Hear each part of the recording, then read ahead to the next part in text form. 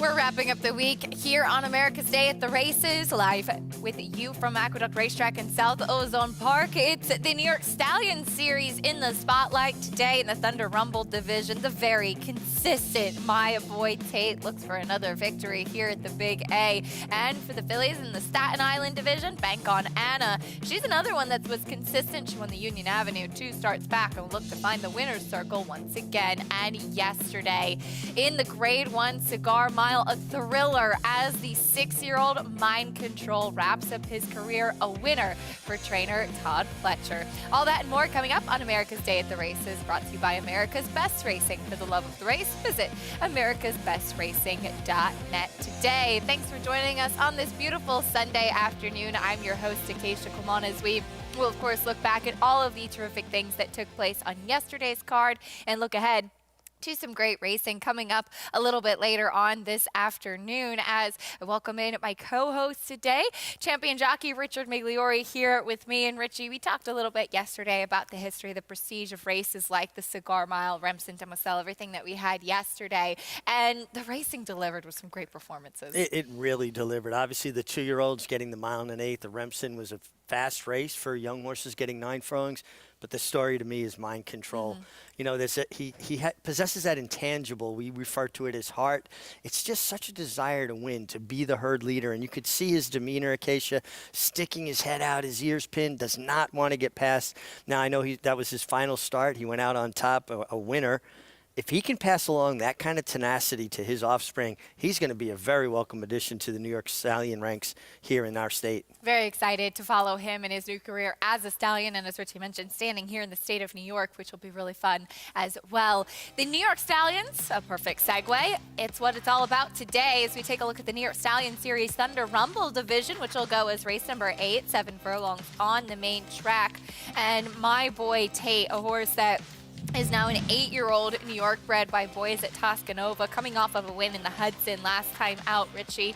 This horse, he shows up just about every single time. 11 from 35 starts with 10 seconds. He is as consistent as they come. He really is. Over $800,000 in earnings. I started to wonder at the age of 8, maybe he was starting to lose a step. Well, he proved me 1,000,000% wrong with this huge effort in the Hudson. Got a big buyer figure. And that's his trip, and he projects, I think, to get a very similar trip to. He loves stalking from the outside, and he gets really comfortable. Very, very big, strong horse that is fun to watch and embodies what we look for in horses: honesty and hardworking. And 2 other horses in the field fit that bill as well. Some Like Hot Brown and Bank It. They met up in Saratoga in the off-the-turf West Point. So it was run on the main track. Bank It, who was a main track only, and he was a horse that is kind of the dirt horse of the field. Some Like Hot Brown was able to use that speed, though, to get the win. And we'll see if he can do it again coming in after trying the Grade 1 Turf Mile at Keeneland last time out. Yeah, Some Like It Hot Brown, I think, likes moisture in the track. You know, a horse that's very proficient on turf as well. Earned over $1.6 million in his career. And he got that moisture. Now, we have a muddy track to start the day, and it's harrowed. And I really think by that time of day, it'll be pretty much a fast track. We've got a nice breeze. The track is open. Air's getting into it. I don't think we're going to have a wet track by that time of day. There may be moisture in it, but I do think it could be labeled fast by then. As far as the fillies and mares are concerned, in their division of the New York Stallion Series, the Staten Island, that goes as race number 7 today. Unfortunately, a pretty key scratch with Yo Cuz coming out, who was the morning line favorite. But you do have some hard-knocking runners still in here, including Bank on Anna, who is coming off of a disappointing effort last time out behind the very in-form Mosienko, but 2 starts back against fellow New York bred company. We saw her winning the Union Avenue with a big buyer speed figure, and we'll see if she can run back to that. It's a beautiful daughter of Central Banker, big, strong filly. Phil Serpy's had a terrific year. One thing that she's going to have to contend with, though, she does have some speed drawn outside of her. Now, she's got natural speed. I just wonder how fast this pace could possibly get, and will it hurt her chances? Because she does look like she does her best running when she is up on the pace. We'll go back into this restricted New York Stallion Series company after facing open company last time out. She's run some good races. Let's see if she can run back to them today. Those 2 New York Stallion Series races, the highlights on today's Sunday card. Here's what else is coming up. Today's races, as always, presented by Claiborne Farm. Races 1 through 9, Muddy and Harrowed. As Richie mentioned, we have those 2 stakes along with the pick 6 kicking off in the 4th race today. Of course, we'll start the day with that very always popular 50-cent early pick 5. You can join NYRA Bets today and play all of the action on our program and a whole lot more while earning up to a $200 deposit match bonus. Sign up using promo code MATCH200 and you could earn up to a $200 deposit match right after your first deposit. Bet any track, anywhere, anytime. Don't forget to join now at nyrabets.com for your $200 deposit match bonus. We welcome in the 3rd member of our team, Jonathan Kinchin, here with us. JK, we're wrapping up the week. We're hoping to do it in style. Best bet for us? Yeah, there's nothing better than winning on a Sunday. As a horse player, sometimes Saturdays can be a little tough for you, and that Sunday get-out move we're going to try today. Race 4 is my best bet. I like the 3, Highway Harmony. This is a horse who got hooked in a speed duel last time. The pace was extremely quick. If you look at Timeform US, those fractions early in that race were coded as red. Now, this horse is 5-2 on the morning line, so why do I feel like this is a best bet? Well, because this horse is drawn outside of a horse I think is going to take a lot of money, the one Disruption for Chad Brown in Klarvich Stables. And if you follow New York racing, like I know you do, you know that Chad and Klarvich are often overbet. And I use that word lightly because they win a lot, so overbet is a little bit tricky. But often they take a little bit more money than they might deserve on paper, which helps me think that the 3 Highway Harmony is going to be a little bit of a better price in here, drawn outside of the main competition on a racetrack that does have some moisture in it. I like being speed in the clear. I think the 3 in race 4 is the best bet. All right, Jonathan, thank you. Best of luck. And definitely we hope to wrap up the week on a high note as we will get ready to kick off our live racing action with the 2-year-old race of the day, brought to you by Spendthrift Farm, home of North America's 3-time reigning champion General Sire, Into Mischief, and the current favorite at 6-5, All-American Beauty, is a daughter of Into Mischief, a $700,000 yearling filly who is debuting for Shug McGahee. The dam, she didn't do too much, but the sister to multiple graded stakes winner Aurelia's Bell. But for more on this filly and the rest of the field, we welcome in Maggie Wolfendale here with us in the paddock. Maggie, that first-time starter, Into Mischief filly, she's taking a lot of money. She is for this Spendthrift Farm 2-year-old race of the day, Acacia. We'll take a look at her. She's kind of your typical Into Mischief filly. You know, a lot of leg to her, a lot of size as well. And they do seem to be, you know, more physically mature at this young age than a lot of their counterparts. And so I think that the 7 furlongs is an optimal distance for her to debut at. I can foresee possibly longer distances in her future because she does have that size and that more even type of frame. But she comes in here ultra fit looking and just really well defined too, as we are seeing a track that is listed as muddy as of now. And, you know, yesterday we saw the 2-year-olds and it just, and some, you know, first time starters, it just feels like experience could bode well in these situations. But then again, she just might be very good based upon the early money that she has been taking. Looking at horses who have some experience, number 1, Check Engine Light. She was, you know, she kind of took curious money, I would say, first time out. She was 11-1, and I think that was based on connections. You know, Jorge Abreu, he can be very dangerous with his first time starters.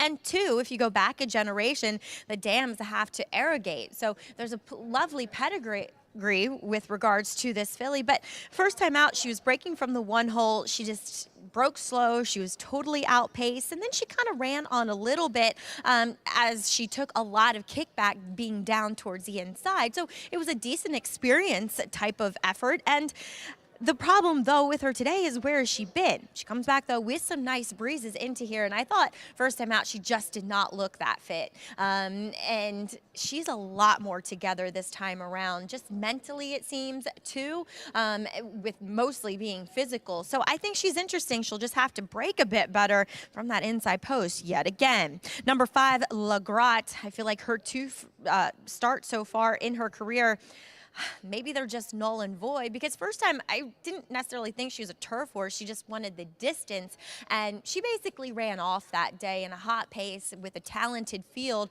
on the turf. And then last time she fell to her face, and Javier Castellano, with the saddle slipping up her neck, just decided to ease her. I like the situation that she was in last time. She's going to do it here once again. And she's just so much more settled relative to that first race where she kind of got herself very wound up. She does have cotton in her ears. She's a lot more settled. I think 7 furlongs on the dirt, Acacia, is the right spot. Looks very strong in the flesh, too. Affiliate by Bolt Doro. Maggie, thank you, LeGrot, with Kendra Carmouche aboard for her third start. Hopefully a cleaner start today. The favorite, though, the daughter of Into Mischief, All-American Beauty. We'll talk a little bit more about her chances and the rest of the field, the Sunday opener from the Big A after this break on America's Day at the Races.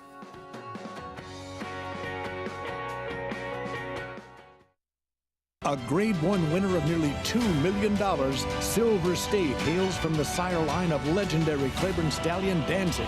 And his second dam is full sister to Kentucky Derby winner Monarchos. After winning the Oaklawn Handicap, Silver State defeated Knicks Go in the Grade 1 Metropolitan Handicap. On the board in 12 of 14 starts from ages 2 to 4, his career included a 6-race winning streak. Grade 1 winner Silver State, standing at Claiborne Farm.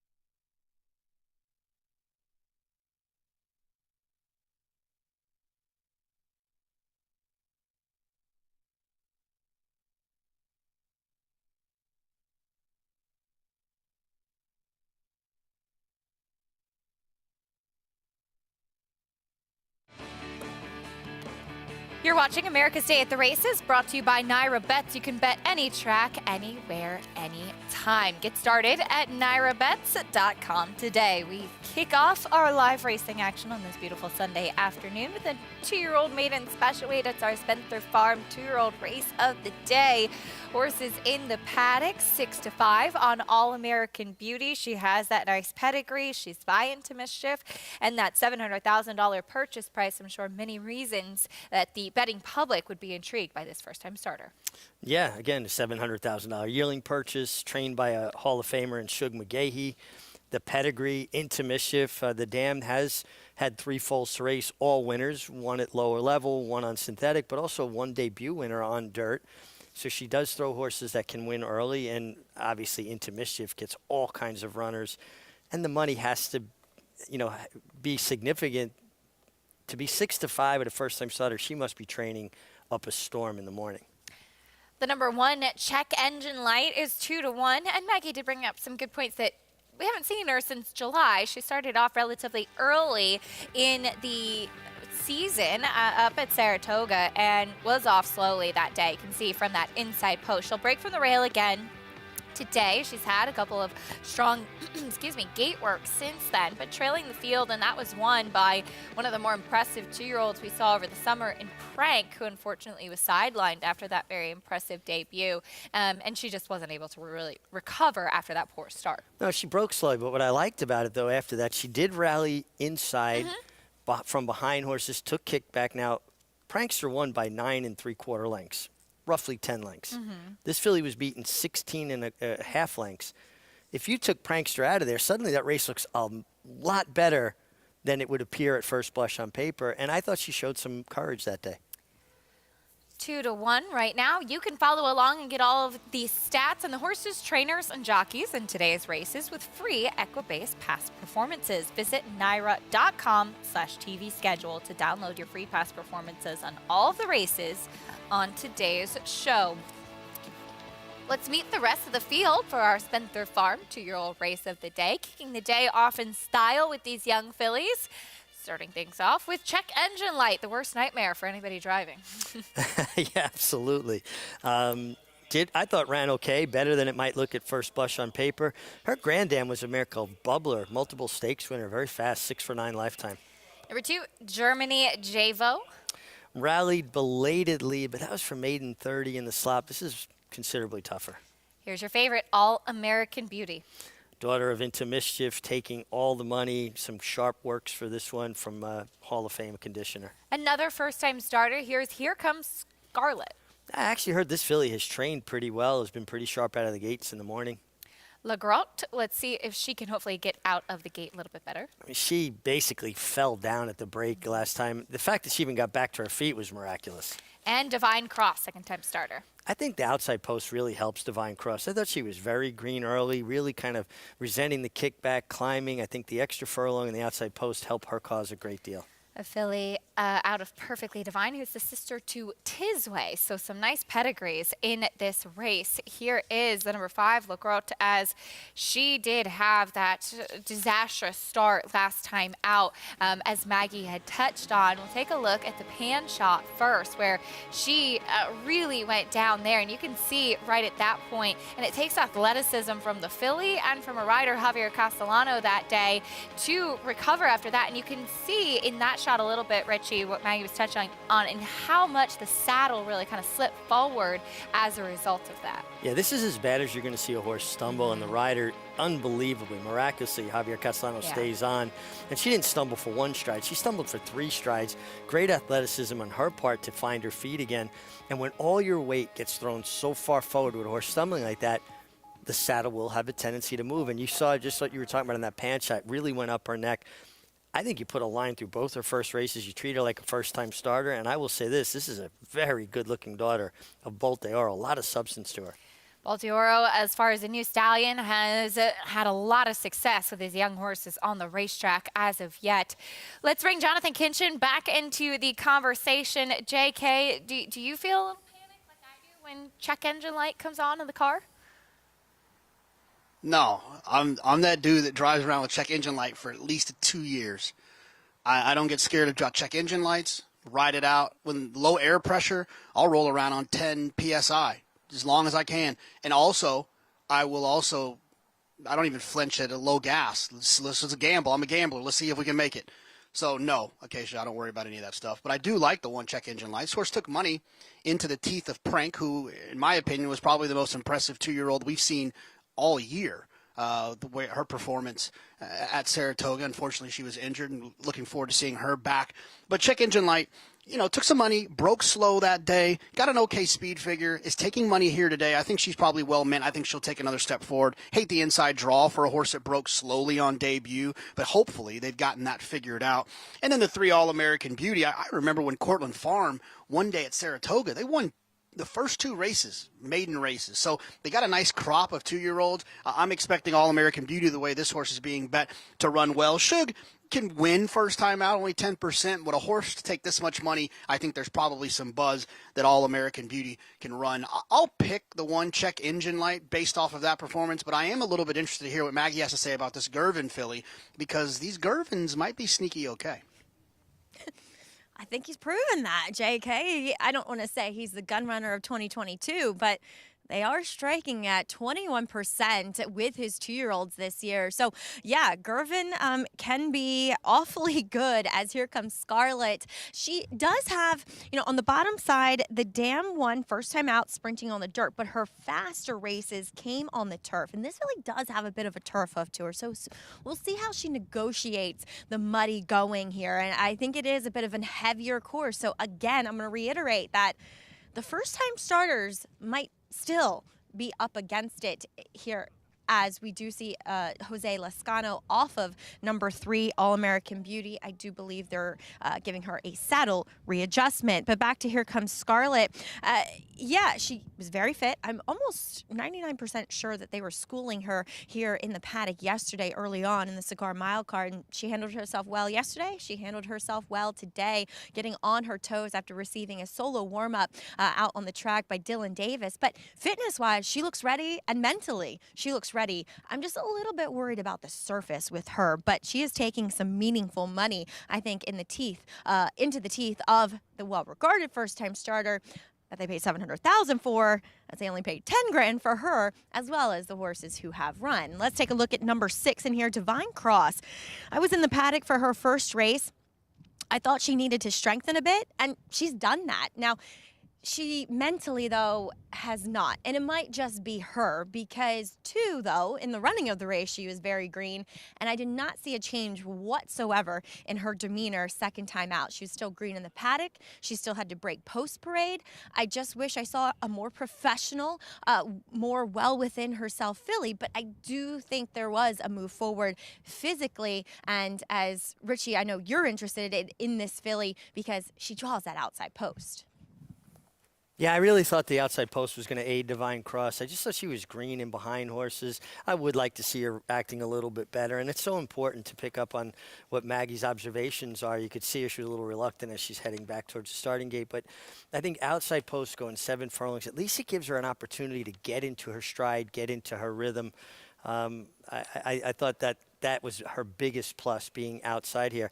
I like Legrat. I think Legrat, her form is just dirtied up between that bad stumble and the turf race, and she's a big, strong filly. Took money on her in her dirt debut last time before that unfortunate mishap at the start. 6-5 on All-American Beauty as Jose Lascano is back aboard after that saddle adjustment. First-time starter by Into Mischief, taking a lot of money. We'll see if the experience will once again hold sway, though, with these 2-year-old races. It's the Spencer Farm 2-year-old race of the day. The fillies in the spotlight as we get ready to kick off this Sunday card from the Big A. John Imbriel standing by for the rest of the load and call.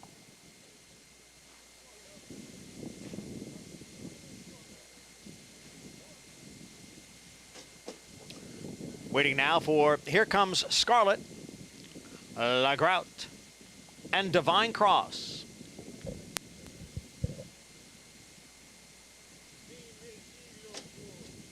Race 1 here at Aqueduct, going 7 furlongs. The main track is muddy and harrowed. Legrat is in. Divine Cross completes the field. And we're all set.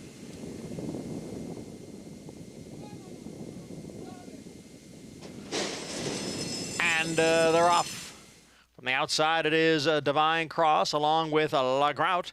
Then Here Comes Scarlet, who is next in third. On her inside, Check Engine Light runs in fourth. All-American Beauty is fifth at this point, 4.5 lengths from the lead. And farther back is the trailer, Germany Javo. Up the back stretch with Legrat, the long shot, leading here by 3/4 of a length. Divine Cross is next in second. And then it's the trio of All-American Beauty, who's on the extreme outside. Here comes Scarlet in between horses. Check Engine Light is down at the rail, so the front 5 are separated only by 2.5 lengths. The quarter, 23 seconds. They head for the turn, and it is Legrat, who now leads by 2. Divine Cross is in second. Then Here Comes Scarlet next in third, followed at the rail by Check Engine Light. All-American Beauty has dropped more than 6 lengths from the lead. The leader is Legrat, coming for the top of the stretch. Divine Cross is all out in second. Check Engine Light down at the rail. The half mile in 46 3. It is Legrat and Divine Cross on the outside. Check Engine Light down at the rail. They move at the 8th pole with Divine Cross and Legrat right together. Check Engine Light is third on the inside. Legrat and Divine Cross, and the two of them will fight it out to the finish here. Divine Cross and Legrat, and it is a head bob in the opener. Was it Divine Cross or was it Legrat? A thriller in the opener at the Big A. These two fillies very, very game and resolute. The number 5, LaGrotte, setting the pace, and she was digging in the final strides, Richie. It seemed at first blush like Divine Cross might have caught her, but that was a tight head bob. Yeah, LaGrotte got a lot of the head bob there. I still think the 6 Divine Cross might have nosed her out, but nice effort from both these fillies, and I think it shows how much experience really counts, especially going 7 furlongs. The outside post for Divine Cross enabled her to get, that's very, very close, though. The inside did get a really good part of that bob. Divine Cross being, having that outside post certainly helped. This was a good horse. The one Check Engine Light had a tough trip, kind of got put in tight around the far turn, had to back up, make a second run. Well, Jonathan, we hear you're going to do your best Paula Duca and call the photo. What do you got? I told you I like to gamble when it comes to gas. Oh, never mind. They posted it. I was going to call it a dead heat, but there's nothing better than gambling after you know the results. So I think the 6 is going to win. As it was just posted that the number 6 Divine Cross got the bob. 6-5-1-3. Really big performance from the top 2 fillies in Divine Cross and LaGrotte, who were both very resolute in the final strides. Yeah, and that's why it's so important to watch replays. LaGrotte put a line to her first 2 races. You had to treat her almost like a first-time starter, but a first-time starter with a little bit of, a foundation underneath her, if you will. And you could see in the blue silks there on the rail, getting some kickback. The number 3 All-American Beauty, who was your favorite, she looked like was a little bit green, still not really completely clued in during the running of the race, and taking that kickback into her face. She's going to be one to move forward off of this effort. Yeah, and she didn't break particularly sharp. She'll probably be a lot more clued in next time, but a nice ride from Romero Mirage, getting another win here at Aqueduct. He's going to dig in for the winter. Nice to see this young man get going for John Kimmel here, and good horse race to start the day. A nice way to kick off the Sunday afternoon. 6-5-1-3 in the opener. When we come back, we'll recap all of the exciting action that happened yesterday, including a very game victory by the 6-year-old Mind Control to take the Grade 1 Cigar Mile.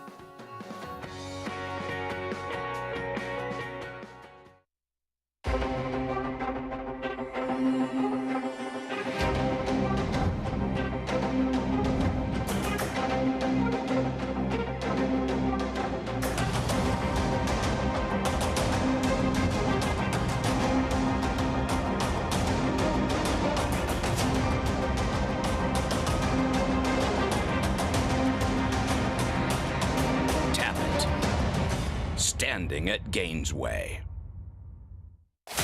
Who you betting on? How about an app created specifically for horse racing? Naira Bets. We specialize in thundering hooves, fist pumping, and boosting your bankroll with robust weekly promotions, and offer betting tips from actual horse racing experts. Bet all day and night, nationwide. Get the action and thrill of horse racing with Naira Bets. Giddy up. Game of Silks is coming this December. War Dancer. The momentum continues with recent stakes winners on turf and dirt. Dancing Buck going wire to wire in the Grade 3 Belmont Turf. Dancing Buck has opened up on the field. It is Dancing Buck by a half-dozen lengths. And 2-year-old filly War Saichi with a wire-to-wire win in the Ladyfinger Stakes. War Saichi asserted her authority immediately out of the starting gate, and she has not relinquished the lead. War Dancer, the #1 third-crop turf sire in North America. Proud to stand in New York. Adelphi Racing Club, offering a truly personal racing experience. I would just say that it's a smaller, tighter-knit group. Everybody has a common interest. We spend a lot more time together than some of the bigger operations, and I very much enjoy that. We're not just a syndicate, and our members aren't just investors. We are partners. Contact us to get a taste of the Adelphi Racing experience, and let's win races together. Welcome back. You're watching America's Day at the Races on a beautifully sunny day here in South Ozone Park, Queens. The first race, it was your Spendthrift Farm 2-year-old race of the day, went to Divine Cross, ridden to victory in her second start by Romero Mirage. And Romero, that outside post, I think, really helped this filly who broke better and didn't have to experience a kickback that she struggled with first time out. Yes, most definitely the post position definitely helped. Just because I got that outside post position, especially even in the post parade when I took her away from the pony, I could see that she was a little bit green. So I figured that the kickback wouldn't be the best thing for her. So we broke well. Kendrick established the lead. I just didn't want to give him too much breathing room to have an easy lead. And then eventually we just, ran on by. And she was hanging in there like the other horse wanted to come back, but we got the job done. Got your nose down in front. And Romero, we see you back here. What was it, 3 years ago that you had quite a nice winter meet here? Talk a little bit about coming back to the Big A to ride this winter. So when I came to New York in 2020 and finished riding out the winter 2021 in March of 2021, I went back to Florida. I really missed my family, missed all my family down there. I grew up, raised 10 minutes from Gulfstream. So going back there helped me, get back with my family. We had a lot going on family-wise. So it was really nice being back there with my family. And then now I felt it was the right time to move away. And I don't plan on going back to Florida only to visit. I just want to ride in this region now. So it was a very fun time here, but now it's time to work. Now it's time to work. I like that. Romero, congratulations, kicking off the winter meet in style. Thank you so much. I always appreciate it. Romero Mirage, good to have him back here. Positive outlook and a hard work ethic, and he gets the job done here for John Kimmel and some pretty famous silks too, Acacia. Indeed, a homebred filly for Mandy Pope's Whisper Hill Farm. Maggie, thank you. Good to see Romero here, who had a pretty significant injury, came back to riding after a long time off, and that work ethic, we saw him a lot down in Florida particularly. He was out there almost every morning galloping for Patrick Biancone, a lot of other big trainers at Palm Meadows, and making a name for himself, and glad to have him back here in New York as he gets up in time in the Run Happy photo finish.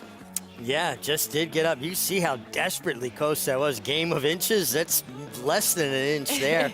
Great performance by both the first place finisher and the runner-up. Legrat finishes strong on a horse. Like the way he looks finishing on a horse, and love his attitude. He's got that infectious smile, and I like what he said. He's going to dig in. Divine Cross at $13.20. A nice price there with the top two finishers. Check engine light going off at 9-5. In third, here's the field for race 2 coming up, a $12,500 claiming race, and it's a 1 1/8 on the main track. Umbria currently 5-2, the number 5, who's stretching back out in distance off the back of a win last time out. But yesterday we saw some great performances. Cigar Mile Day. We had 4 graded stakes on the day. There were a lot of storylines throughout the afternoon, but the biggest, of course, Richie, in the Cigar Mile, a grade 1 victory to round out the career of the 6-year-old Mind Control, who was so incredibly game in between horses. You're going to talk about a horse that likes a fight. I mean, he just is so tenacious. He's got Wida Barrio to his inside. He's got your runner-up. Get her number. Get her number, thank you. On the outside, fighting it out, and he just refuses to yield. He sticks his head out. And how many times have we seen him do it this way with that knockdown, drag-out battle style? He outgamed Hot Rod Charlie a couple races ago. Yeah. The equine version of Hagler Hearns, if you will, right? two horses that love a fight. But this is really just everything good about our game. The Cigar Mile delivered. Hall of Famer Johnny Velazquez, at an age where riders, first thing you start to see deteriorating is their leg strength. Their legs just aren't there. I see none of that with Johnny Velazquez. His legs are just as strong, his foundation as rock solid as it was since he was a kid till now, and that's really a testimony to how well he takes care of himself. And also, Acacia, to keep that desire, he's won just about everything there is to win. There's really nothing left to accomplish. And yet he goes out there and delivers ride after ride to perfection, and with that same intensity, that same hunger at an advanced age. I really don't know where he continually finds the motivation, but it's fun to watch. I interviewed Johnny after the race, and he said it's horses like these that keep me in the game, that he's such a cool horse, so much heart. And as we bring Maggie into this conversation, Maggie, as you and I were commenting in the paddock yesterday, it feels like Mind Control just has been around forever and such an easy horse to root for that always throws it down on the track. It certainly didn't feel like just 4 years ago that I was interviewing his previous trainer, Greg Sacco, on the Saratoga main track after he won the Grade 1 Hopeful, and a horse that has won Grade 1 at 2, 3, and now 6, and a lot of other graded stakes and stakes underneath. So he just embodies everything I love about thoroughbreds, that bravery, that tenacity and determination, and two, his adaptability, the fact that he's been able to win distances, you know, from sprints at 6 to longer distances at this mile, even 2-turn miles in his efforts at Park. So he just shows that, you know, a good horse, it can often come from anywhere, but he's had a nice foundation with his connections, and that it's nice to see a horse stick around. Look, I had picked Get Her Number in yesterday's Cigar Mile, Acacia, but I could not have been happier for Mind Control to go out a winner and hopefully on to a successful stud career. It was so fun to see. An easy horse to root for, and one that truly does have so much heart, Maggie, and very exciting to see that Cigar Mile victory for Mind Control for Red Oak Stable, a homebred. They own him in partnership with Madaket Stables, as well as Todd Pletcher now has 6 wins in the Cigar Mile. He holds the key to this race, and yet at the same time, I think it's something that I talked with Todd about yesterday, too. You have horses that are a little bit more of a sprinter type, like a Mind Control, with horses that you see going longer, like American Revolution, last year's winner. And these two kind of running types come together for this 1-turn mile in a race like the Cigar. That's what you see in the 1-turn miles, right? Sprinters stretching out, horses that are more route kind of horses turning back, and it's where the best of both worlds collide. You know, we see it in the Met Mile every year, the Cigar Mile delivered. And the race, the horse that the race is named for, Cigar. No, his benchmark was his consistency. Well, I think it's appropriate that Todd Pletcher has won 6 of them because his benchmark is his consistency. He just shows up and does it year after year after year at the highest level. And on that list, also a few years ago, Stay Thirsty, the sire of this year's winner, Mind Control. Stay Thirsty winning the Cigar Mile back in 2012, and it was a huge effort from him that day, too. Very, very game on the outside in those Rapoli colors over Groupie Doll. Yeah, Groupie Doll, a terrific mare, just got out and out of her at the wire. And what a ride from Ramon Dominguez here. He was lugging in Stay Thirsty, and Ramon said, you know what? This riding crop isn't helping. I'm going to hold them together, hands and heels, got his nose on the wire. That's when a rider has incredible poise to be able to do that. And then John Velasquez in this year's rendition, 10 years later, Stay Thirsty's son, Mind Control, wins the same race. In very similar fashion, noses up and down on the line. And again, just his ability to fight, his desire is just incredible and fun to watch. And pushed his career earnings up over $2 million with that victory in the Cigar Mile. Been a fun horse to watch, and what do I always say? I like my horses like I like my people, honest and hardworking. Well, he certainly embodies those qualities. Well, they're not the first father-son duo to win this race, though. Back in 1998, 49er won this race, was called the Naira Mile at that time, before later being renamed for the Mighty Cigar. 49er, the winner of the 1988, excuse me, Naira Mile. His son, Gold Fever, would come back to win the 1996 Naira Mile a few years later. Yeah, the Claiborne Farm 49er, so tenacious, and Gold Fever, really nice horse. Mike Smith aboard there, and really interesting watching that 88. Billy Fox aboard 49er that day. Dean Service on Mossuff, and Tony, oh my gosh, I'm going to forget his name now, aboard the 3rd place finisher, Precisionist. Yeah. It was during the jockey strike in 1988, and guys got to ride some good horses, great opportunity for them. And 49er, he was so tenacious. Yeah. He just was a horse that fought. You remember his races over the summer in the Travers, in the Haskell, just a horse that loved to fight. Truly, and we've seen some big fights in that Cigar Mile, some game victories like those ones that we just witnessed, and that does include yesterday's rendition in the 2022 Cigar Mile with Mind Control. When we come back, we'll recap some of the other exciting action that did happen yesterday in the likes of the Remsen and the Demoiselle. But first, There's Umbria in the paddock getting ready for race 2 today at the Big A. We'll talk a little bit more about his chances as he does stretch back out in distance. And again, still to come, we'll recap yesterday's 2-year-old stakes action. W. Nell getting the win in the Remsen and Julia shining dominant in the Demoiselle.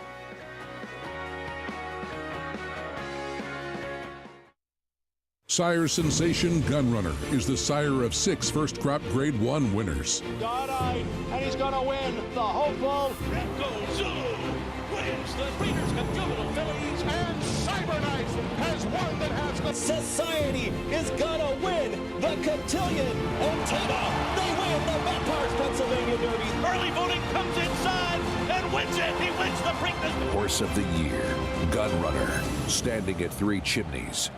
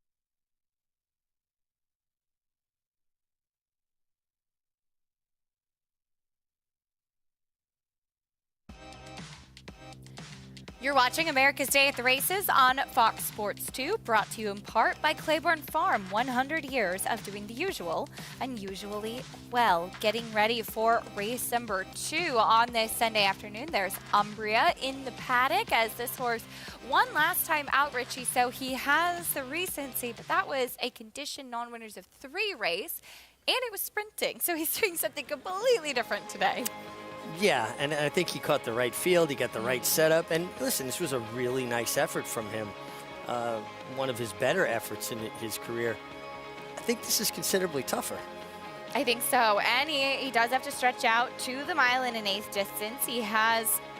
He won going 2 turns on the turf. That was back last year. And he did win going away in this most recent start. But again, those were for horses who had not won 3 races. In this race, you have the likes of, for instance, the 3, It's All Relevant, who's won 16 races on the track. It's All Relevant could win this just on memory. I mean, he's a horse with so much back class, but I will say his last couple of starts, especially his last 2, seems like maybe the game's starting to pass him by. He is at an age, he's 9 years old. In a few weeks, he won't even be eligible to race in New York as a 10-year-old. And when he's had clear leads, he's tough to get by. He was caught 2 back. Last time he couldn't even make the lead. Stretching the 1.125, he might have some company with the 2 Caribbean right inside of him. Just wonder if It's All Relevant hasn't seen his best days. Well, we'll see. It's kind of an interesting comparison with the old Warhorse, the 9-year-old who's won 16 races, and then kind of the younger up-and-coming horses who are looking to kind of step forward to open company after going through those conditions. And sometimes that can be the toughest jump when going from a condition race into an open claiming race.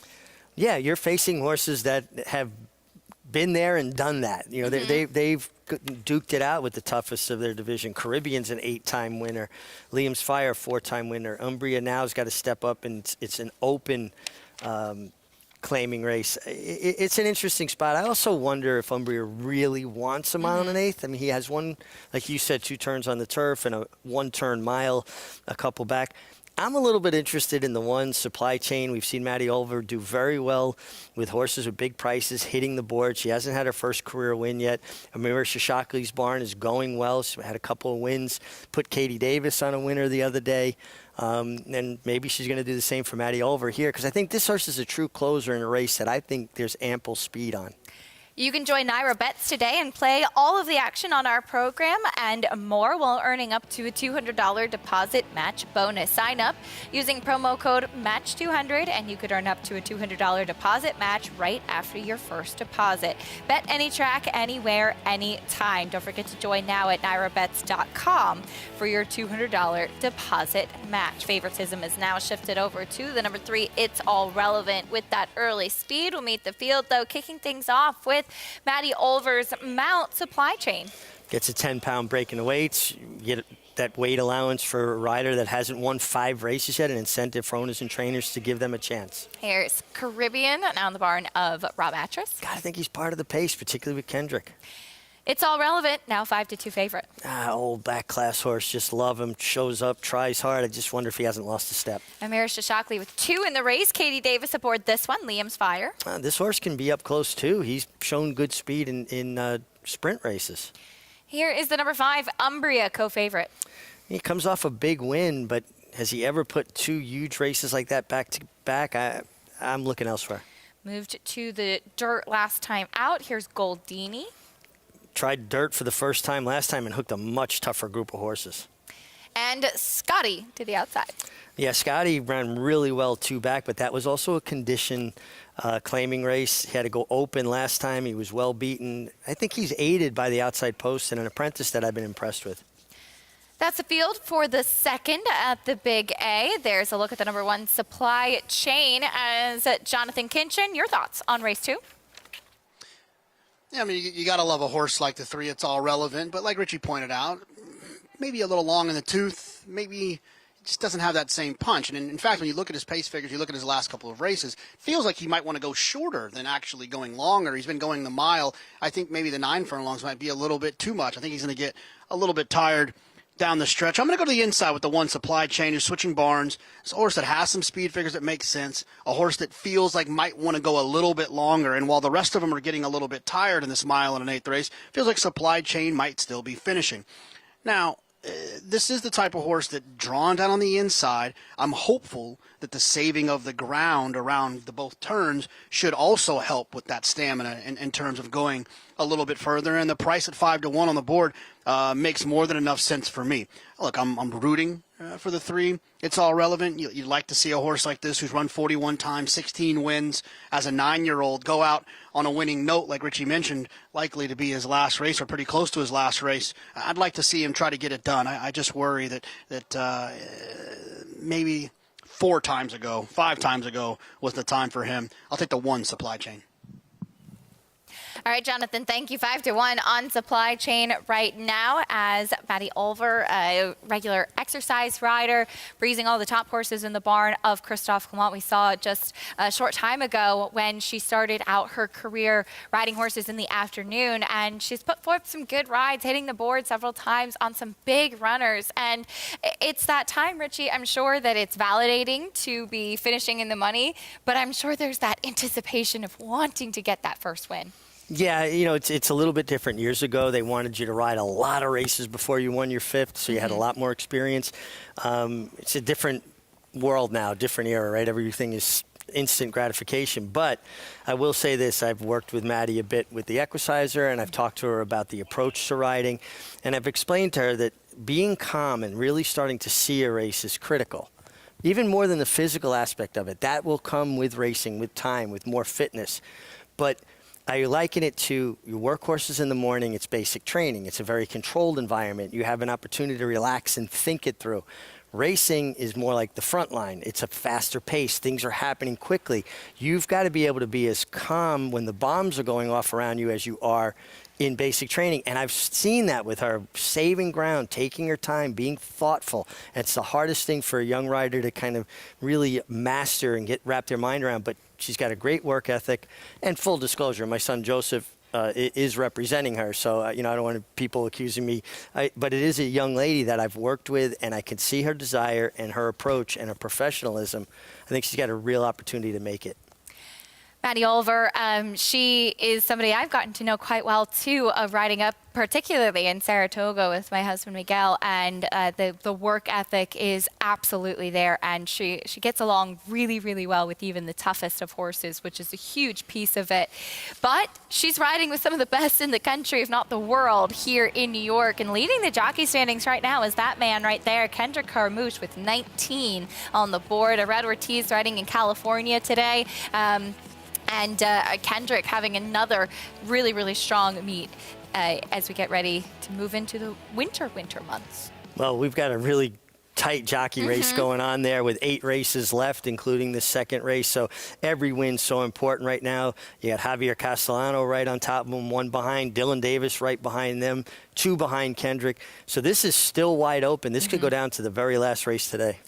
And it's been really fun watching these top riders throughout here in New York, even as some will leave for some of the big days. If there's racing at Keeneland, of course, the Breeders' Cup, wherever they have to go to follow the horse. But the jocks room and the quality that we have in New York is really just amazing to watch, and seeing some of these big rides of these guys that just come here and go to work and throw it down every single day. Yeah, the depth of the colony is really astonishing. It's just a great group of riders. And it becomes about opportunity. There's only so many horses to go around, so many good horses to go around. So, a rider's got to work hard. And I tell young riders all the time, Acacia, you can't control when you get an opportunity.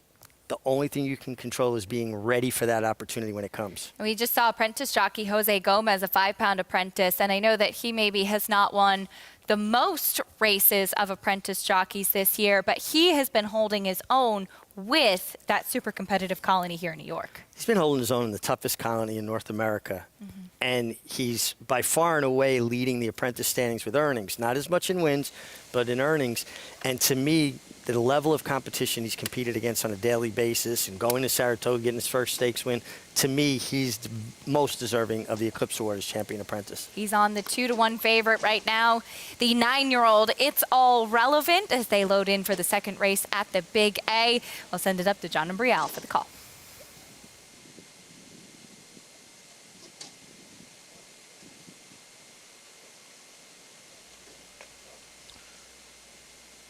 Waiting now for Umbria, Goldini, and Scotty. Race 2 at 1 1/8 on this muddy and harrowed track. Goldini is in. Scotty will complete the field. And we're set for Sunday's second race.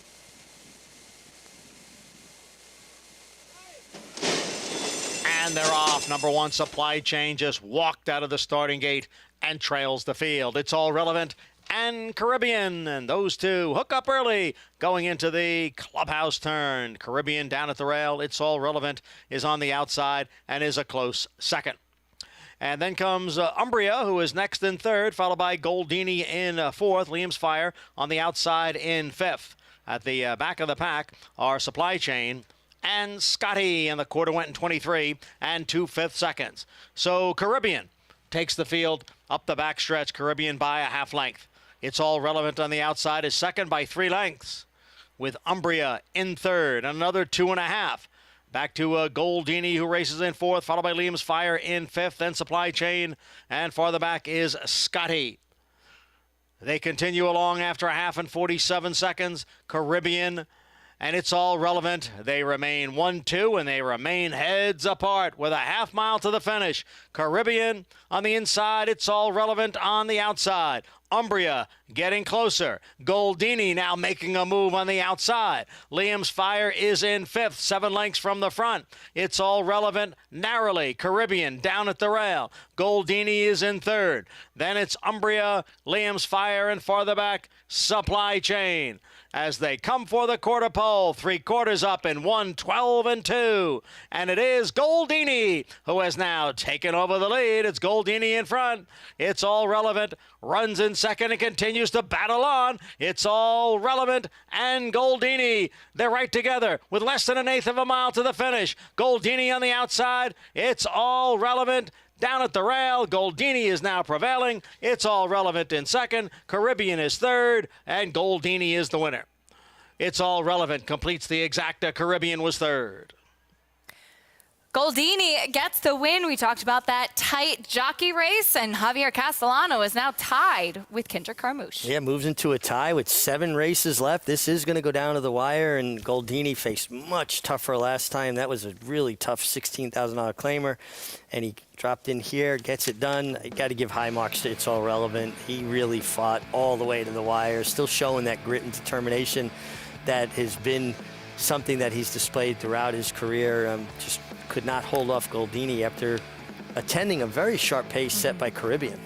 Indeed, as we did see Goldini just having enough there in the stretch. The number 3, It's All Relevant, able to hold on for 2nd. Unfortunate at the start for Supply Chain, off very slow, and then he got pretty headstrong and looked tired after kind of fighting his rider from the early part. Yeah, just, unfortunate when you get off like that, especially with lower level horses. It's so hard to overcome. But we were just informed, and we should tell everybody out there, the jockey standings, the meet, trainer, jockey standings, owner standings go to the end of the year. It used to end Cigar Mile weekend. I'm still living in the past. So the jockey race will continue on well past today. So my apologies to everybody out there for any misinformation. A lot can happen between now and then, but Javier Castellano now tied in the standings. I'm sure it feels good anyway. Goldini getting the win in race number 2 at 7-1, a pretty generous price as well. 6-3-2-5 in race number 2. We'll bring you prices in a bit, and we'll also recap, as promised, those 2-year-old races from yesterday. W. Nelk, the Derby dreaming now as he picked up some points on the road to the first Saturday in May in yesterday's Remsen.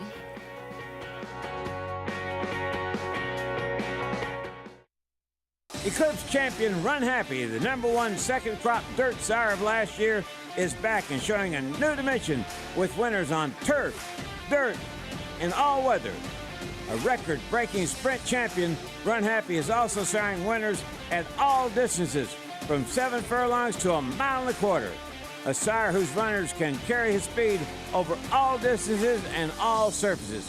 Run Happy, price for value, and standing strong at Claiborne Farm. How do you become the gold standard in racing partnerships? One partner, one horse, one victory at a time. Flight line, 20 lengths clear. Congratulations to all our partners who have made West Point the gold standard for the last 3 decades.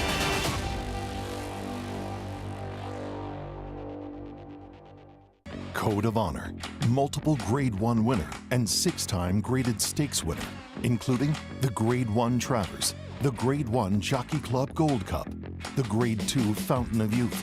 He was a debut winner at 2 in Saratoga, following up with a gutsy performance, running 2nd in the Grade 1 Champagne Stakes.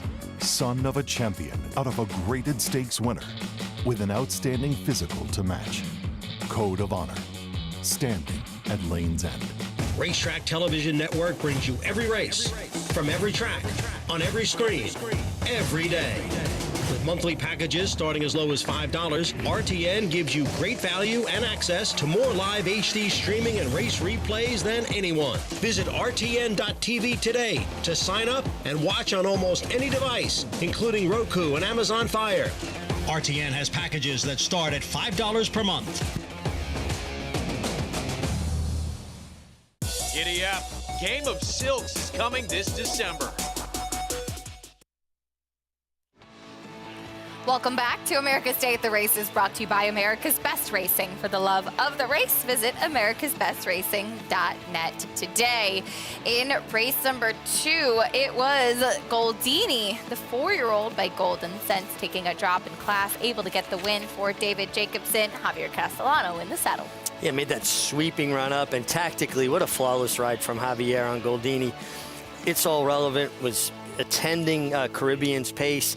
He took the lead. Instead of giving Jose Gomez an opportunity to give him a bit of a breather there, he went right to him at that point and said, no free rides here. If he had given him maybe 100 yards or even 70 yards of breathing room right there, he might have been able to hold him off, but that's what good riders are. Good riders, they know exactly when to pounce.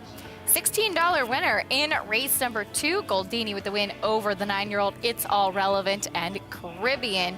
In the second, we turn our attention to race 3. It's 7 furlongs on the main track in this allowance optional claiming race, and 4 to 5 on Valenzuela Day, the number 5, who does have that early speed and has definitely been facing some stiff competition as of late. Yeah, it just feels like he's a little bit faster naturally than this group, but it's horse racing. They still got to go run around there. Well, yesterday we saw the Remsen for the 2-year-olds, and we appreciate all of the support from Spendthrift Farm as far as their support of our 2-year-old coverage. And yesterday, in the spotlight for the young horses in the Remsen, it was W. Nell. And I thought it was interesting what Danny Gargan had told Maggie, that he didn't think he really liked a wet track. And if he's overcoming everything and winning like he is on a wet track, it'll be really interesting to see what he does getting back on a fast track.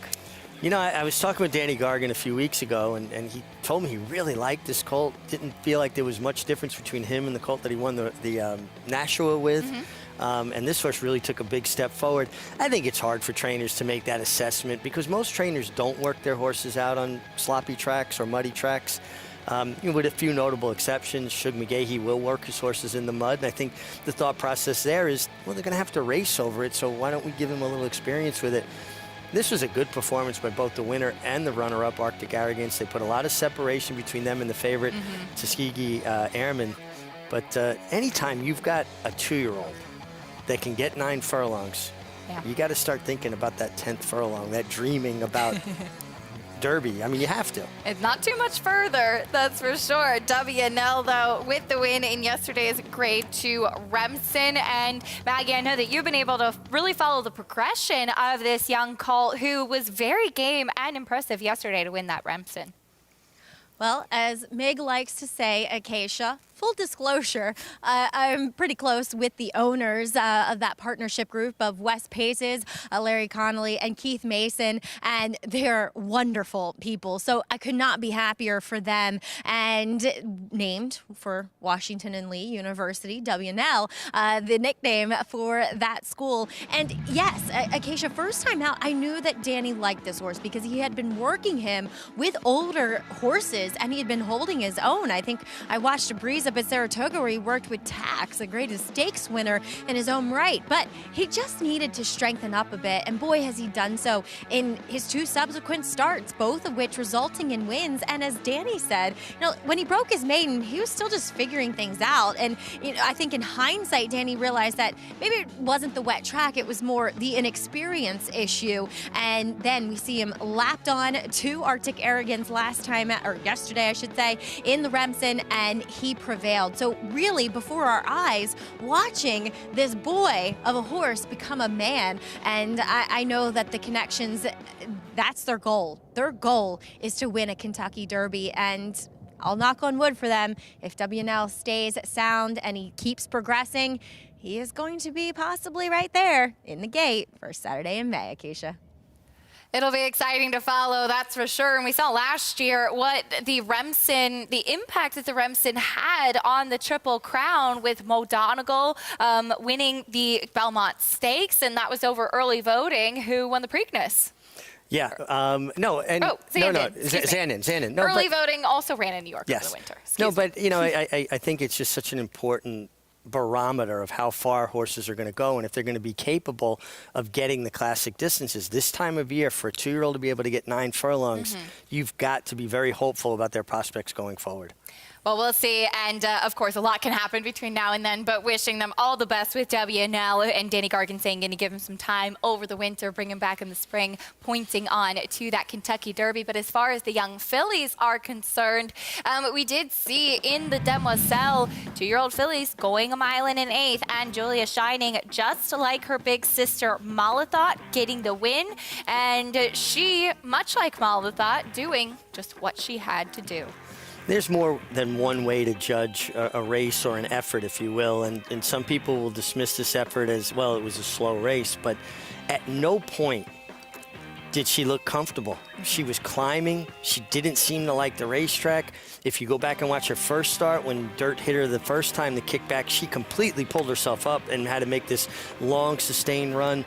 So time isn't a way, I think, to judge this race as much as noticing a filly being able to overcome adversity, not be happy with the situation or the circumstances she's dealing with, and still finding a way to win. I think this filly's got a huge future, and I think as the races get longer, obviously a mile and an eighth is you're not going to have to go much further, but and she gets more experience, she's just going to be that much tougher. She had no right to win this Demoiselle yesterday with the trip she had. Luis Saez was forced to put her out in the clear, come extremely wide. I think this is a special talent, and we'll see it as we go further.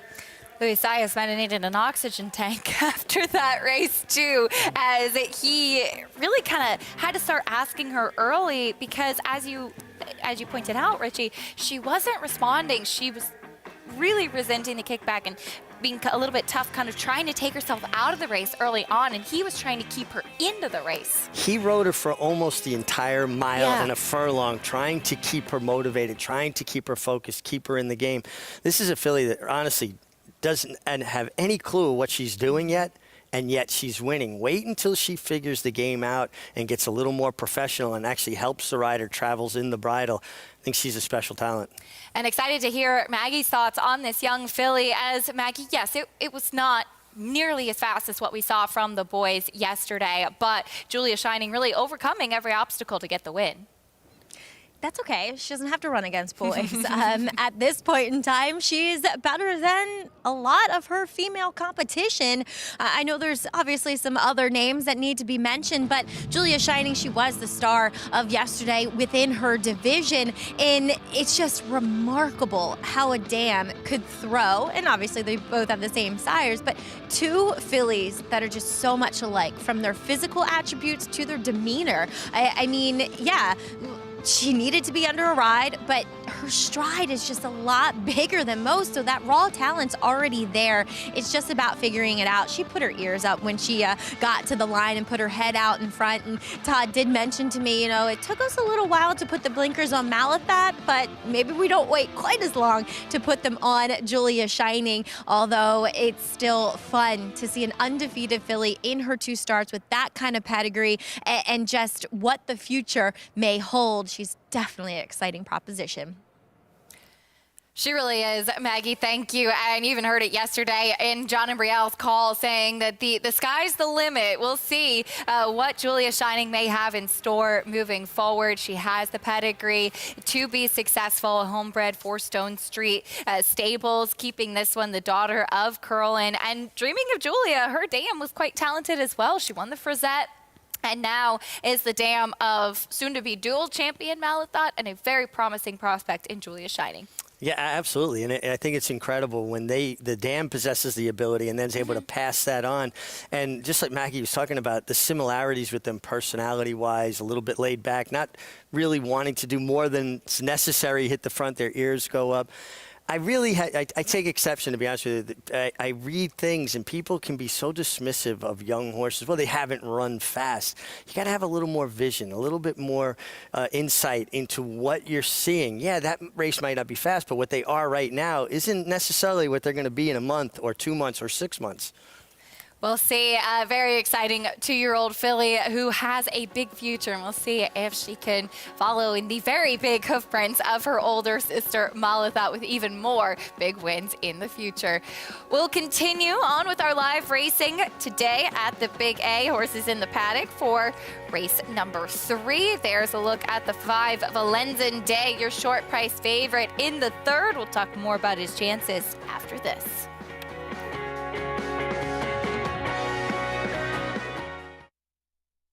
He was just put together like a machine, and he had a great mind. Everything about him was what you'd want. Tis the Law pops the cork in the champagne. Tis the Law is going to win the first leg of the Triple Crown. I've never seen him get tired.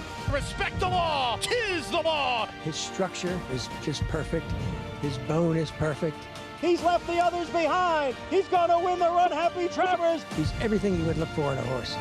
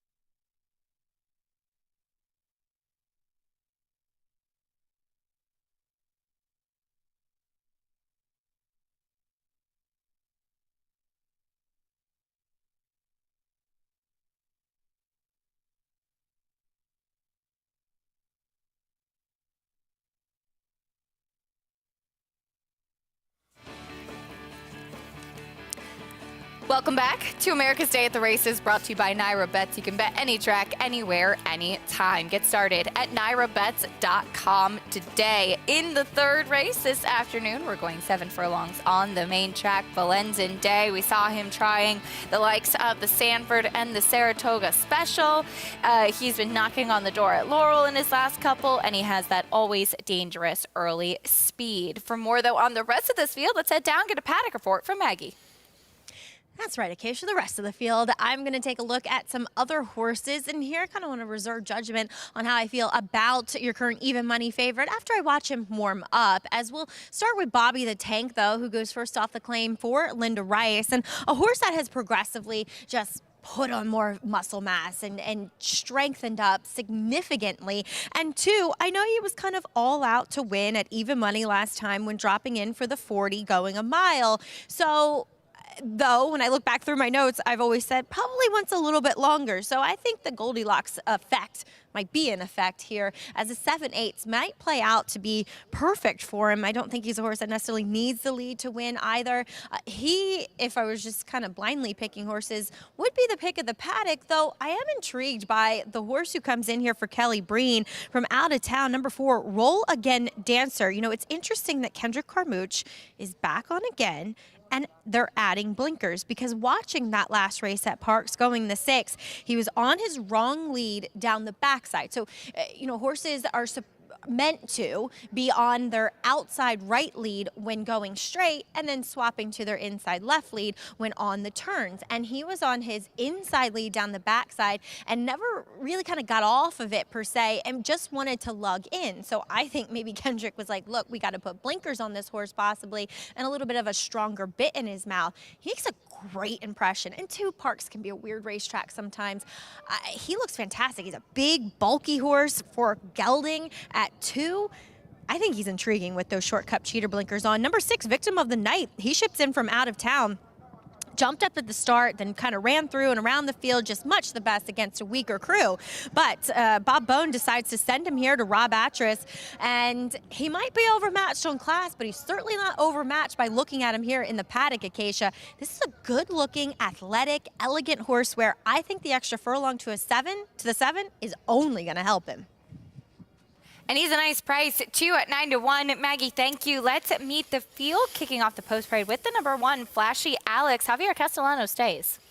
Yeah, and I always find that interesting when a top rider who has options stays in these spots. This horse looks like he'd have to improve, but I like Javier staying put.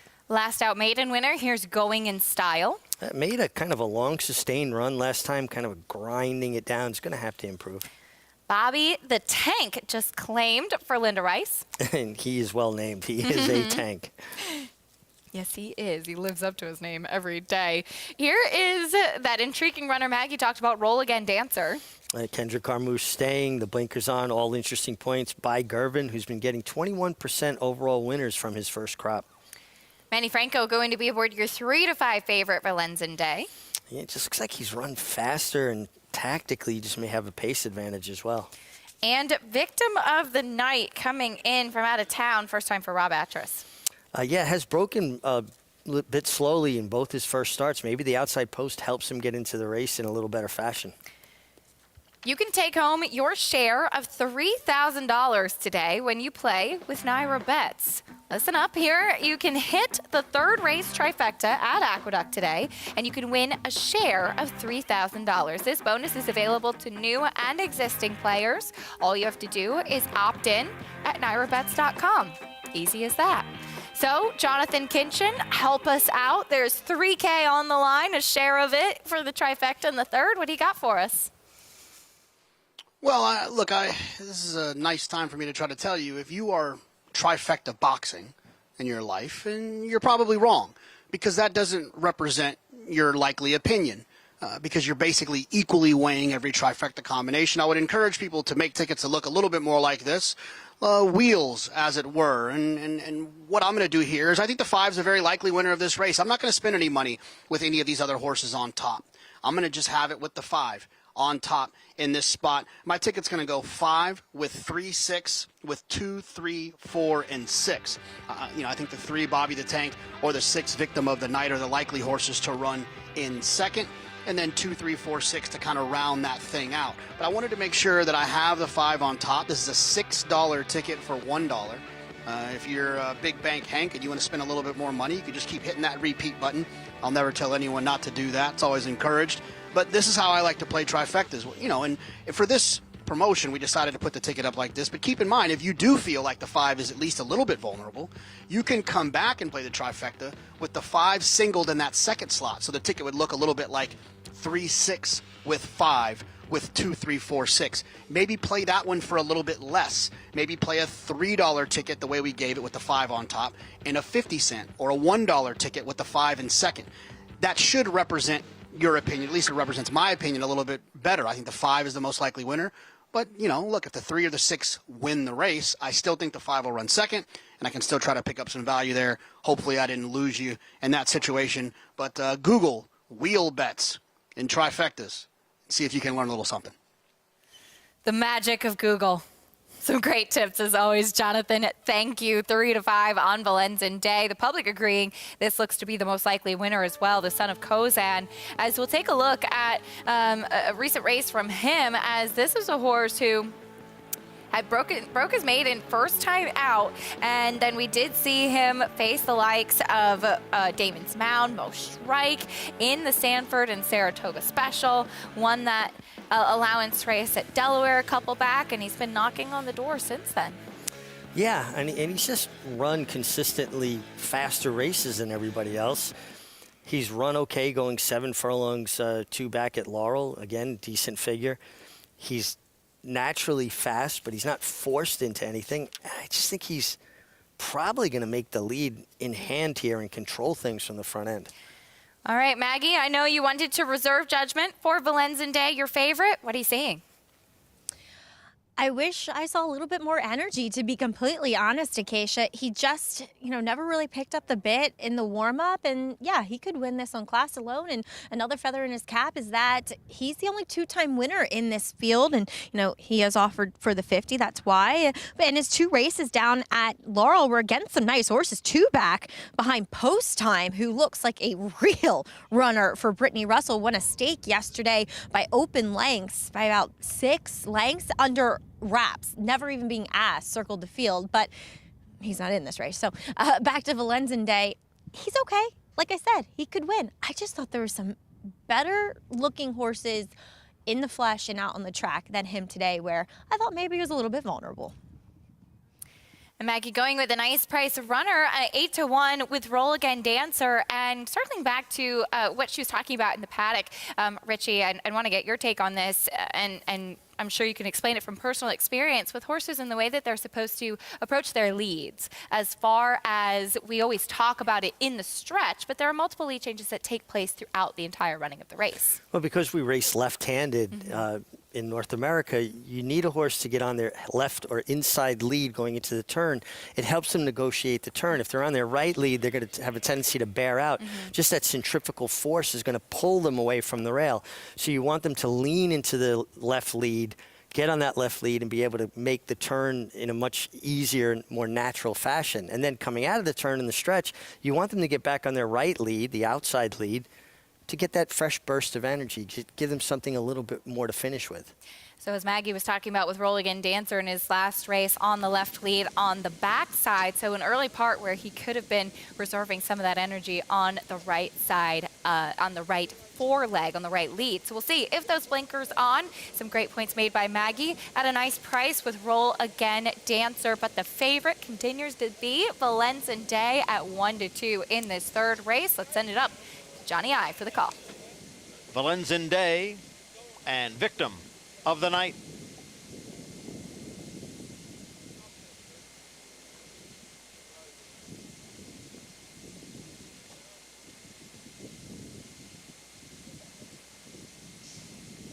Valenzuela Day goes in. Number 6, Victim of the Night, will complete the field.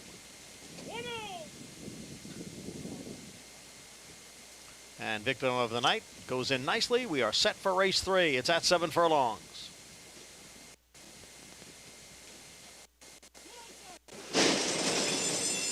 And they're off. Valenzuela Day away well. Roll Again Dancers in between horses. Bobby the Tank is up close. 3 of them vying for the early lead with Victim of the Night next in 4th. And Going in Style in 5th. Big break back to Flashy Alex, who trails the field in 6th. Roll Again Dancer leads here by 3/4 of a length. The prohibitive favorite, Valenzuela Day, very close on the outside in 2nd. Going in Style is down at the rail in 3rd. Then Bobby the Tank, and on the outside, Victim of the Night. And then we have that big break back to Flashy Alex. Opening quarter over the muddy and harrowed track in 22 and 3. Valenzuela Day now moves right alongside of Roll Again Dancer, and the 2 of them are stride for the lead. Valenzuela Day now takes the lead. Roll Again Dancer down at the rail, racing in 2nd. Then comes Victim of the Night along with Bobby the Tank and Going in Style, who is down towards the rail. They come for the top of the stretch, the half mile, 46 seconds. It is Valenzuela Day who has the lead. It is Valenzuela Day by 2.5 lengths. Then on the outside, Victim of the Night racing in 2nd, followed by Bobby the Tank, Going in Style. As they pass the 8th pole, Valenzuela Day leads by 3.5 lengths. And Bobby the Tank is 2nd with Victim of the Night in 3rd. And Valenzuela Day draws away at the end. Valenzuela Day much the best at 1-2. Bobby the Tank was 2nd, then Victim of the Night and Going in Style. Valenzuela Day, the class prevails. There's Rudy Rodriguez gets the win. I know, it looks like he was participating in Movember, but we're into December now, Rudy. I think Rudy gets on a lot of his own horses in the morning. He's trying to protect his face for those chilly winter mornings on the training track over at Belmont. He just looked like best on paper and set up a good trip just off the speed of Roll Again Dancer, and no surprise in the result here. Pretty chalky trifecta as well. Valenzuela Day with Manny Franco wasn't, in fact, the pace setter. That was Roll Again Dancer, but this one sitting just on his hip, and Manny Franco able to take over when the time called, pulling away and face some good horses both here in New York and out of town too, and found the right spot to get back to the winner's circle. The third win of his career at 1-2, very short price favorite there. Thumbs up in the winner's circle. I love it. Rudy's always all smiles, too. You can always count on him to make you laugh. It's always fun standing out there. He was photobombing me yesterday before I was trying to do a report trackside for the last race because he was giving me a hard time because I didn't pick his horse on top. He's much more relaxed in the afternoons. In the mornings, when he's in the midst of work, he's kind of, I got no time to talk. But in the afternoons, he seems to enjoy himself more. He's happy. Well, he'll stop and make jokes. I didn't see any AirPods in, though. That's unusual. Yeah, I wonder if he lost them again. That wouldn't be a surprise. 5-3-6-2 in the third at Aqueduct, 1-2 on Valenzuela Day. Irad Ortiz yesterday making history in the Grade 3 Go for Wand with Dr. B. They wired the field, and that gave Irad Ortiz a record 77 stakes wins in 2022.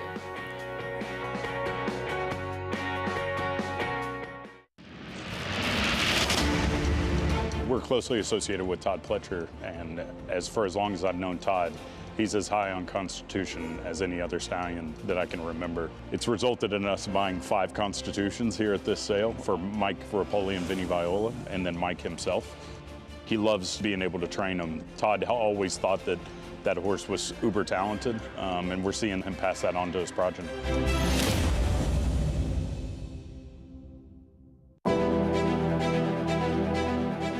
You don't have to be a multi-millionaire to get into this game. You can have a few $1,000s and have fun with it. But with the bonds, you're actually going to win. I've had the opportunity to win multiple races. In fact, this year I won 2 times in one day, which is almost unheard of to be able to do. This is going to happen with them. You will get into the winner's circle in Saratoga. You will walk that horse in, and you will stand there, look at the crowd, and the bonds will take you there and get you into that winner's circle. And it won't cost you a lot of money.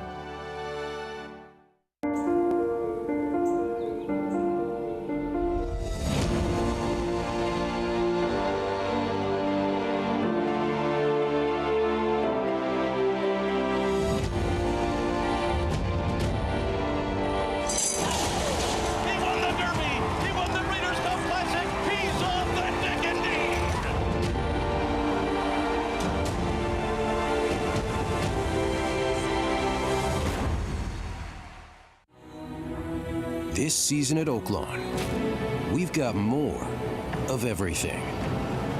More of the top thoroughbreds in the world. More days of live racing. And the largest purses in our history. All at a completely reimagined Oaklawn. Come be a part of this historic season at Arkansas's only casino resort.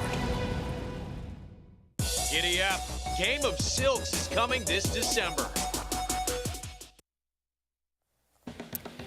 Welcome back to America's Day at the Races. So glad to have you with us. Our program is brought to you by Run Happy, the #1 second crop sire of last year by Dirt Earnings. Valenzuela Day, the class prevailing in race number 3 today. Rudy Rodriguez, Manny Franco, and this 2-year-old caught by Kozan gets the win. Yeah, it just looked like a winner every step of the way. Set up shop outside of the 4, Roll Again Dancer. Took the lead around the far turn and had ample energy to draw away Bobby the Tank. Second victim of the night. Let's see, what did that try pay? 50 cents, $6.90. I doubled my money. There you go. I like it, yeah. If you played Jonathan's trifecta ticket. Valenzuela Day, though, the win. Rudy Rodriguez is standing by with Maggie. And Maggie, the big question everybody wants to know, where are the AirPods? Where are the AirPods? You lose. Home. What? How do you survive a day without them? I don't got too many calls today. So I come and empty the horses and that's it. The other question Acacia is wondering about, the man grooming you've got going on here today. You know, we was having we was having a bet me. Dude, I know. So, I mean, I know from like myself, not for you. So the first win I got, I win with the beat on. So I said, you know what? I'm gonna leave it on. How much work does that require? Because you have it trimmed quite nicely. Oh, I don't know. Let's talk about Valenzuela Day. He was coming into this race as the only multiple winner in the field. Figures much better than the rest of them. And the two horses that beat him at Laurel in his last two starts are very good. So you have to feel uber confident about his chances. You know, you never confident, but, you know, I thought this was the perfect race for him to win. And, you know, we got to play the game aggressive to win the races. And I own half of the horse with my partner. I know my partner, it was a little bit, but it's what it is. We got to try to put it where they can win. We paid 25 for him, and we got a couple wins. And you came out miles ahead. So, you know, but we got with our horse now. And we got a you know, it's tough to replace the horses right now, because the stock of horses that we have is very, very short, and the rules, we retire a lot more horses than we're supposed to. But they're supposed to retire all the players that they can buy lane to. Yes. Well, Rudy, I hope that, you know, with the money that Valenzuela Day has made you, that, you know, you and your partners can get another one. In the next race. There you go. Get to work. All right. Congrats. Thank you. All right. Rudy Rodriguez. Always a fun interview. Acacia, as he said, now he's got a little money in his pocket. It's burning a hole. We learned a lot about Rudy today. I like it. Matt, you remember when Todd Pletcher was doing the goatee thing for a little while there? Yeah. You know? I don't think his was out of superstition, though. It was. It yeah. was, really. Yeah.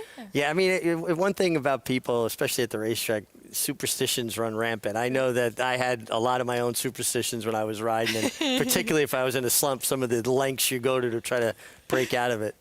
Well, the beard is working. Rudy Rodriguez and Valenzuela Day got the win in race number 3. In the 4th race today, we take a look at the field. Highway Harmony, the favorite right now after she broke her maiden in her most recent start. This is a New York bred allowance race for the 2-year-old fillies, and we'll see if Highway Harmony for Jorge Abreu can make it 2 victories in a row.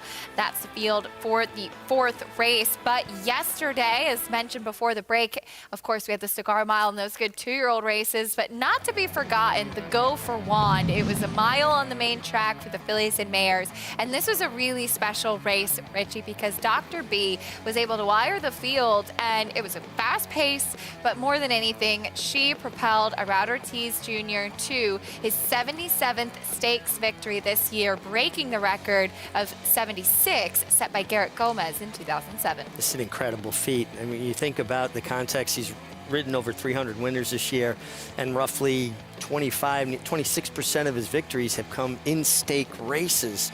But this was an incredible effort by Dr. B. She just was really good. Fast early, kept going. Down the backstretch, she was setting fast fractions, but comes under that heading. It's not how fast you're going, it's how you're going fast. She was doing it comfortably, well within herself, really skipping over the top of the racetrack. Banksting was game, but just second best, and Dr. B, very good. And I'm honestly happy that Irad broke the record here in New York. It just seems more appropriate. This is basically his home circuit.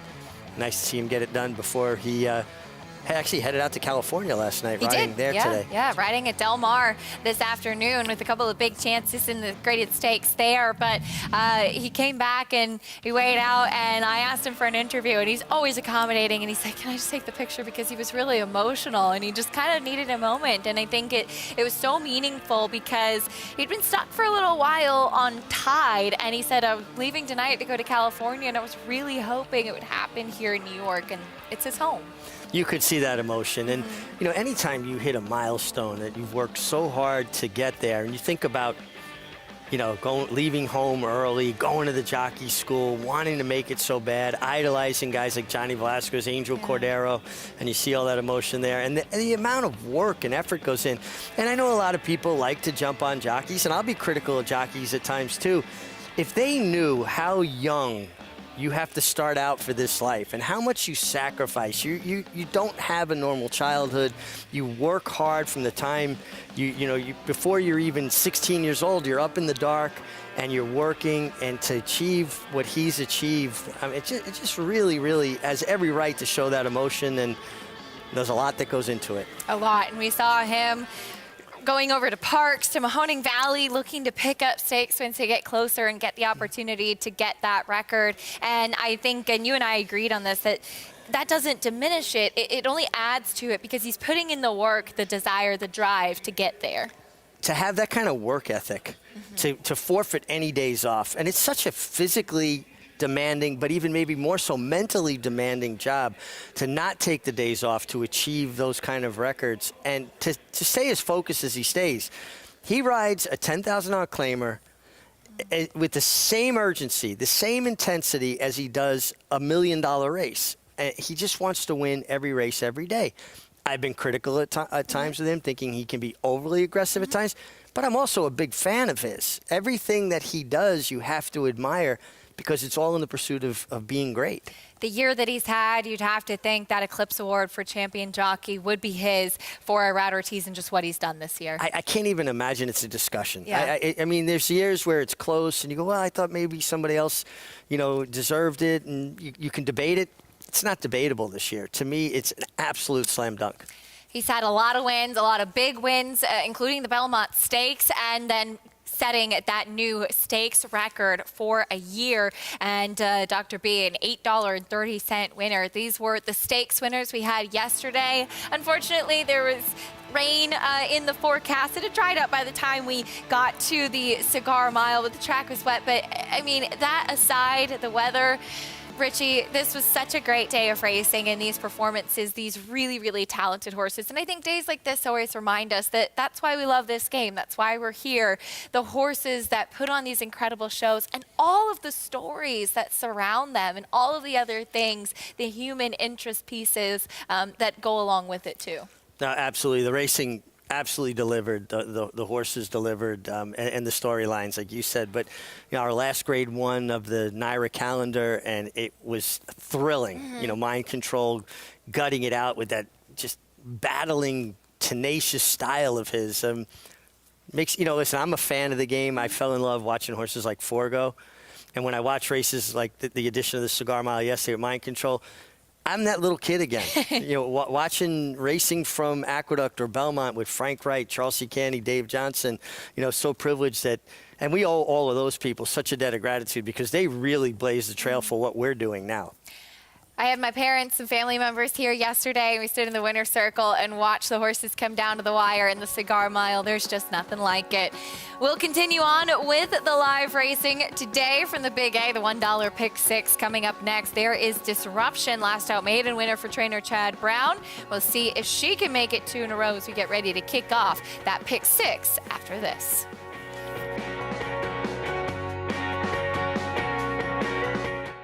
Warfront. On the racetrack, his accomplishments included this victory in the Vanderbilt at Saratoga. It will be Warfront to win it by 2.5 lengths.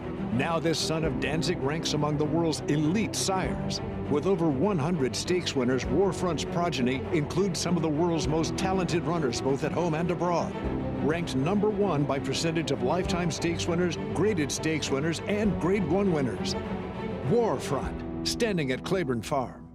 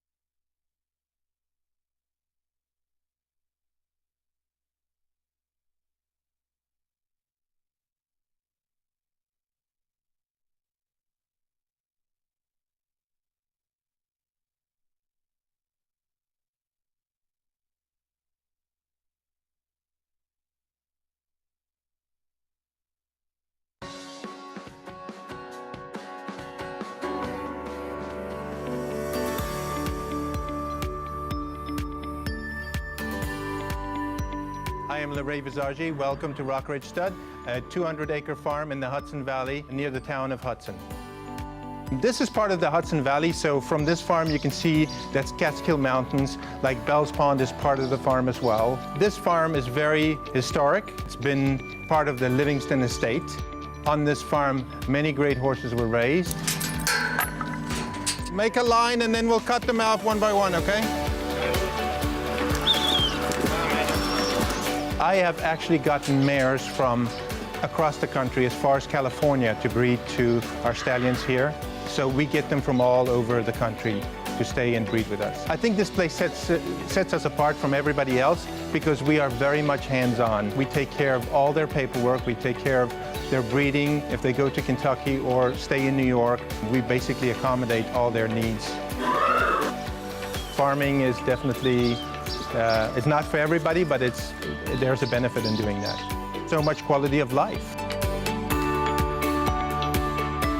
As always, you can check out nybreds.com for more information on the New York Thoroughbred Breeding and Development Fund, the number 5 security code in this upcoming race for New York breds here at the Big A was bred by Rockridge Stud, as we just heard that nice feature about their program and security code. A filly that broke her maiden at Saratoga looked quite promising. She hasn't been able to run back to that as of yet, but she has been facing New York Bred Stakes Company. I like this filly. I think she's well drawn just outside some of her main rivals. 9-5, though, on the number 3 Highway Harmony for these 2-year-old New York bred fillies. Let's head down and get a paddock report from Maggie. Pretty evenly matched field here. I got to keep watching my back. Oh, they're going around because Pebble Lane, she's kicking up her heels again here in the paddocks. We'll take a look, though, at Disruption. She is the filly that I like most here physically. I've always liked her, actually, and she's let me down in her first 2 starts. And to be fair, her last race, which was a win, a little bit on the slower side, but I still like what I'm seeing from her. And Weekend Rags certainly flouted her, coming back and running well in the stake behind the well-regarded Stonewall Star. She just looks uber confident today, too. I really like what I'm seeing from Disruption. As we'll also check in with number 3, Highway Harmony. I remember she was favored in an off-the-turf event back on October 6th, but the pony stepped on her, and she was actually bleeding profusely out of her hind leg. So she was a late scratch that day, and then they bring her back in a scheduled dirt race, and she wins. I still think she's a bit better on the turf, but she looks great here. I can't really fault her as your favorite. Then there's Bantera, who turns back from the mile. She just didn't look like she wanted any part of the mile. She's a little bit more relaxed, and I like the fact that there's that foundation there now of having that distance race, and she should like getting back to the 6, Acacia. She is 4-1 right now. Maggie, thank you. Here's Disruption to kick off the post parade. Has faced some good ones. Talk about Weekend Rags, Stonewall Star. She has faced some of the better horses, and similar to Security Code, they've faced a lot of the same rivals. Manny Franco going to be aboard. Taking a look at the number 2 Lockbox. Jackie Davis aboard. Yeah, sharp winner on debut up at Finger Lakes, daughter of Central Banker. Will have to step forward. This is tougher. Here's your favorite, Highway Harmony. Ran extremely well. First time on the dirt last time. Outran Vax. Pretty slow final furlong, though. Can she build off of that race last time out? Here is Bantera cutting back. I'm with Maggie. I think turning back from the mile distance is certainly going to be a big benefit to her. Number 5, Security Code, coming out of 3 consecutive New York bred stakes tries. Gets a 5-pound break in the weight with Jose Gomez, hot apprentice, and drawn outside. I like her. I think she lands in a good spot. I think it's between her and the 1. And the high energy filly, to put it lightly. Here's Pebble Lane. Yeah, you can see she had a tendency to want to swish her tail around and always kind of a little bit on it. Broke her maiden from maiden 40, is going to have to step up and improve from that. 10-1 right now on the board. Dylan Davis has gotten a chance to get to know her well, though, as he's already ridden her 3 times. Here is Highway Harmony, who is your favorite at 8-5. I'll take a look at her last race, and as Maggie mentioned, she was a late scratch back at the start of October, and then coming in, they opted to keep her on the main track and try that race last time out. She was able to hold off Vax, who came back and in her subsequent start, again, wasn't able to get the job done. But Highway Harmony, she has run 2 good races, 1 on turf, 1 on dirt, and thus the 8-5 favoritism. Yeah, I just prefer others at a little better prices. She was very tenacious. She's done nothing wrong. I just thought this last furlong of this race was so hungry. Now, it was a sharp pace, 22-2 for, young fillies, so they had a right to tire a bit. I just think if she doesn't finish better than that today, there's horses that can pick her up. 9-5 now on Highway Harmony. Jonathan, I know she is your best bet of the day, though. Yeah, look, I mean, she's 8-5 on the board, so she's not a great price, but I think she's a good price compared to her chances of winning. Like we mentioned at the top of the show, I felt like the one disruption to the inside for Chad Brown was going to take some money, and that kind of led me to a chance or an opportunity to get a little bit of a better price on the 3 Highway Harmony. Look, on debut, she ran fast pace figures in a 5.5 furlong turf sprint up at Saratoga. If you start a horse at a 5 furlong turf sprint and they can make the lead, they obviously are pretty rapid early, have some nice pace.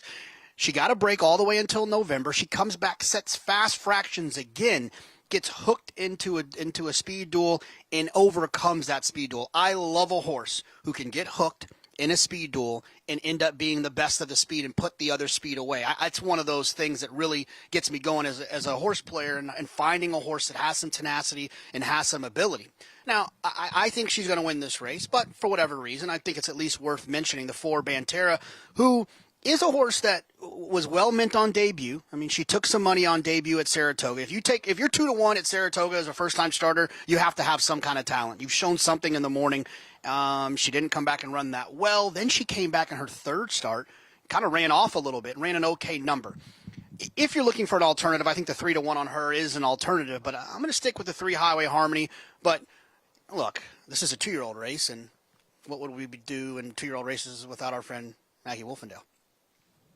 Yeah, but at least you have PPs to go on with these ones as they are winners, JK. I can't fault you in liking number 3 in here, Highway Harmony. She looks to be the main speed. We'll see what she can do. But Security Code arguably has been the most battle-tested of any of these and faced the stiffest competition of this group. Now, last time I noticed that they changed the equipment on her. In addition to adding a shortcut cheater blinker, they also put a Houghton bit on her, too. And, she just kind of chased the top 2 finishers home that day. Now, there is an argument that Phil Serpy planned his Saratoga meet, that he brought horses there so ready to run, and that she was one that was cranked up to fire and win early. And I get that, and I can see that, but I also think that while I really liked her up in Saratoga, I also feel like she is a filly that was right at that point in time, and not that she's wrong today. She was just a bit bigger, a bit more mature and further along than many of her competition,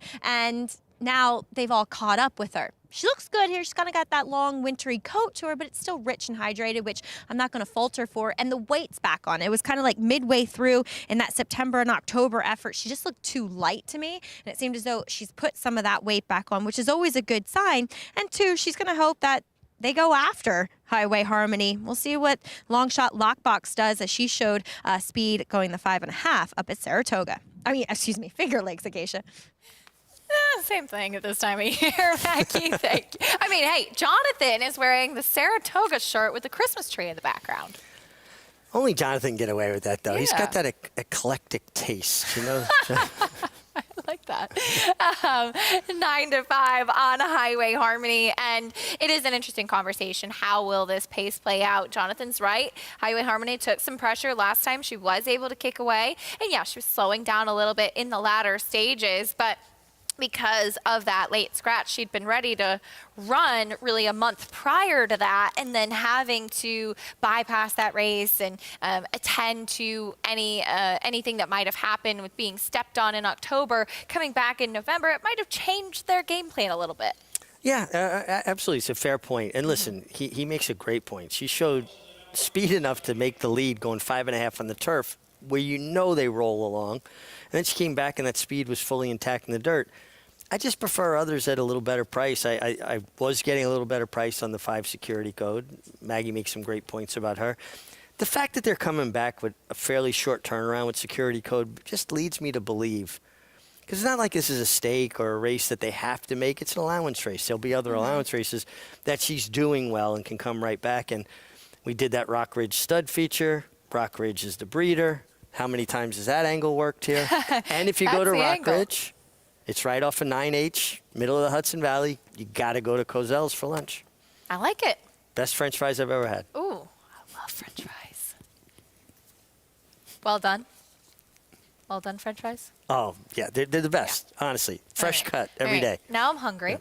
Race 4 coming up from the Big A. Highway Harmony, the favorite at 9-5. Pick 6 kicking off here. Best of luck to all playing. Let's send it up to John and Brielle.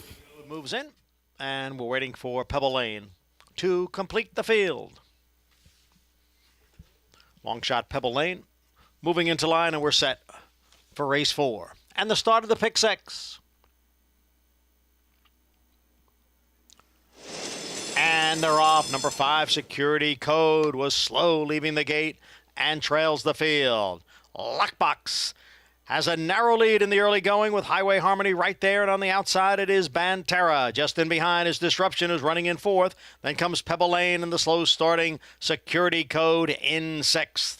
Highway Harmony now grabs the lead from Lockbox, and sitting just off of them, Banterra, who moves up now on the outside. The quarter 22 and 3, and just in behind the front 3 are Disruption and Pebble Lane. Security Code continues to trail. Highway Harmony runs in between horses. Banterra's on the outside. Lockbox is down at the rail. 3 of them stacked across the track for the lead, coming for the top of the stretch. Then comes Pebble Lane and Disruption, followed by Security Code. Here is Banterra to take over. Banterra in front, quickly opening up by 4 lengths. It is Banterra with the lead. And then comes Pebble Lane on the outside, followed by Lockbox, Disruption, and Highway Harmony, and then Security Code. But no doubt about the winner here. It is Banterra, 1 by 5. And Pebble Lane, big long shot, completes the exacta. Banterra, Maggie talked about how she would appreciate cutting back in distance, and she certainly did, getting back to the winner's circle today. Yeah, she was very good and really finished the deal going 6 furlongs here. Bunch of trips in here, but she certainly worked out a good trip, but created her own trip because of the ability she had. Keep an eye on the back of the pack, blue colors. That's the 5 Security Code getting stymied in traffic after getting left 3 or 4 lengths at the break. Now dives back to the inside under Jose Gomez and actually finishes with interest. She probably was second best, but she certainly had a lot of things go against her. Yeah, poor start even at the beginning as well. But the number 6, Pebble Lane, with a clear run outside at 21-1. She picked up second. The number 4, Banterra, though, no doubt about the winner. It was 4-6-2-5 in the 4th. And a non-effort today, from your favorite Highway Harmony, who was not able to sustain that speed today. No, she was actually outfooted to the lead by Lockbox and, just didn't have the same kind of tenacity as she did last time. But let's take another. Banterra was good. She ran a big race today and a good final time, too. 2-year-old Filly picks up the second win of her career, getting a nice win at 3-1, cutting back in distance after trying the Maid of the Mist last time out. As she will bring you prices in a bit. Much the best winner with Jose Lezcano in the saddle. Prices, reactions, and more after this on America's Day at the Races.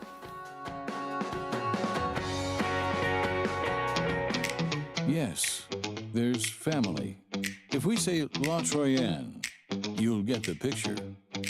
And of course, form.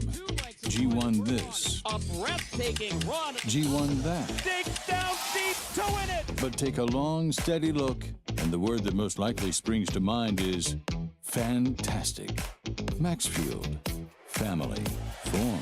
Physique. Fantastic. Who you betting on? How about an app created specifically for horse racing? Nairo Bets.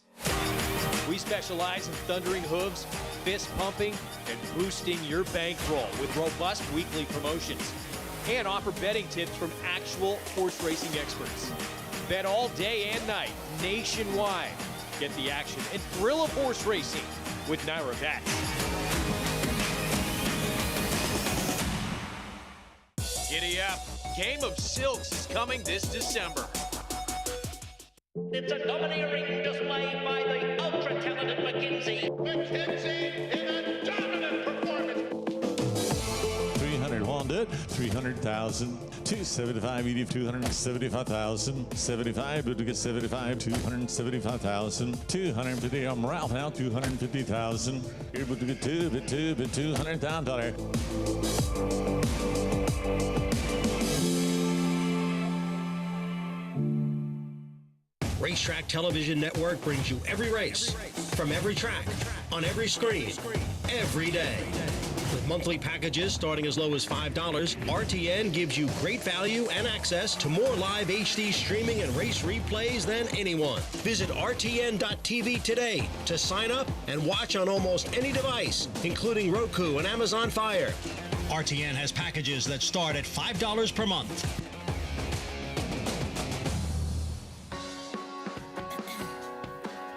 We're back on America's Day at the Races, brought to you by Naira Bets. You can bet any track, anywhere, anytime. Get started at nairabets.com today. Bentera cutting back in distance. She appreciated less ground today, and she was much the best winner of race number 4. Bounded home at 850. Really nice effort from her. Pebble Lane rallied to fill out a generous exacta. Lockbox hung in there well for third. Yeah. Bentera, though, trained by Steve Asmussen, his assistant Toby Sheets, a huge part of the operation, and he is standing by with Maggie. You're right, Acacia. And Toby, I got to say, it looks like you knew that maybe, I know you got Bankit later, but you might have known that Bentera was ready for a big performance with your outfit today. Well, thank you. It wasn't the outfit, it was the horse. But she's been doing very well, and we got a tight track that helps a lot. And she ran her race today. And really, too, it just looked as though she just didn't handle the distance last time out in the Maid of the Mist. Right. Yeah, just too far for her. This is her perfect distance, and she showed it. She ran great.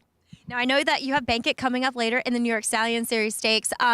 Scratched on New York Showcase Day out of the Hudson, which was a shorter distance. But the 7, is there an argument to be made that 7 could be an ideal distance for him? It's a great distance for us to come back at. He's also doing well, so we're looking for a good run today. All right, I like it. And where are we celebrating tonight? In bed, sleeping. I'm just glad he said sleeping after in bed. But Acacia, big win and big run from Bentera, getting her 2nd win of her career today. She was impressive getting the win today. And Toby's outfit, Toby is very good at sense of style, by the way. I think that the outfit spoke for more than he was letting on. Yeah, he looked very sharp. Yes. Like the scarf, the whole ensemble there was good. Well done by Toby and the team getting Bentera ready. She got the win today, of course, as Maggie mentioned. Bankit coming up a little bit later on in the New York Stallion Series to look forward to for the Asmussen team as well. Here's a look at the field for race number 5, a $32,000 claiming race. 6.5 furlongs on the main track. Ragtime Blues is currently the favorite. No surprise for Kelly Breen coming out of the claiming Crown Rapid Transit.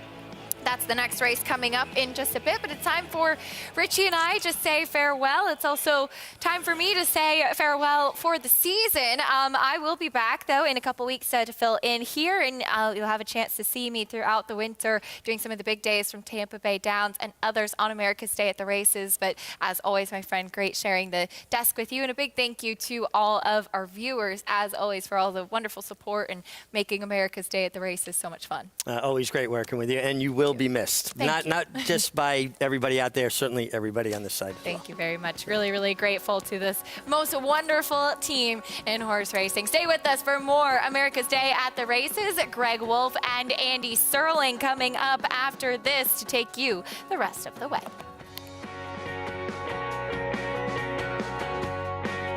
Eclipse champion Run Happy, the #1 second crop dirt sire of last year, is back and showing a new dimension with winners on turf, dirt, and all weather. A record-breaking sprint champion, Run Happy is also showing winners at all distances, from 7 furlongs to 1.25 miles. A sire whose runners can carry his speed over all distances and all surfaces. Run Happy, price for value, and standing strong at Claiborne Farm.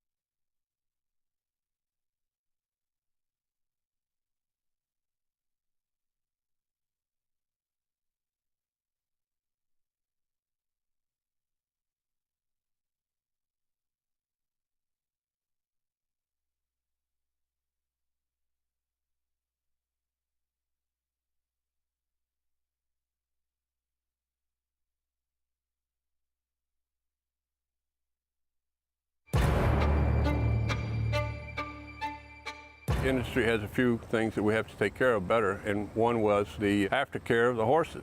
If we did nothing, these horses would end up in very bad places. That can't happen. We have a social responsibility to make sure that thoroughbred aftercare is also #1 on the list. The cost could be the entire industry. We have to take care of these horses. I remember that meeting at Belmont Park.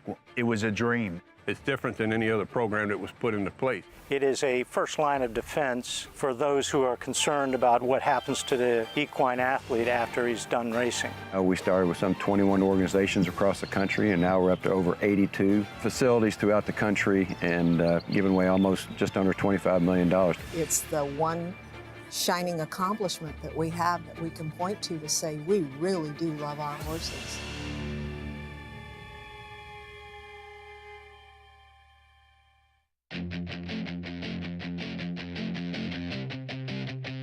Let's take a closer look at the variable of distance. Some horses, they'll be going the distance. Others, you guessed it, they're going for speed. Speed horses, or sprinters, are typically the children of speedy parents. Same thing goes for route runners or longer distance runners. Their parents usually ran better going farther. This is a 1-mile race, so ideally we'd like to find the horse who might run best at this 1-mile distance. Luckily, there's a box in each horse's section that tells you how they've done at the distance. This horse, for example, has run a mile 9 times. He finished first once, he finished second twice, and finished third once. Next, you'll compare those numbers to other horses in the race to get a better feel for who might run best at today's distance.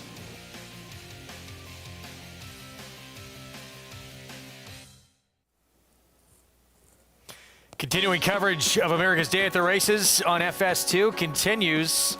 It's brought to you in part by America's Best Racing. For the love of the race, visit americasbestracing.net. Today, we're about 14 minutes away from race 5. That'll be the start of the late pick 5 that includes a couple of stakes races that we're going to look at right now briefly here. Greg Wolf alongside New York Racing Association handicapper Andy Serling. Good to be with you on this Sunday afternoon. Good to see you. It'll be our last time together for a few weeks. Yes, a month, it will. Actually. It's going to be hard for me. I won't see it till next year. I can't speak for you, but it'll be a struggle. I hope you got me a card. I've got a giant present. I'm sending it over. I thought so. I'll be waiting for it. New York Stallion Series for the kids. Big questions in this race. Later in race 8 today, my boy Tate got back to the best of what he's been through his 8-year-old career now. Are we going to see that same my boy Tate later today? I mean, obviously you never know for sure, but other than his prior few races where he kind of stunk, it's been pretty much a model of consistency with those, 23 times first or second, 12 and 11 in 35 career starts. He runs his last race. He's going to be very, very tough in the air. Obviously, there's not a ton of speed, but he can put himself close to some like at Hot Brown, and I just think he's the best dirt horse in this race, and I see no reason not to like him.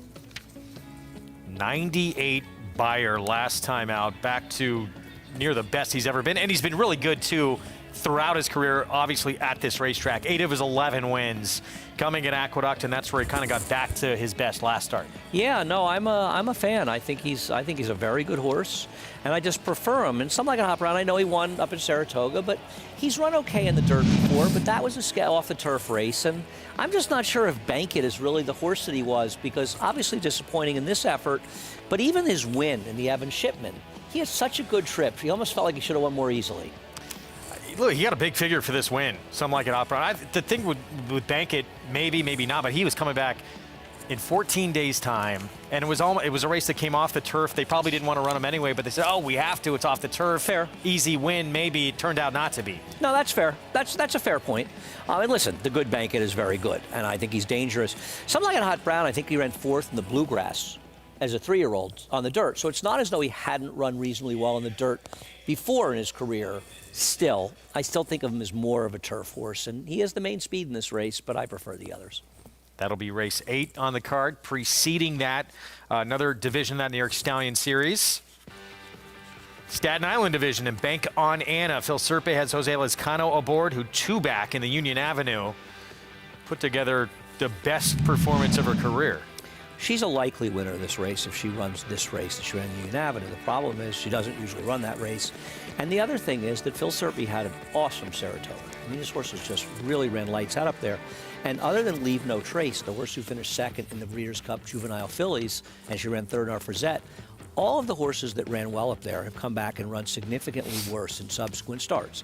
That's not to say, given the scratches in this race where you lost two main players, Galaxina and Yo Cuz, she's not the horse to beat in this race. I have an idea with a different horse, our friend Rick Schosberg's Silken Dollar.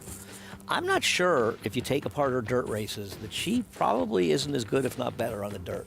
I think she may be a sneaky horse in here, and that's one bet.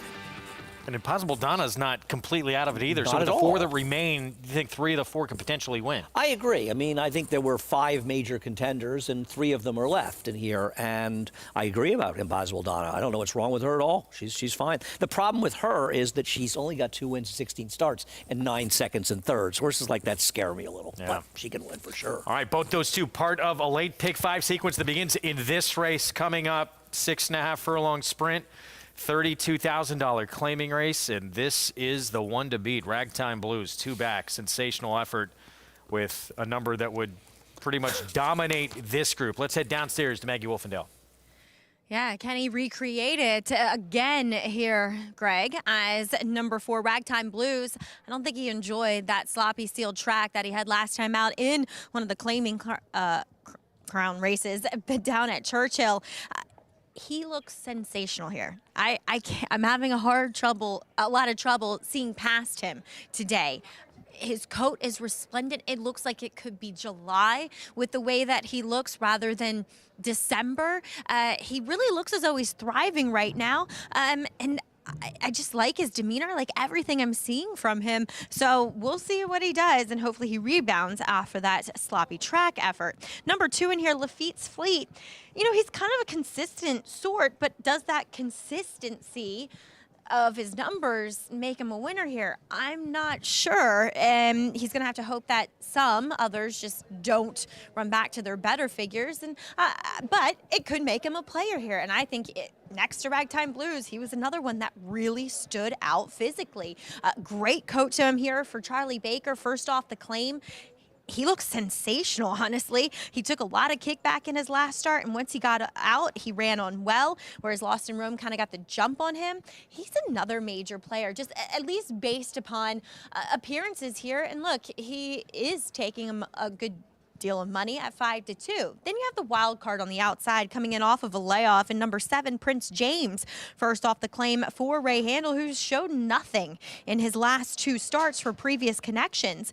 He's one that, he's a little hard to judge with regards to fitness because he is a heavier type. He carries quite a bit of weight. So I feel like I need to take that wait and see approach with him, but I like the way he's acting. When this horse acts spunky, he usually runs his better races. Now he does return wearing the front wraps here, Greg, but he's kind of an interesting one to just keep our eye on, and I want to watch him warm up and see how he looks out in the track too.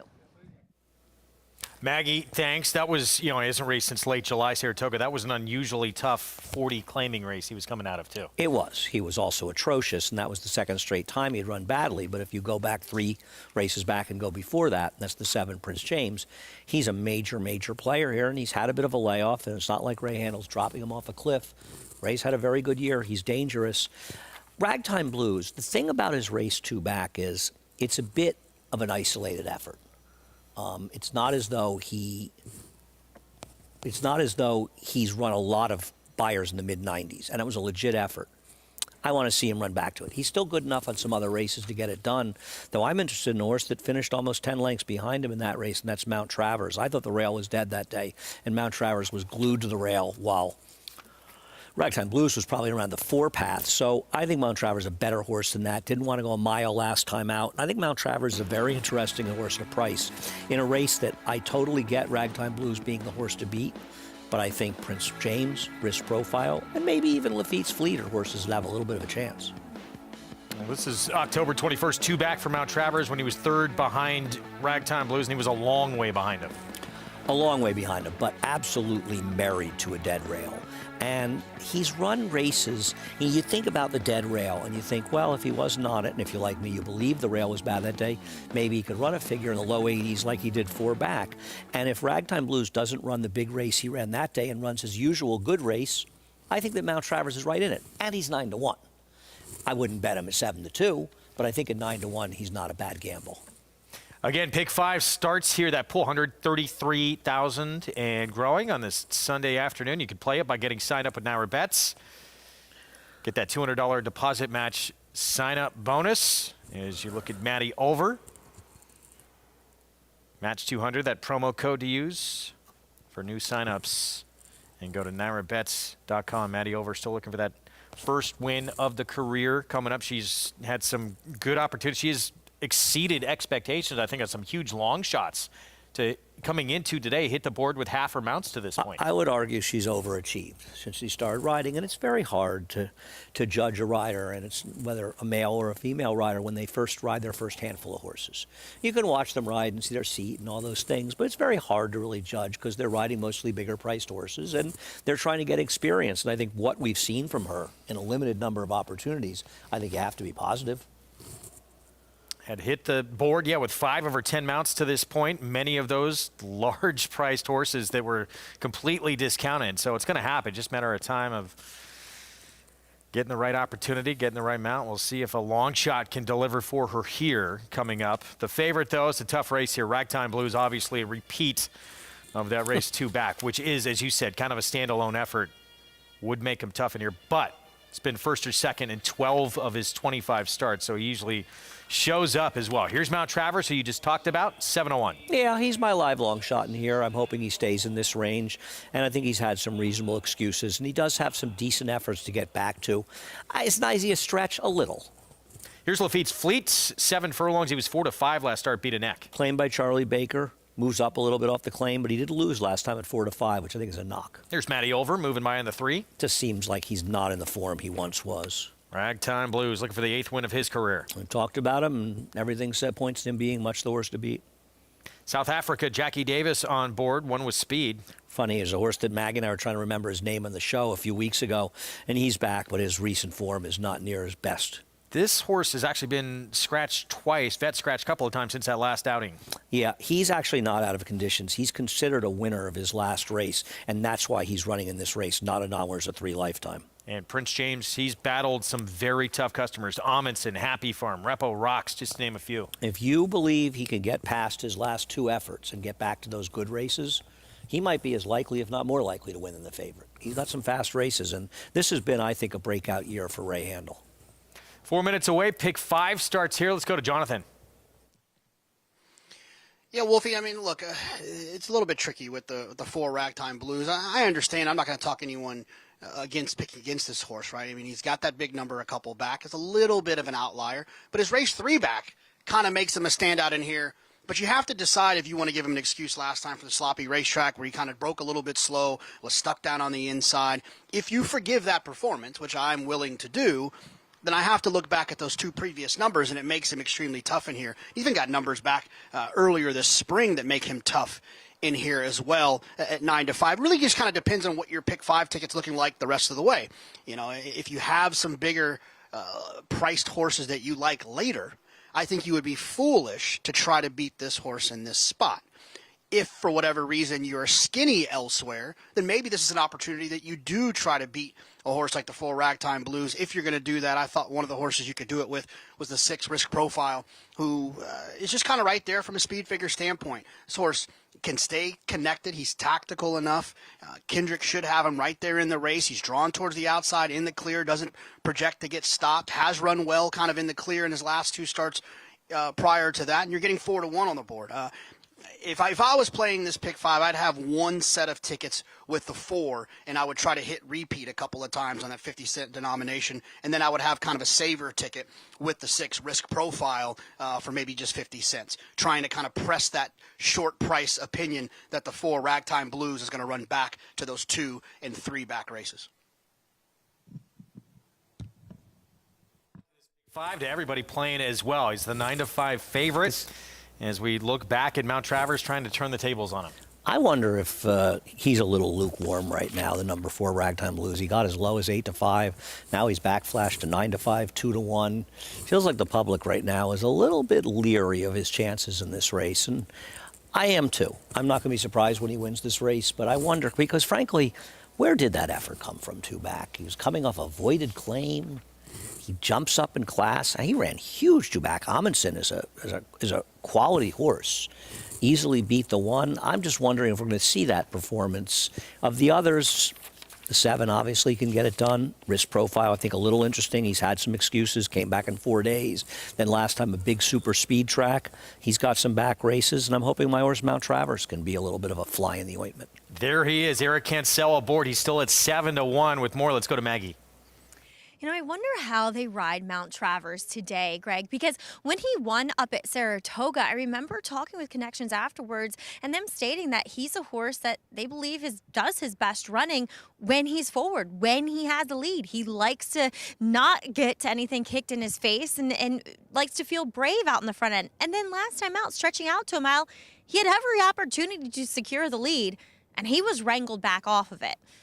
That didn't lead to any success. So, I just wonder how they play it here, turning back to the 6.5. Like I said, he could win, but you look at his body of work. I remember that interview, and they said when he's forward is when he does his best running. So we'll see what they do with him this time around. I have no problems with Ragtime Blues, Greg. I couldn't find anything, to knock while watching him. But as Andy said, there's some reason to be a little dubious of that form. And for me, I just took the horse who has been consistent and looked good out in the racetrack. That's number 2, Lafitte's Fleet.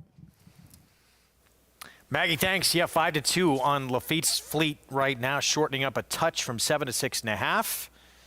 Horse did win for 40 back in May at Belmont. Well, obviously a contender in this race, and I think if you're trying to beat the 4, he's the second choice, so probably the logical one to go to. We'll see what happens. I think there's question marks about quite a few of these. I think Risk Profile's a horse that's a little bit dirtied up. I know it was a Forest Field last time, but the winner was Alone Speed, and that was a big inside speed track. The time before that, it was coming off a 4-day rest, and the time before that was coming off a 5-month layoff and ran to a buzzsaw. This is a horse with go-back figures that contend in this race. Not impossible for Linda Rice. For those that are going after this Pick 5, the last race for you, what did you feel? Race 9? Yeah. I like the 5 in there, Goldquist. I think if you take apart Goldquist's form, and I think this is something we're going to see in a few races, in my opinion, horses that have primarily run the turf that might be as good, if not better, on the dirt. This horse's first race is good enough to win here, and looks like the controlling speed on paper. The next dirt race horse ran was against Who That's Me, Color Me Potsy, Unique Unions, horses that would be 1 to 9 in here. And then the last time ran that buzzsaw in the slop, Sheriff Bianco, who looks like she could win the Holly Hughes over the winter. If he's a New York bred, I can't remember. Can't win it if he's not. And I just think this is a good spot for him to go to the front. So I'm going to take a shot. He looks like speed. I mean, he's quick on grass, too, sprinting, and now he's putting blinkers on. He should be in front in that race. Good luck. Sequence starts here. 240,000 and growing in this Pick 5 pool. Favorite throughout has been Ragtime Blues. Kelly Breen, apprentice Jose Gomez. Let's send it upstairs. Actually, haven't even begun to load yet. We really haven't. You were just trying to dump it off on Johnny. I was. I apologize. Well, he's leaving us soon, so we got to give him a little extra work, right? But we'll still have him. We'll have him at Belmont. Well, we'll have him at Belmont. Yeah, looking forward to that. The man deserves a little bit of a break. One of NYRA's most loyal employees over the years. He's been here for most of the last 40-plus years. Really an incredible career here, and I think it's really great that he had a chance to call the races full-time here. He's called in some great riders in Saratoga as well, and anybody who doesn't think that Johnny I is one of the best working announcers in the game isn't paying attention. We're going to hear him now. Risk Profile stepping in. Let's go upstairs. Start of this late Pick 5 on our Sunday card from Aqueduct. Number 7 will round out the field. And they're going 6.5 furlongs. We're set for the start.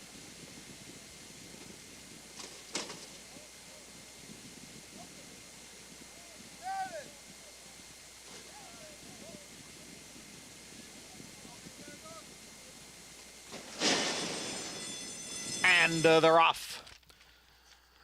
From mid-pack, Ragtime Blues, Prince James far outside, Mount Travers down at the rail, and Risk Profile races in fourth. Then Lafitte's Fleet advancing at the rail.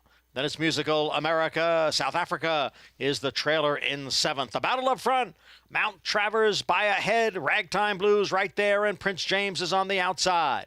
And just in behind is Lafitte's Fleet, who is racing in fourth. Followed by Musical America. The quarter went in 22 and 4/5 seconds. And moving up on the outside is Risk Profile. Risk Profile has quickly moved into fourth, just a length and a half off the lead. Up front, Mount Travers. Then comes Prince James. In between horses is Ragtime Blues. Risk Profile on the far outside. Then Lafitte's Fleet along with Musical America. They are at the head of the stretch. It is Ragtime Blues and Risk Profile, and they're now 1-2 after a half in 46-1. Ragtime Blues on the inside, Risk Profile on the outside, and the two of them are heads apart for the lead. Lafitte's Fleet is now coming on the outside. They pass the 16th pole. It is Ragtime Blues, Risk Profile, Lafitte's Fleet, and it's a photo finish at the end between Lafitte's Fleet and Risk Profile with Ragtime Blues in third. Where's that wire? Ragtime Blues backs up to third in here. Lafitte's Fleet. Looks like he may have got it under Dylan Davis. Sometimes you don't have to be the best horse to win a race. You just have to get the best trip, and he definitely got it here. The number 4 battled the whole way, Ragtime Blues, and probably ran the toughest race of anybody. The number 6, Rose Profile, really ran well, came after him. It looked like he'd get by. He didn't really have that oomph to get by. Maybe Ragtime Blues just fought him too hard, and Dylan just sat an absolutely perfect trip in a race where you had 4 sort of contending towards the front. He was sitting back and enjoying a perfect trip. You don't always have to be best to win. Sometimes you get the best trip. He ran well, but he really got a very good riding trip. 5th win of his 5-year-old's career. And your poor Ragtime Blues did all the work in this race. Yeah, he was clearly best. But sometimes you just have to get the right trip. 2, 6, 4, 3. Wow, 54 to 1 shot. Winding up in fourth in this spot here. Lafitte's Fleet, though, your winner. Mild upset to start off this late pick 5 with the second choice on the board at 5-2. Picks up pieces here after Ragtime Blues dueled into submission. But a big effort nonetheless. We'll have the prices from this when we come back. Another opportunity for the young rider we were just talking about, Maddie Olver, that first win. It will be coming any day now. Maybe in the next race, we'll have her story and how she decided that she wanted to become a jockey. We'll have that for you when we come back on America's Day at the Races.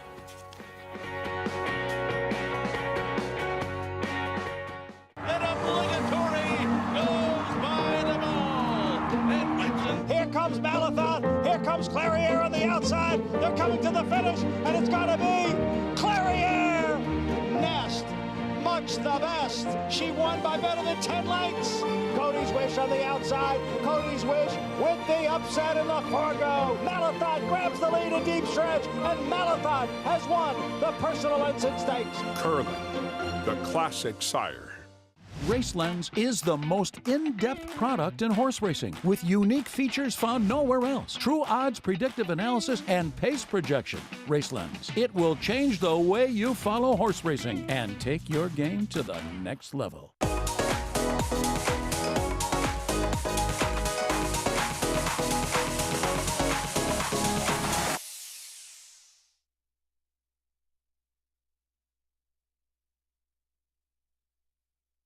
Giddy up.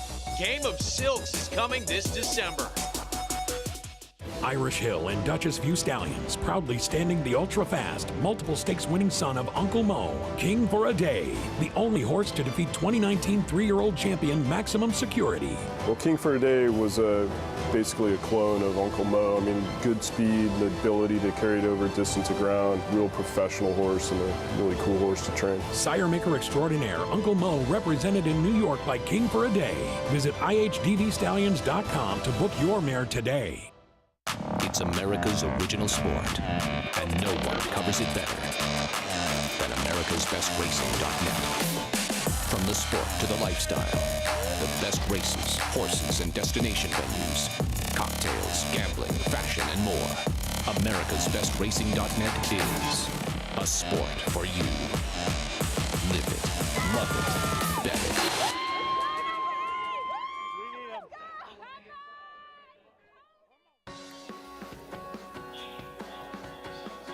Back with you on America's Day at the Races on our FS2 coverage on this Sunday afternoon from South Ozone Park. Thanks for being with us. Pick 5 underway, and it begins with Dylan Davis. Lafitte's Fleet gets a nice setup here to get this win. 5th win of this 5-year-old's career, and first off-the-claim win for trainer Charlie Baker, who owns this horse as well. Yeah, well, Charlie's had some great success in his career claiming horses.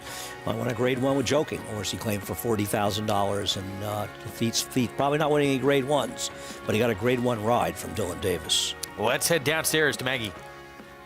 On our way, Glass Ceiling, some other graded stakes horses that he has claimed. But this one you claimed for yourself, Lafitte's Fleet, Charlie, and put him on the race, got the win. This is good horse economics. Yeah, definitely. Just trying to earn, that's basically it. And he's just a horse that seems like he grinds and he's going to get a check here and there, but he doesn't win that often. So I was kind of hesitant about claiming him, but just taking a look at him, he looked great, so I dropped the slip on him. But he's just a horse I figure going to grind out some purses during the winter. Big, handsome horse. And I was talking with Rudy earlier. He lost his horse in the claim box, and he said it's a little tough, because everybody's kind of desperate for dirt horses up here. So how do you kind of plan your winter when it comes to claiming horses? You know what? It's just you got to just keep claiming. Basically, that's what it is. You kind of get horses because you're going to lose them. So you got to replace them, get them, just put them in a spot where they can win and try to get through the winter. Basically, that's how I take it. The last few years, that's how I've been trying to claim horses for the winter. That's going to be just for the winter, and try to run them through this condition and go from there. Kind of like the way that Lafitte's Fleet ran. It's a grind, for sure. It's a grind, definitely a grind. He got up, that was the main thing. Yep. Well, congratulations to you. It's always nice when you train them, but especially nice when you own them. Yeah, definitely. That's Charlie Baker doing it the right way here. Greg, I almost said Lafitte. Sorry, it's the horse's name. Sorry, Greg. No worries at all. He'll be back with us sooner than later. Late pick 5, Lafitte's Fleet, $7.40 for the win. And a trainer that people don't follow this game on a daily basis probably don't know, but certainly people that follow this circuit know very well. Right, I agree. Charlie Baker's a trainer that if I had horses, I'd be very happy to give them to him. He's a terrific trainer that just wins. His horses perform well for him. I think you want a trainer that if you like a horse of his, you can be it's reliable that they'll run. They're good races, and Charlie's horses run consistently well. Late pick 4, next, 1 Turn Mile, state bred, first allowance condition. And another opportunity for this young apprentice, Maddie Over, to get the first win of her career. And this horse is taking money. Chad Lamo on the rail, 15-1 morning line, 7-1 right now. Right now, early on, public a little cool on the even money morning line favorite, Mia Be a Star, at 3-1. Well, finding a job out in the real world can be a daunting proposition. Maybe that's why Maddie Over didn't wait until graduation to get a jump start on things. She actually reached out to one of the nation's most successful barns, and it completely changed her path going forward. Now you've been working for a while now with Christophe Clement, his son Miguel. Yes. When and how did you hook up with them? I was still in college at the time, and I was looking at a stakes race, and I saw this name Clement, and I said, oh, that's French. And so I looked them up. They have a website, and I sent them an email with my resume, and I said, I'm looking for a job to ride racehorses after I graduate college. If you have a place, would you be willing to give me an opportunity, give me a chance? And they were so wonderful, immediately reached back out to me, had me come out to Florida to do like a week trial while I was still in school, and then offered me a job when I graduated. She's very knowledgeable, but she's willing to learn. She's open-minded, and I think that's a great attribute. From day one, she's been an exemplary employee. She works hard, she's dedicated, but I think she's a talented rider. She quickly developed to our main work rider here in Saratoga, and she's guided many good horses so far in the mornings, so it's just a question whether or not she can do it in the afternoon. What was the turning point for you when you said, you know, I not only want to exercise horses, I want to be a jockey. I was in the process of pursuing my license in France when unfortunately COVID shut everything down. There's been some friends that I've had here and some other riders that have truly changed my life, and the Clements as well, with the mentorship and the encouragement that they've given me, the non-stop encouragement from the moment I said, hey, I would like to do this. It's been really special, and I'm very grateful. There are several protocols that an apprentice rider has to go through just to get the opportunity to ride in the afternoon. The exercise rider has to prove to us that they can stay on the horse and break from the gate. So they would need clearance from the outrider, the starting gate, and they're also going to need 3 reference letters, and they must have been galloping horses for at least 3 years to be eligible to apply for a jockey license. So just to get the opportunity to compete in the afternoon takes an incredible amount of hard work. I want to be as strong as I absolutely can. I run every other day, and then I go to the gym every other day, but also every day I do 100 push-ups. I'm getting to a 4-minute plank. I'm only at 3 right now. 4-minute wall sit, and just little things like that. But the end goal is to be really strong in that finishing drive, which is something especially that people tend to be really hard on girls for. I don't want people to say, oh wow, she's a strong rider for a girl. I want people to say, she's a strong rider. I try to use the people that have a lot of knowledge, such as yourself, other jockeys. Miguel has watched race replays with me and to just show me what is a good ride versus a bad ride, or what makes a win versus what makes a loss. I've learned how to read PPs. I mean, I watch racing, and I just try to talk to as many people and get as much information as possible, because there's so many people that are so willing to offer information. I feel that I've been working hard, and I feel really good about the work that I've put into it, so I'm just happy to be where I'm at. Maddie Olver, full of that youthful enthusiasm, and still looking for that first win of her very, very young career coming up. Mount number 13 in that journey coming up next in race number 6 on Shad Alamo from the rail. She's going to get a win, probably multiple wins this winter. Question is when and where, and Shad Alamo obviously not impossible to get it done in this race. And just the fact that she's finished 5 times on the board in 12 starts and ridden long shots, horses have probably overachieved with her overall. And in her rides that I've sort of noticed, I saw one ride that wasn't good, but a number of them that were good. And I think that ride that wasn't good was her second ride, and I think she learned from it right away. And that's all you can ask from for a rider. They're going to make mistakes. You have to try to correct them. It's like anybody else in any profession. And I think she's shown very good instincts on the racetrack. Get another opportunity to see her in this very young journey coming up in a race that's going to kick off this Pick 4. And she has, obviously, as you saw from that feature, some good people working with her and giving her advice. Like our colleague, Mig, like the Clement barn, many others. This is the one she'll be riding, 5-year-old mare Shad Alamo, who was 15-1 morning line, 7-1 right now. Trying to win for the 6th time in her career. Late Pick 4 next from New York when we come back on America's Day at the Races.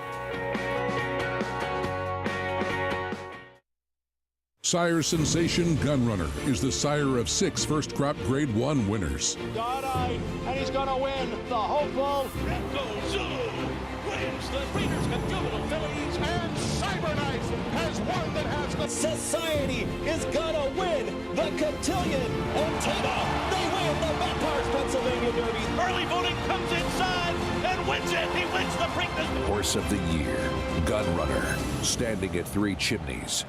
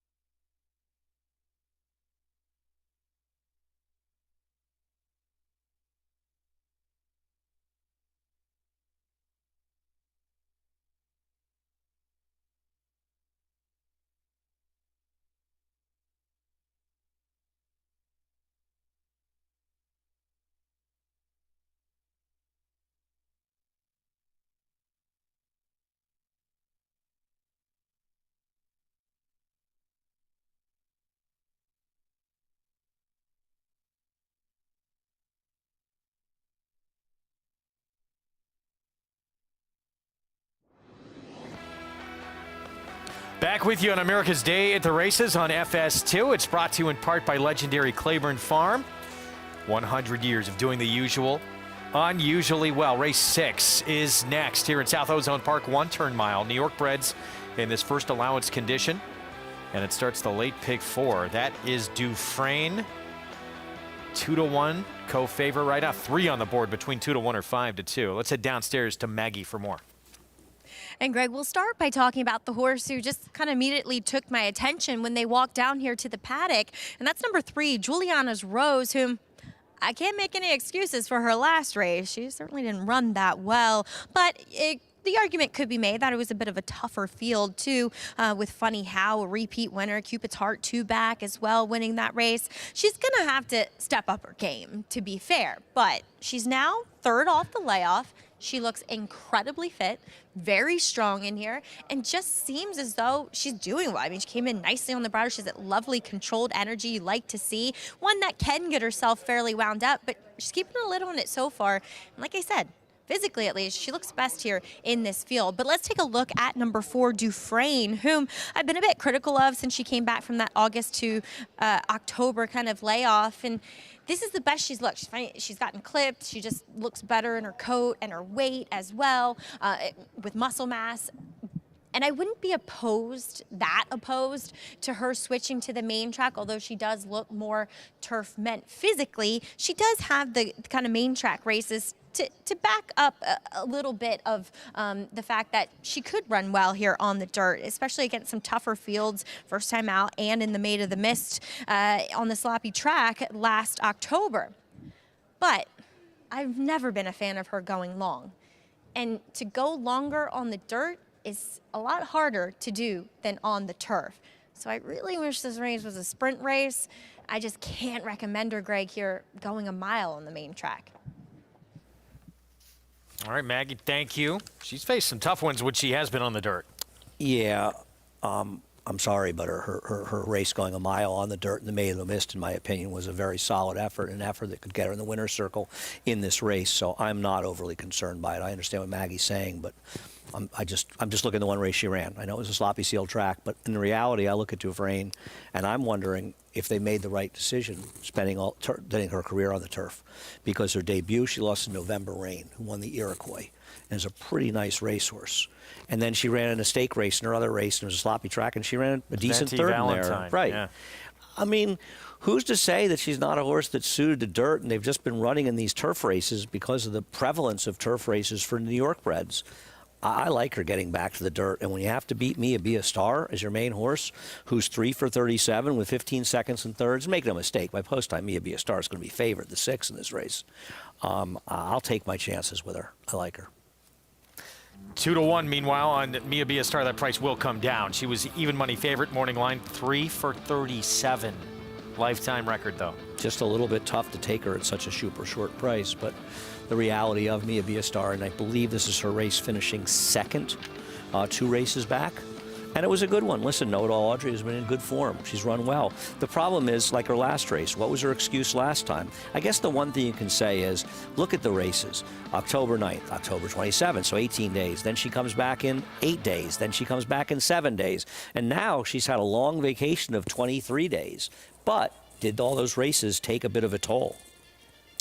Potentially, but at least if you do like her, you'll like to see that she is, in a sense, getting freshened up for this. There's somewhat. no question she's the horse to beat in here. It'd be silly to suggest she isn't. Javier Castellano, leg up. He's on board the gray 5-year-old mare, who, again, as you said, will be the favorite by the time the gates open. So here's Maddie over. We saw her chatting with John Velasquez there in the paddock. All smiles as usual, riding for Eduardo Jones. If you don't believe that Mia Be a Star is going to run some of those bigger figs she's run recently, and you're looking to bet against, she's very much in the conversation as fast as anybody, Shadalamo. Dylan Davis on the 2, couple of wins going gate to wire. Finger Lakes going around the ground. She has speed, though Dufresne figures to be sitting outside of her, and she just doesn't have races that contend here. Juliana's Rose, Johnny V for Mark Hennig. Her races, once again, if you don't trust the favorite, are good enough to give her a chance. Mark Hennig's been having a good fall. We go to the 5, Gringotts, Heeman Harkey. It's another horse that at times has run fast enough to be contentious in this race. It's really all about whether or not you trust the 6. If you're against the 6, you can make cases for just about anybody in here, maybe save the 2. And there is Mia Be a Star. 8 seconds, 7/3, those 3 wins from 37 starts. But sometimes you find the right field and you turn around and you're just too fast for them and you end up winning. And she might be in that situation. 2-1 would be a big overlay on her. She's supposed to be even money or 6-5 here. I'm trying to beat her, but I still believe she's supposed to be favored. Well, here's John Velasquez. We're going to talk more about his tremendous effort yesterday on the great story of Mind Control, going out a winner in that Cigar Mile. He's on Juliana's Rose here. Mark Hennig trains, won at 7/8. That was the maiden breaking win, and that was at Aqueduct back in February. Johnny's had a real resurgence the last couple of years, and I know that may sound like a funny statement for a guy who's had the kind of career he has, but I think in a lot of ways he almost got a little complacent riding so many good horses for Todd Pletcher.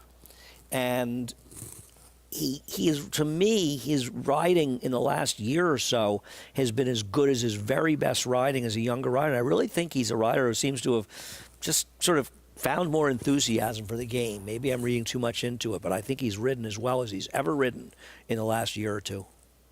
You think of guys who are, at an advanced age for being athletes in this sport, but who are He's almost as old as I am. That's how old he is. Mike Smith, as he was older, was the guy you wanted. John Velasquez now. Mike was 57 years old, isn't it? Unbelievable. We were looking up earlier. My Johnny's, I think, 51. Riding great, though. I mean, Johnny is really riding in top form, and it's good to see. Well, here again, Dufresne, one of the best named horses in training. Yes. Filly by Uncaptured for you Shawshank Redemption fans. Jose Ortiz will ride here. 5-2 remains. Well, 3 of them continue to take money, and this one, I'm with you, I thought was potentially a player. I think that there's a couple of horses, this race and the next, where there are horses that have been running on the turf, but their dirt races are better than they look. And I think, in fact, there's 3 horses I like in races 6, 7, and 9 that have spent most of their careers on the turf, but I'm not sure that they just weren't given a fair enough opportunity on the dirt, at least compared to who they're running against today. And she's found the right field, and it's the kind of race where if somebody steps up and runs a bit, Mia Be a Star probably finish second to them. Meanwhile, that price slowly but surely coming down on Mia Be a Star. Let's go back to Maggie. She wins without me. I have never really been her biggest fan, but she does pop up and run those big races. So it's just hard to determine when she's going to do so. And if I had my druthers, I'd say today's not really the day, though she's warming up fine. She's just not, she's run. This is her 18th start of this year. And she's just not one from the get-go that has carried that much weight in conditioning. And for me, those horses that really thrive on a lot of running, and maybe I sound a little bit counterintuitive and clueless when saying this because she has run well at times, that I just would like them to be more those robust types. And she's just not. Like I said, she wins without me. I'm not going to be surprised when she wins here. I just ultimately went with the horse that looks best in this field, and that is Juliana's Rose. And stretching out, I don't think she's going to have that much problem with. Greg, I've thought from the get-go that she's one that should appreciate a little bit more ground. Just saying, Greg, I've noticed something about Mia Be a Star. If she were to win today, she would do something she's never done before, and she's doing her 18th start this year. She's never had a year where she's won more than one race. So she's a 5-year-old. I don't have her previous years, but as a 5-year-old, she's won for 17. As a 4-year-old, she was 1 for 11. She's got 3 career wins. So she's 1 for 9 for the prior, whether a year or 2 years. So she's never won 2 races in a calendar year. And she may only have like 3 or 4 more starts before the end of December to do that. At the rate that she runs. Yeah. This is the 18th start of her year.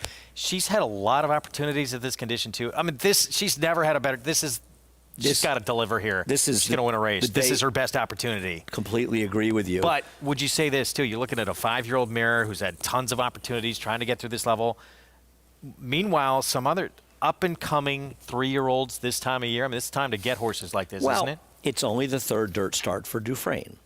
It's only the 6th career start for Juliana's Rose. So the appeal to these horses is they haven't failed that often, whereas the others have had more opportunities and failed in a lot of other spots. And sometimes it's a case of finding horses that just don't fail to get it done. But give a lot of credit to Mia Be a Star. She's had an incredibly heavy workload, and at the end of the year, she's in the best form that she's ever been in. Yeah. And she continues to at least run reasonably well in her starts. So while she's not a winning type horse, she's also in a low percentage barn. She shows up more often than not. 18 out of 37, almost half of her races, she's hit the board.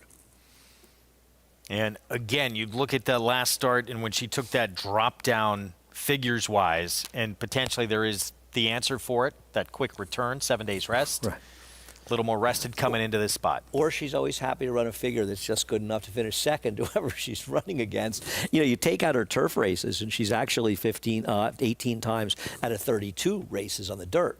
She's been 1, 2, 3. That's pretty impressive, especially for a horse that never wins. At least in her case, she does show up.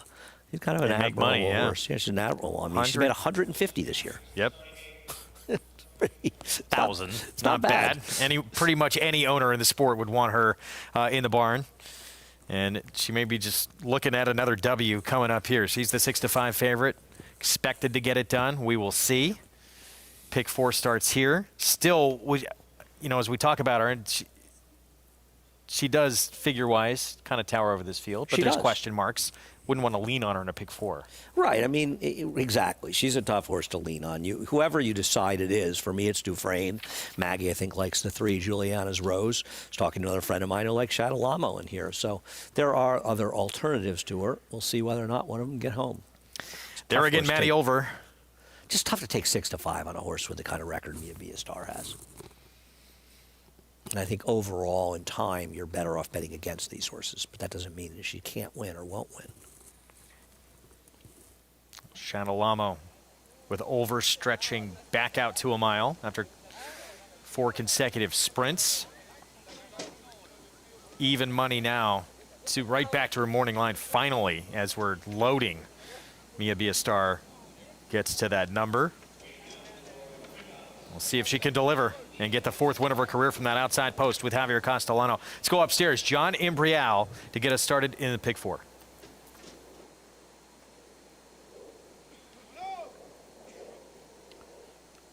And they're all in line.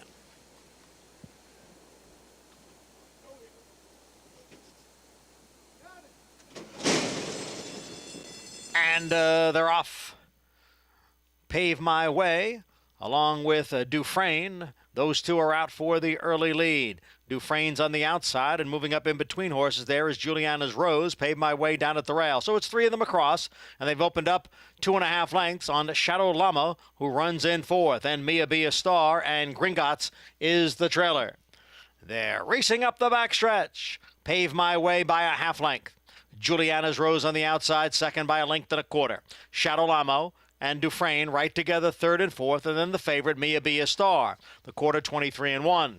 Gringotts continues to trail. Pave My Way is the leader here by a 1/2 length. Juliana's Rose on the outside, and just in behind the duo of Dufresne and Shadow Lamo. Dufresne now makes a move on the extreme outside. The 1/2 mile in 47 seconds. They start the run into the far turn. Pave My Way at the rail. Juliana's Rose in between horses.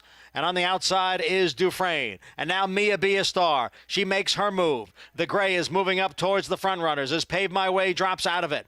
So it is Mia Be a Star up to challenge Dufresne and Juliana's Rose. 3 of them across the track. Shadow Lamo looks to rally down at the rail. 3/4 in 1:12-2 as they pass the 3/16 pole. It is Juliana's Rose with a narrow lead. Dufresne all out in second. Mia Be a Star has dropped out of it. They're coming for the 16th pole. It is Dufresne and Juliana's Rose. Dufresne narrowly. Juliana's Rose second. Dufresne is the winner. Dufresne over Juliana's Rose, and close for 3rd between Mia Be a Star and Shadow Lamo. Dufresne was in a good position early on in this race and gets the win, getting back on dirt for just the 3rd time in her career. Yeah, and we talked about it. It's not, she just really hadn't had a fair chance in the dirt. Now, to be fair to Mike Trombetta, I don't think this race indicates that he made a terrible decision going to the turf. She's no superstar. She found the right field today, and Mia Be a Star loomed up like she was going to swallow the field up, and she really ran a subpar race today. But I think the 2 horses, the one that Maggie liked, Juliana's Rose, really stepped forward for Mark Hennig, whose horses have been really running recently. And Dufresne, she's just able to sort of gut out the win with Jose and get it done. Found the right situation, but I think both of these horses probably step forward in this race. 4-3, 6-1 even money favorite defeated in your pick 6, pick 5, and now start of the pick 4. could play big. And Jose Ortiz had her in a good spot. He did. And, you know, she broke. You like when they break on top. He let the two, obviously was way overmatched, go. And I like the aggressive ride by John Velasquez. You got to like that ride that he gave Juliana's Rose. I mean, she didn't lose because Johnny did anything wrong, and you got to be forward in these situations. Pace was honest, but not super, super strong. Dufresne got that perfect spot stalking. And I think it's one of those situations, too, where maybe drawing outside of the horse that ended up being her chief challenge kind of worked. It allowed Jose to give her the ride that allowed her to sort of let the others decide how the race was run. Nice battle between these two. He's off to sunnier pastures after today, right? Both of them, I would assume. I would assume John Velasquez. I mean, I suppose he could stay around for the holidays, but he's probably going to California again. Yeah. And Jose Ortiz going to Florida. Everybody's leaving us. I'll be here. I'll be here with you. 4-3-6-1. We're going to take a timeout when we return. Finding second careers and second homes for our equine athletes once their racing careers on the racetrack are over. We'll have that story when we come back. Introducing Giftbox, winner of the Grade 1 Santa Anita Handicap. He's a 3-time graded stakes-winning millionaire with 4 triple-digit buyers and a 4 Ragozin to his name. He proved himself early as a graded stakes place 2-year-old, and now his career as a stallion is just getting started. From the first crop of the leading sire Twirling Candy out of a multiple graded stakes producing mare. Giftbox, only at Lane's End.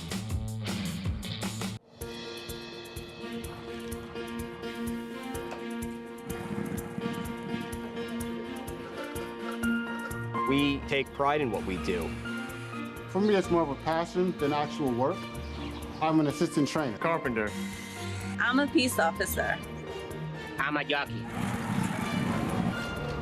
I'm a gardener. I'm a groom. Clocker. Assistant starter. Trainer. ESL teacher. I love what I do. There's so many jobs that come together every day. It's a collective effort that really makes this ball go round. We are New York Racing! I couldn't imagine working anywhere else. For me, riding horses in the morning is the best thing I can do. New York Racing helps support my small business.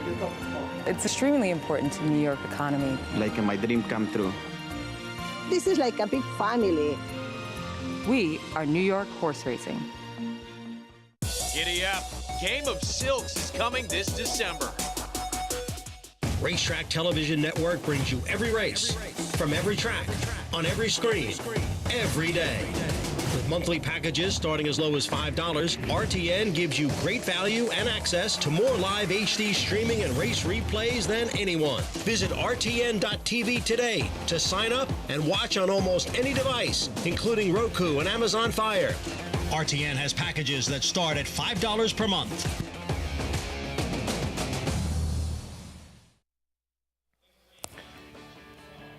Lady Liberty, back with you here on America's Day at the Races. It's brought to you in part by Naira Bets, where you can play all the action, bet any track, anywhere, anytime. We're underway in the late pick 4.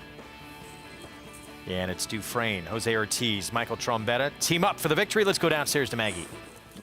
With Jose Ortiz, and she really did kind of gut out the victory today, Jose, as you had that great spot, though, for a filly that was switching back to the dirt. You didn't get any kickback, and you had a little pace for her to target. Yeah, that's what I wanted. I knew the 2 horses inside of me had more speed than me, but I wanted to come out aggressive and take that spot on the clear. I wanted to keep her face clean. Let's talk about a horse that you do know quite well coming up in the Thunder Rumble division of the New York Stallion Series Stakes. You have Some Like It Hot Brown. 3 back, he did win the off the turf West Point, and won it in impressive fashion. What's the game plan with him from that rail position? Well, we got it rail. Hopefully be aggressive, and I mean, it's gonna be hard to keep him off the kickback, but we planning to find a scene going into the turn and try to keep it as clean as we can. I mean, we all know he's cutting back to 7. He's going to the dirt with their horses. So the rail, we drew a back post, but we had to work with it. All right, so possibly not on the front end, going the 7. I want to ask you about a victory that you had yesterday with WNL in that Remsen. Talk a little bit about this horse's progression.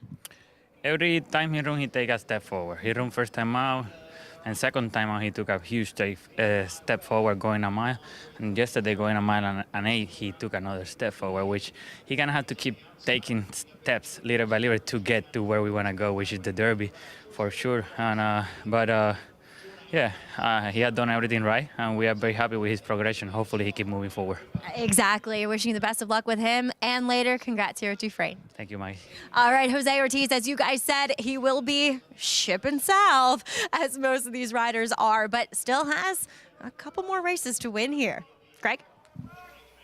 Yeah, not off to the sun and warm weather of South Florida just yet.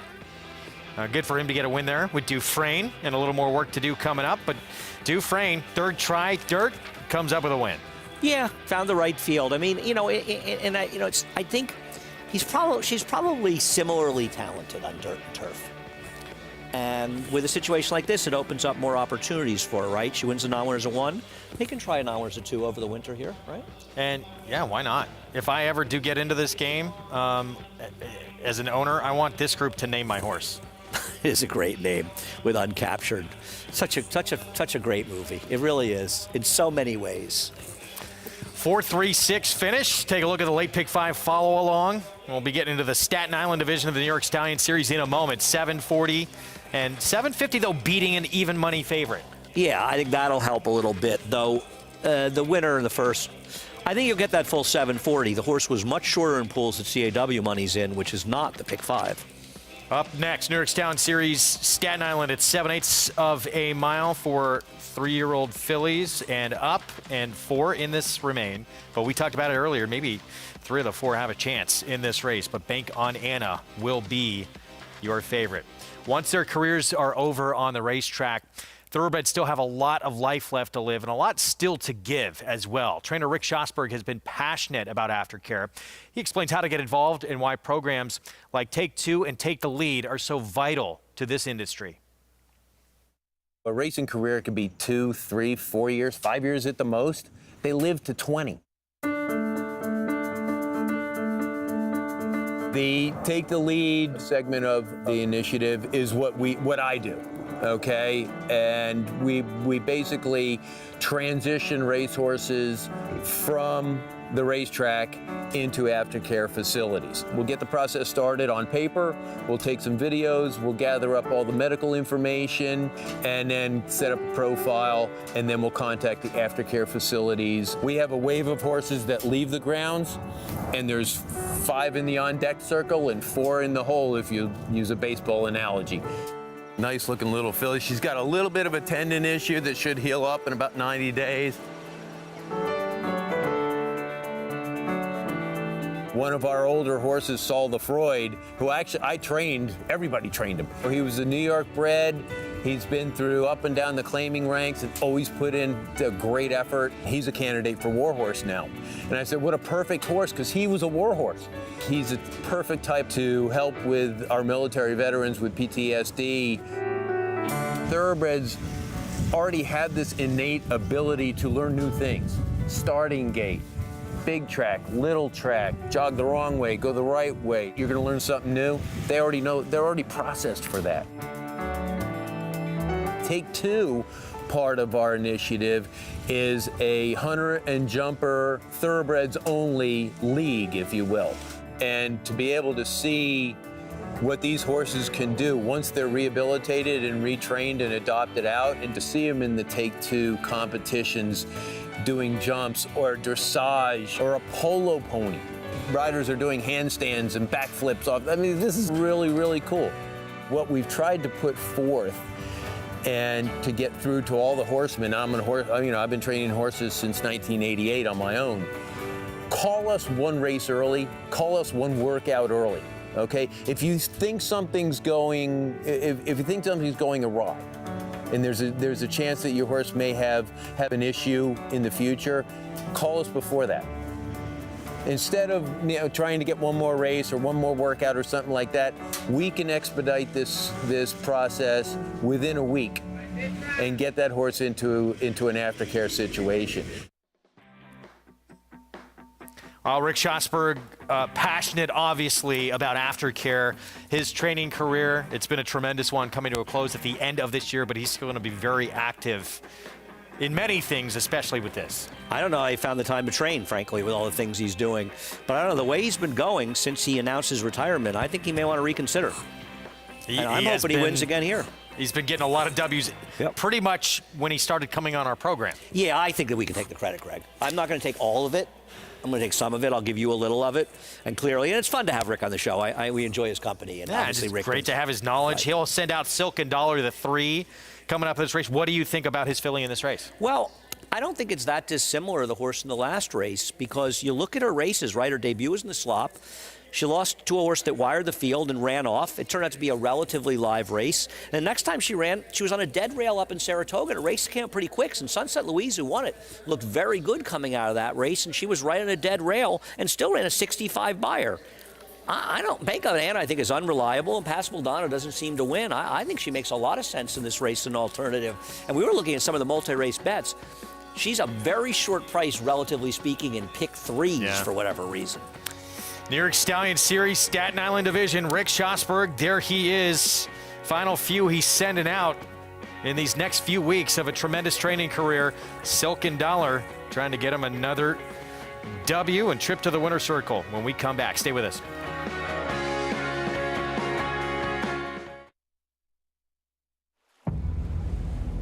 History remembers moments of extraordinary strength, skill, and determination. True greatness is forged by those who fulfill their destiny.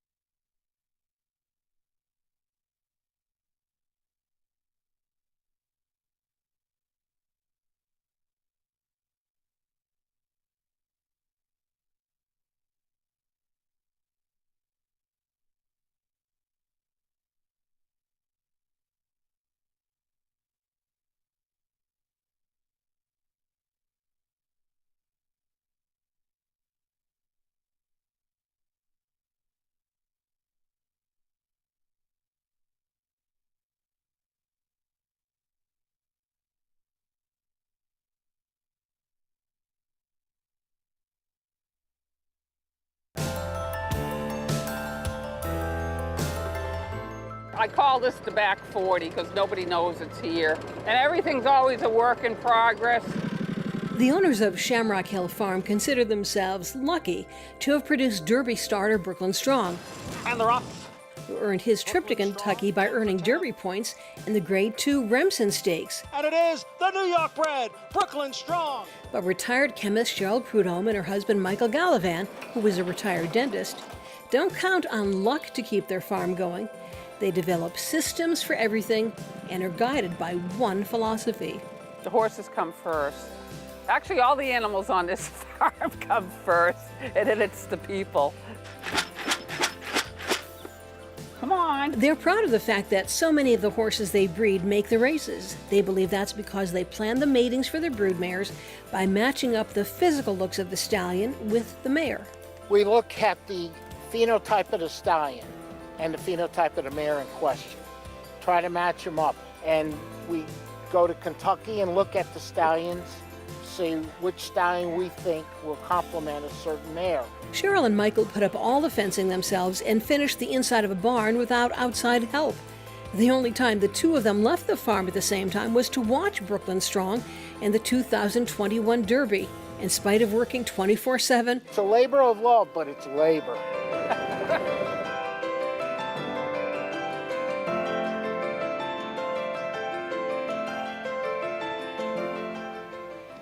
For more information on the New York Thoroughbred Breeding and Development Fund, go to nybreds.com. Featuring New York Breds coming up in our next couple of stakes, including this New York Stallion Series Staten Island division coming up. And this is the filly to beat, Bank on Anna. Union Avenue winner at Saratoga, 2 starts back this summer, upstate.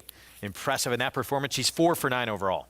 She has the best overall resume of races. But, you know, once again, a race the 84 Beyer she ran 2 back. And I think it's fair to say that it doesn't seem likely she'll run that number. The way Phil Serby's horses ran in Saratoga relative to how they've run since then and even before it.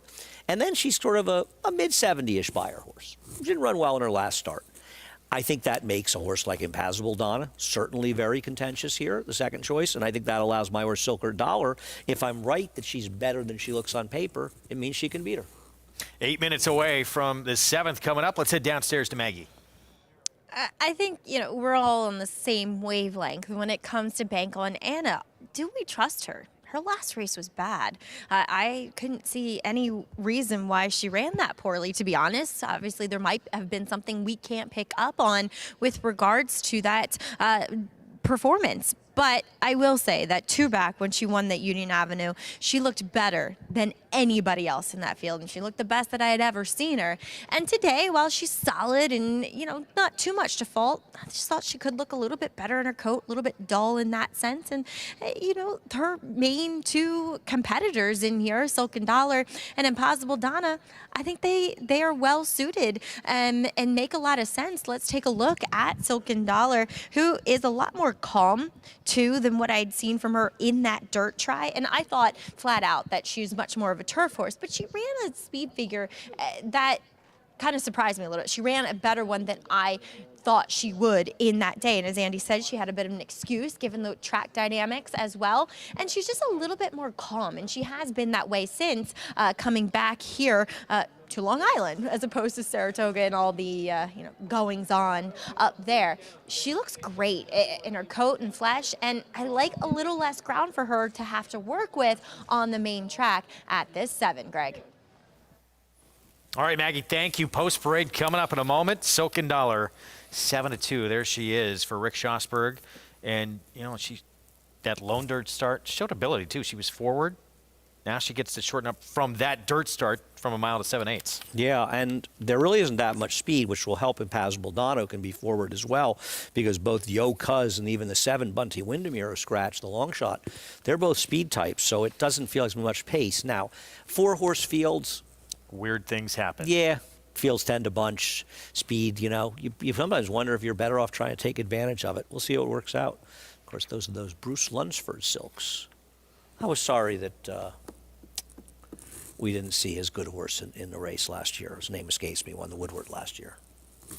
I'm just brain dead. Art Collector. But still, it might have prevented such a good story with Mind Control. That was really such a neat way to end yesterday's card and really end the year of big races. Actually, Anthony Stabile had a good one. I said, horse that won a grade 1 at 2, 3, and 6, Beholder. Is that right? I think he's right about that, yeah. She's pretty good, right? Incredibly rare. And, yeah, we saw it happen yesterday, and not only 2, 3, and 6, but then final start of your career at 6. Yeah. What a story. We're going to have more on that later in the show. Silken Dollar, Rick Schosberg, second time on dirt. I like this horse getting back to the dirt and think is a possible upsetter. Sedona Rocks, blinkers on today. Is the rank outsider in the small field. Odds on right now. Here's Bank on Anna. She has the one very big race in Union Avenue, but even some of her other races kind of make her the horse to beat, but we'll see. And Impossible Donna, she's been competitive against Mozienko last couple of starts, and Betsy Blue, who's pretty tough. And at times she has run some good figures, and potentially she could be in a good position tactically.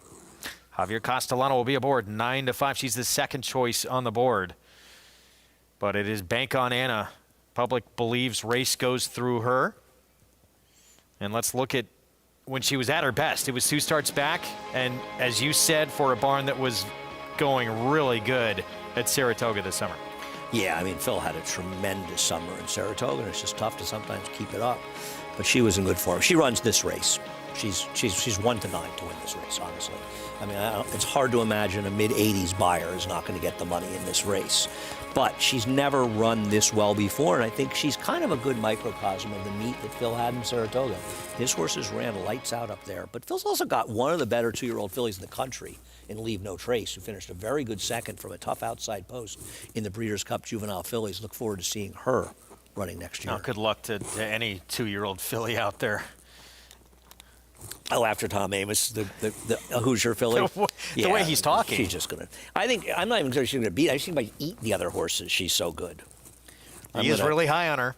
I think we need to do a phoner with Tom, but it can't be until I'm back. You're back. You and I are back. We'll do it in the new year. Yeah, we're going to have to abuse him a little. She's been very good. He won a stake race here. He won the Cumley. Yes, he did. By the way, with another improving caliber horse. That filly, she's won, what, 5 of 7 races? I think. I believe so. Yeah, she's been terrific, actually, and look forward to her next year. I don't know if we'll see running her. Amazing, right? Probably Fairgrounds, maybe Oaklawn for her in some of those big races. Looking forward to that. 3-2 on this one here in Impossible Donna, so not a lot separating the 5 and 6 now on the board. Yeah, I think it's Impossible Donna's going to have first run, right? I think Impossible Donna's supposed to be in front of her, but you have to imagine in this field you'll see Jose Lezcano want to use her speed a little bit for position. I don't. It's hard to imagine that tactical speed's going to be a major issue for these horses. You know what I mean? It just seems like they're going to be reasonably close. But Impossible Donna is probably a faster horse early, but by a fraction. At most. I think they'll be 1-2 early. We'll see. So 2-1 on my horse. How about that? Yeah, Silken Dollar taking a lot of. It's got to be this. Wow. Point. Think it's Rick Schosberg money at this point? I mean, at that price. I got to think now that Rick's been on the show, he's probably getting stopped in the street. He's become a big star now. You know, winning races. Good article. I believe it just came out today about him looking back at some of the great horses he's had. Naira Press Office, a really good article about Rick, talking about a lot about firm success, but also Mossflower. Mm-hmm. And I know AP, as indicated, was a horse that I think he holds near and dear to his heart. But. And he remembered just about every single detail of those good ones. Well, Maria's Mon, I really think was the most talented of all. He was a sensational 2-year-old and maybe the best 2-year-old year of my lifetime, when you had all those horses, the Louis Coutures and Skip Away and Wild Song and so many talented horses. And unfortunately, he got hurt before the Breeders' Cup. And when he came back as a 3-year-old, he just couldn't run anymore. Let's go to Maggie for more. I was just going to say, oh, there's Rick right there. And I wanted to talk about Maria's Mon. And I remember being on set with Rick a couple of weeks ago and just talking about the influence, too, that he had in the breeding shed. I mean, think about it. He produced 2 Kentucky Derby winners, Rick? Exactly. And just actually a good broodmare sire, too. So just kind of echoing the sentiment that Maria's Mon could have very well been the most talented, and that showed through in his progeny as well. But just discussing this race here, Impossible Donna, I liked her going into this one, and then watching her warm up, she solidified that for me. Just a really nice warm up, you know, moving well, the energy you want to see from a horse who's projected to be forward, but also she draws the outside, and I think that's so key today. Whether she gets the lead or not, make sure you just stay out kind of more towards the center of the racetrack, Javier. And I'm hoping that she sits that right off the hip of Bank on Anna Trip. Greg? Interesting to see how this scenario pace-wise early plays out here with a 4-horse field. Usually these small groups, you can get traffic trouble. It's amazing. It's amazing how often in 4-horse field it seems like guys get themselves into trouble. It must be so frustrating, too, to be a rider and get into a little bit of a jackpot, because you also feel so stupid, right? Like, I'm not supposed to get in traffic. Yeah. Just sometimes it's the way it plays out. It's funny. Maybe just more, you know where everyone is. You have a target on your back, and we'll see what happens here. Back to even money. Bank on Anna, the 5. Phil Serpe, Jose Lezcano. We're set. Let's go upstairs to John Imbriel for this Staten Island They're in the gate.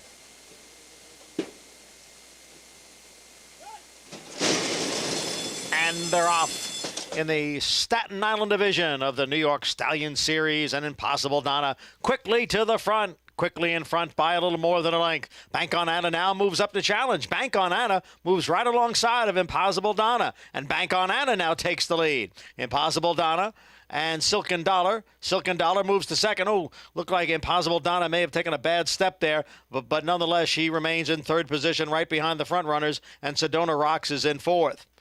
Silken Dollar down at the rail. Bank on Anna on the outside. The quarter 22-4. Silken Dollar by a head.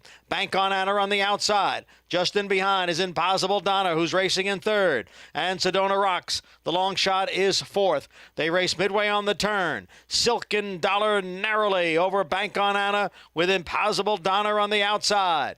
They are coming for the quarter pole. It is Silken Dollar down at the rail. Bank on Anna in between horses. And Impossible Donna on the outside. The half mile in 46 1/5 seconds. Silken Dollar digs in closest to the rail. Impossible Donna ranges up now on the outside, and the two of them are together inside the eighth pole. Here's Impossible Donna to poke ahead in front. Silken Dollar continues to battle on, but it is Impossible Donna who will get the victory here. Looked like she took an awkward step around the turn, but she prevails in this Stallion Series. Impossible Donna for Bruce Levine. Javier Castellano picks up the third win of her career. Yeah, I almost wonder if maybe Javier was just trying to get out of that position once the 5 loomed up aggressively. And you can't blame Manny. I thought he gave a good aggressive ride with Silver Dollar. She was just second best in here. The best tourist won. And Bank on Anna, she didn't run at all here. She was a very bad third. Did not at even money. Another even money favorite defeated in this sequence. And do you like these tactics, though, from Rick Schosberg and Manny Franco to be aggressive? I always like when they're aggressive, right? I mean, I just want your riders to be aggressive. I'm not going to, I don't think, I'll put it this way. I don't think Silken Dollar lost this race because of the ride Manny gave, and I think if anything, it would have helped her chances. He got her off the rail on the inside. She was second best. I mean, I think that she ran well enough. I don't think I was wrong in my assessment that she could run well in the dirt. She just wasn't good enough to beat the number 6, Impossible Donna. It's the way it goes sometimes. Who wins again? Third time in her career, gets away from Mozienko, helping a little bit. Flying P Stable Silks. See, win a lot on this program. We'll get their picture taken again here. 5-year-old mare returns to the winner's circle for the first time this year. Yeah. She doesn't win too many races either. She's another one, right? Just 2 for 16 with the 9 seconds and thirds. But a nice win, and congrats to Bruce Levine and Flying P. Hadn't won since January 24th of last year. Been a while, but running some big efforts really of late and gotten back to the best she's been. Yeah, I thought she ran well in here. She really did. Good spot, but I thought she ran very well. So Impossible Donna, 6-5, second choice on the board with the win here. In this 7th, we have more stakes action ahead. New York Stallion Series continues, and we're going to see my boy Tate in action against Bankit and others. But it's Impossible Donna, win here. 2 today for Javier Castellano. Stay with us.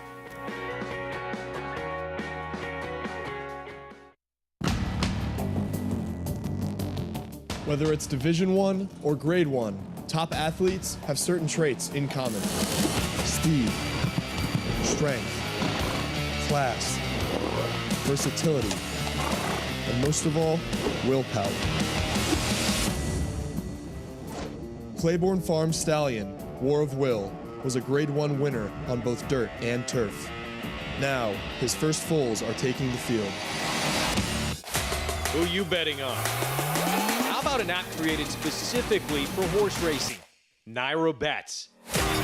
We specialize in thundering hooves, fist pumping, and boosting your bankroll with robust weekly promotions. And offer betting tips from actual horse racing experts. Bet all day and night, nationwide. Get the action and thrill of horse racing with Nairo Bets. Giddy up. Game of Silks is coming this December. The sun shines bright on Caraconte. His first crops of racing age are showing brilliance on the racetrack with a high percentage of stakes winners. His versatility is evidenced by winners on all surfaces across the globe. And his offspring are lighting up the sales ring. With his biggest and best quality of books in the pipeline, the sun shines bright on this value sire. Caraconte, standing at Gainesway. Now more than ever, it's time to get with the program. When shopping for your next race prospect, consider that New York breds start with an advantage. Our New York breds run for serious green. At Saratoga Race Meet, New York bred maidens run for up to $88,000. New York bred allowance horses run for up to $100,000. And New York bred owners can collect awards of up to $20,000 per horse per race. So get back with the program. Seriously. Back with you on America's Day at the Races and our FS2 coverage on this Sunday afternoon at Aqueduct. It's brought to you by America's Best Racing. For the love of the race, visit americasbestracing.net today. Impossible Donna, Bruce Levine, Javier Castellano, and Mr. Flying P himself. Let's go downstairs to Maggie. Here with Jay Provenzano as we're just discussing the scratches. As Jay, you're just telling me you weren't worried about Yo Cuz necessarily, but the outside scratch was key. Yeah, it really was. I mean, I was worried about Yo Cuz if Yo Cuz was, in it, but like I was actually more happier. Is that even right?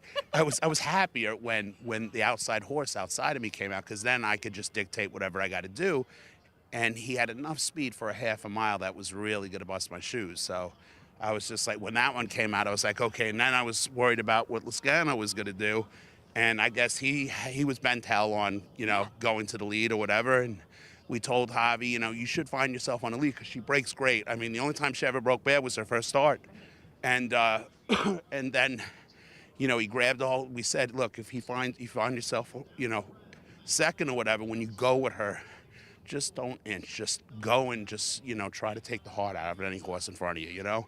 And I mean, he rode a picture perfect. This horse means a lot to me. She's named after my wife, who's not here, but. Well, to be fair, I know it's a play on the pedigree, but your wife is not Impossible. No, everybody loves my wife, and yeah, but she gives me good names, like this. The other one, Stop Giggling and whatever, and I should take a picture of my phone. Night out one night, all of us. She just wouldn't stop giggling. But no, she is the furthest thing from Impossible. But I played it off of the sire, so it was great. And so big, because this is one you had from the get-go that you plan on keeping, and to get some black type is essential. Not just get some, but win the race. Yeah. So, and it was me and Bruce's first stake win together after so long. What? I didn't realize that. Yeah. Wow, that's very cool. It's amazing. We just can't wait to get the Don Peps right now. Go, Jay. I know you can do some damage there at Don Peps, but honestly, that surprised me, Greg. It was, as he is and Bruce have been together for such a long time, their first stakes victory, so very meaningful here with Impossible Donna. How about that? Paying off, finally getting a big win, stakes victory after all that time together. And that's why you see the big smiles. Feels so good to be in that winner's circle, especially with any type of stakes win. Impossible Donna, $4.70 for the victory. No, nice to see her get the job done. It's amazing that you pointed that out. She hadn't won a race in almost 2 years, but she's been running competitively, and her last race has probably been her best race to date. All right, so 3 legs into this pick 5, and even though 470 in a short field, back-to-back races, we have had even money favorites defeated. Yeah, no, if you're still alive. Yeah, I mean, she was actually favored in the pick 3. I believe. I thought weird. New York Stallion Series Thunder Rumble division coming up. Some big guns in here. My boy Tate. He's won over 800,000 in his career and got back to the best of what we've seen of him last time out, when it looked for a bit like he might be done. I agree. I mean, his efforts going into it were bad, and he didn't even win at Finger Lakes at a short price, but his last race was very good. And if he is back to that good form, and he's often run well during the winter time here, he's run well all during the year, I think he's going to be tough to beat. Millionaire Bankit in here as well, as is mainly a turf horse, something like an Ott Brown, but he showed he can win on the dirt when he beat Bankit at Saratoga this summer. One of the great stories of the entire racing year happened just yesterday here in our final Grade 1 in New York in the Cigar Mile. Final race of Mind Control's career, who we saw early on become a Grade 1 winner as a 2-year-old and a hopeful. Won next year as a 3-year-old at Saratoga, grade 1 in the Alan Jerkins. Gets the 3rd grade 1 win of his career as a 6-year-old in his swan song. Such a game horse. And you see him in this spot. It feels like Get Her Number on the outside has got his number on the outside, and he just was able to hold him off. White Abarrio coming up the rail. Zandon was compromised by the lack of pace in there, and he never really had a fair chance. He didn't run that badly in there. Just the race dynamics got him beat. But Mind Control, Todd Pletcher should get a lot of credit for bringing this horse back to that good form he had, because he had kind of tailed off a little bit. Todd really got him back on track. He had that terrific win, I believe, of Frenzy Fire when he won the Jan Nehru last year. Not a grade 1, but grade 1 quality type race, and Frenzy Fire a grade 1 horse. And here he gets that grade 1. Just a remarkable achievement for a really, really cool horse. What a career. Yeah. Grade 1 winner 2 and 3, but graded stakes winner every single year of his career. And to stay in that kind of form, started with Greg Sacco, brought Greg Sacco the first grade 1 win of his career. His brother, of course, manager of this ownership team, and then moved to Pletcher, and Pletcher credited the job that this horse came to him in from Sacco. They've both done tremendous jobs with this horse. He's been a fun one to watch. We've got to see a lot of times on our program, and look what Todd Pletcher, the Hall of Famer, has done in the Cigar Mile. 6th win in this race. Yeah, Stay Thirsty got to be Groupie Doll by a nose. And Persian Lime Tamer, I believe, were real upsetters in the field. Left Bank was a superior racehorse. The best of all those horses. His win in the Whitney was really remarkably good. And now Mind Control goes stand at stud in New York State. We're excited to have him. And Maggie, we win for the decision of Todd Pletcher to say, let's pass on the Breeders' Cup Dirt Mile and wait for this spot instead.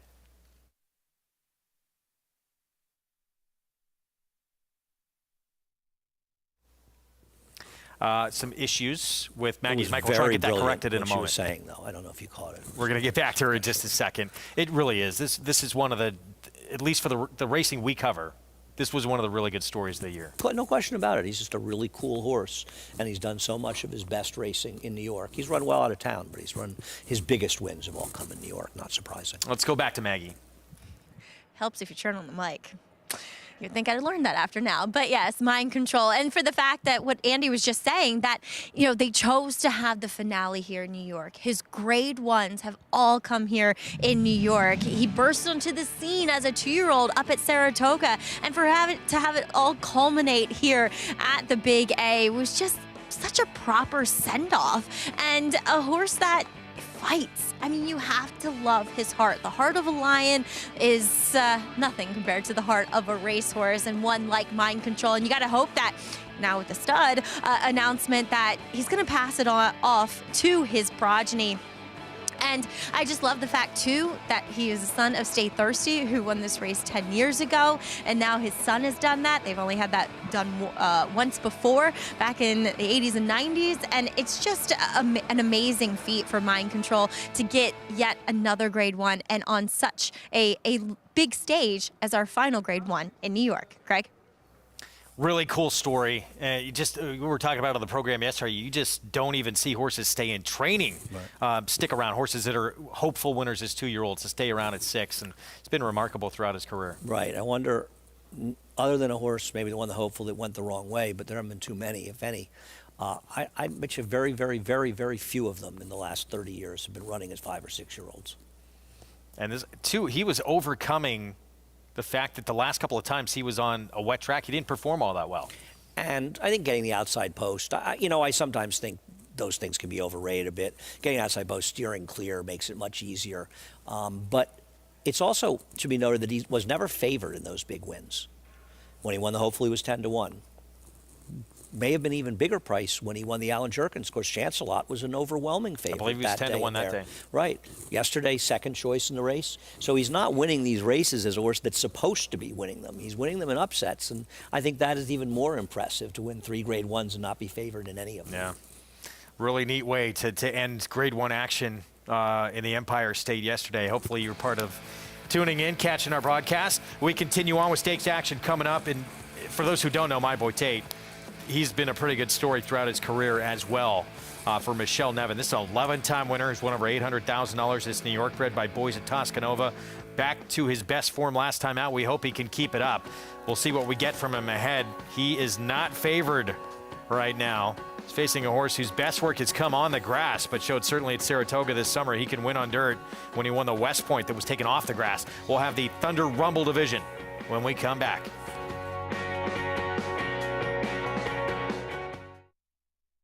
Eclipse champion Run Happy, the #1 second crop dirt sire of last year, is back and showing a new dimension with winners on turf, dirt, and all weather.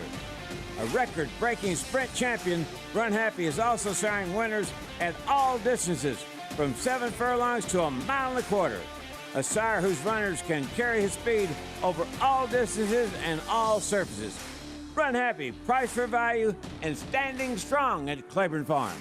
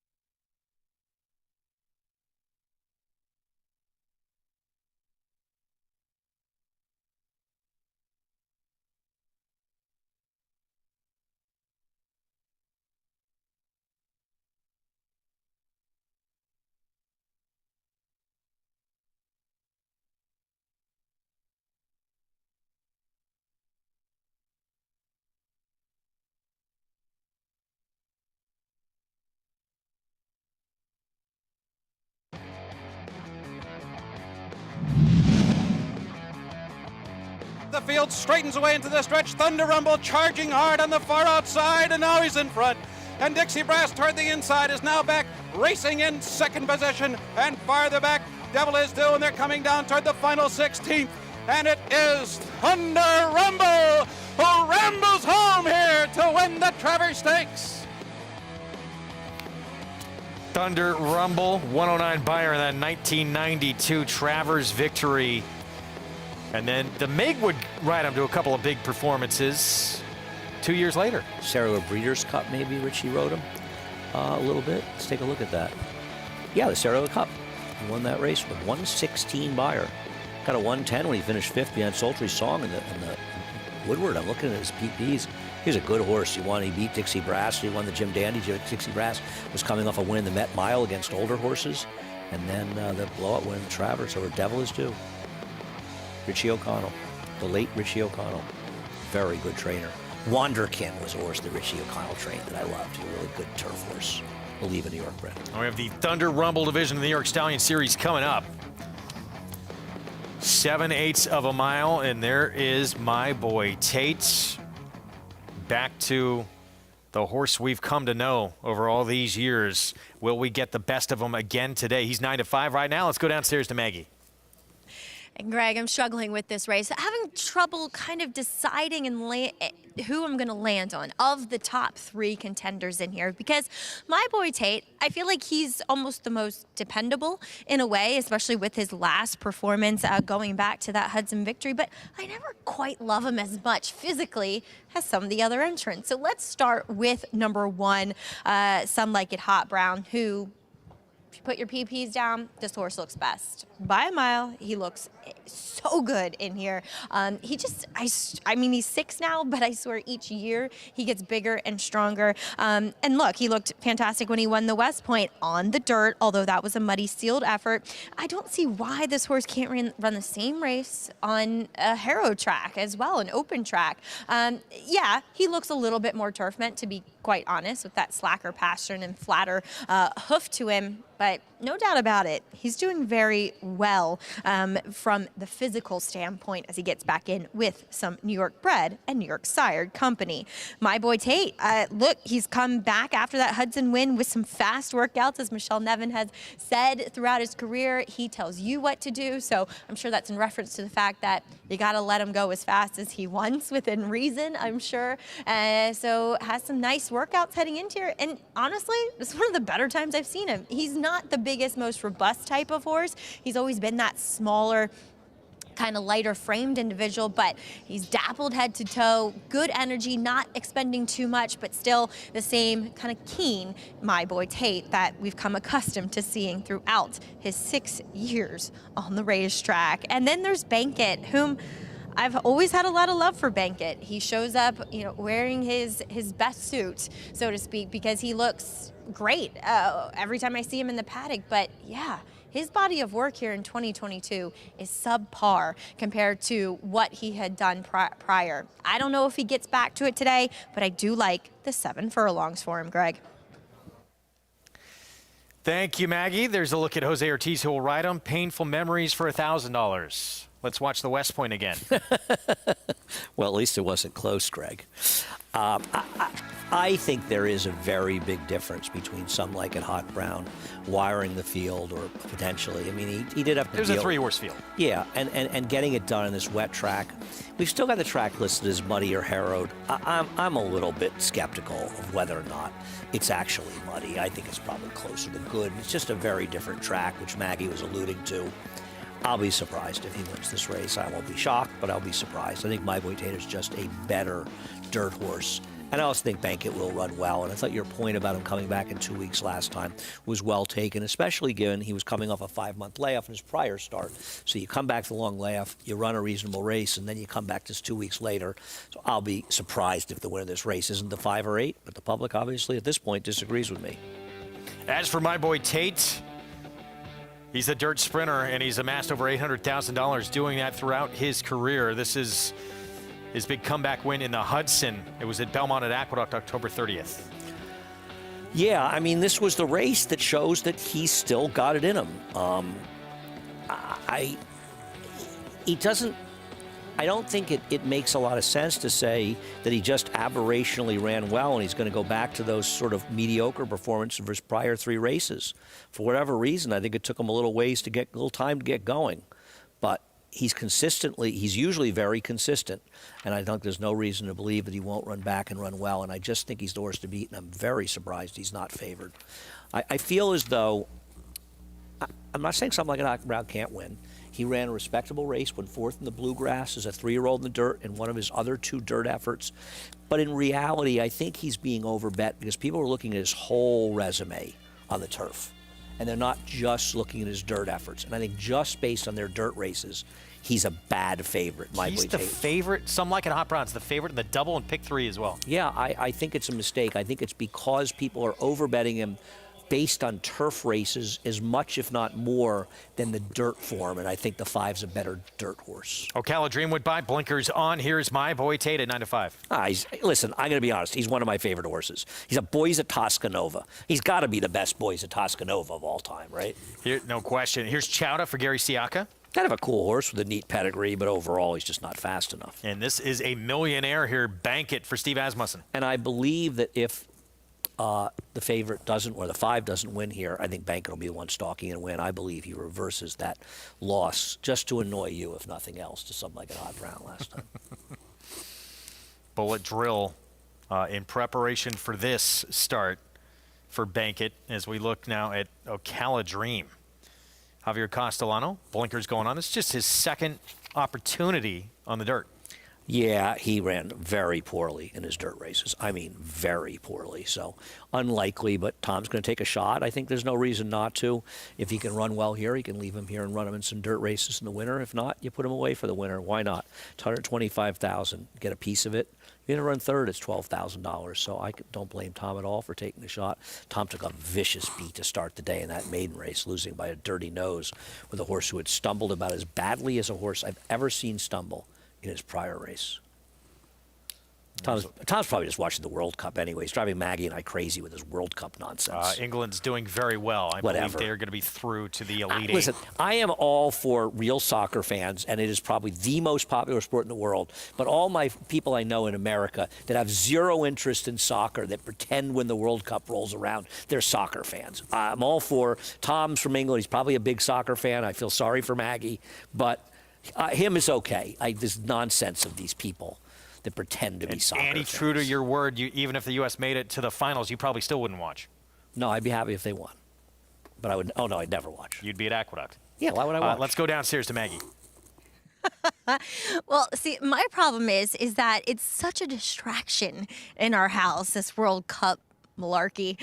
And I said, Tom tries to explain the enormity of it to me, but because we're not a soccer/football nation, I just don't get it. So I'm not going to hear the end of it if England gets through and, God forbid for my sake, wins the World Cup. I'll be happy for Tom, though, as he is an avid football fan. Let's talk about Ocala Dream. His lone start on the dirt came when he was a 2-year-old, first time out, going 5.5 furlongs. And that was just too short. And plus, he's this horse that it kind of takes him a start or a try at something to get it. I mean, I remember the first time breezing this horse when he came to the racetrack, and he was clueless. I mean, just utterly clueless, despite being a breeze-up horse. So I kind of want to give him a shot here. He's a half to 7 Lilies. I mean, I don't love him in the face of, obviously, the top 3, but he's a little interesting trying the dirt. 7 Lilies, who's an 8-time dirt winner, and FNX is a more proficient dirt sire. So he's a little bit of an anomaly of the pedigree, being a better turf horse, despite being the broodmare sire being Freud. The blinkers go on, and I think that's because Tom has felt as though he's been a little bit, cute in his last couple races, maybe not putting forth as much of an effort as he knows that he's capable of. And I'm sure Tom's preference would be to geld him, or at least it would be mine. But he is a stakes winner, a multiple stakes winner, and I'm sure we got to try something before he goes with the knife. Greg. See how it plays out. Another look, 5 horses again lined up in this group. I think the problem with Ocala Dream is not that any of us are endorsing him as a likely win candidate. He'd probably have to improve on the dirt to win this race. And that's not going to be an easy thing for him to do. Even if he handles it, is he good enough? We will find out. Well, now the 5, My Boy Tate is favored. Yeah, as again, we think not he should favored in the double or pick 3, but has become the favorite, on the board here, 3-2. And pace-wise, quickly, who do you see in front? Well, I have to think that Jose Ortiz is going with something like a Hot Brown. He wants to be forward, and he's best being forward. I do agree that Chowda and Dylan Davis is supposed to be sitting right outside of him, be right on top of him. He does have some speed, but I got to think Come Like a Hot Brown's going to go from the rail, assuming they break clearly. And I think you'll see My Boy Tate sitting third behind them. Ocala Dream will probably be reasonably close. He's got a little bit of speed, though not strong speed. And Bankett's just going to sit back and last, probably, and hope that they move enough up front. Bankett 0 for 5 at 7/8. But Sharp Drill coming in. But even his figures of late, he would need a little bit better if My Boy Tate comes with what he did last time, or even something like a Hot Brown. We'll find out how it plays out. Thunder Rumble Division, New York Stallion Series coming up here at 7/8 of a mile. Let's go upstairs. John Imbrial, the call.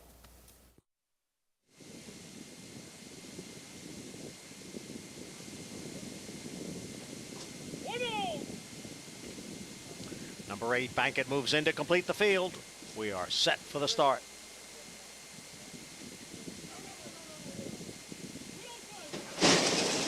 And they're off. And Bankett from the outside is out for the early lead. Some Like It Hot Brown now moves up to challenge. Some Like It Hot Brown takes the lead. Bankett is running in second, and Chowder is next in third. Then My Boy Tate and Ocala Dream is the trailer in fifth. As the field races up the backstretch, Some Like It Hot Brown and Bankett, and the two of them are right together here. It's Bankett on the outside, Some Like It Hot Brown down at the rail, the quarter in 23 seconds. Sitting just off of them, My Boy Tate and Chowder, and then it's 5 or 6 lengths back to Ocala Dream, who trails. They head for the far turn. Some Like It Hot Brown and Bankett, and they continue to duel. Bankett on the outside, Some Like It Hot Brown. They are stride for stride. My Boy Tate just in behind them in third. Chowder is on the outside as the field comes for the top of the stretch, the half in 46 and 1. It is Bankett and Some Like It Hot Brown. They hooked up at the start. They are still together, and now Bankett has taken the lead. Some Like It Hot Brown in second. My Boy Tate being asked for more as they come down for the 8th pole. It is Bankett with the lead. Then Some Like It Hot Brown and My Boy Tate in third. It is Bankett with the lead, and it's going to be Bankett and Jose Lezcano to win the Thunder Rumble division of the Stallion Series. Some Like It Hot Brown was second. My Boy Tate finished third, 7 furlongs in 1 minute, 23 and 1/5 seconds. Bankett under Jose Lezcano, aggressive early, and it pays off here. He's very good today. You talk about horses tipping their hand when the break sort of broke on top and showed unusual speed, and Jose took nothing away from him. He used that break to his advantage. He stuck right on the flank of Some Like It Hot Brown, got absolutely nothing from My Boy Tate, who even when he wheeled him out in the stretch, he had no finish whatsoever. But Bankett, he was an hour the best, and I told you he would win today just to annoy you, Greg. And he apparently did. Back to his, look, this is a millionaire who's had some very big moments in his career. Gets the 8th win of his career and beats 2 pretty good horses in this field. For the Asmussen Barn Winchell Thoroughbreds, Willis Horton Racing on Jose Lezcano. Good job having this horse forward early. I agree. Absolutely. Good job with him, and much the best. And that was a shot at Toby Sheets, the assistant trainer to Steve Asmussen in New York, who handles the string in New York all year round. So we don't let him come to Saratoga for all the glory. Steve's up with the big horses. Good guy. You just got to look at the break. 2 had clear sailing outside there. They got bunched up a little bit to his inside. Toby will take no credit for this, but he deserves a lot of credit. 8-1, 5-2 finish. Bankett, 8th win of his career. That's well over $1.2 million now, easily. With this win, well, the price is for you when we come back with the nightcap still to come on this Sunday card here on America's Day at the Races. We'll look back to yesterday as well. Points on the line for the Kentucky Oaks and the Derby. Julia Shining overcoming, not really handling the track too much early in that Demoiselle, and WNL Danny Gargan as a Derby contender.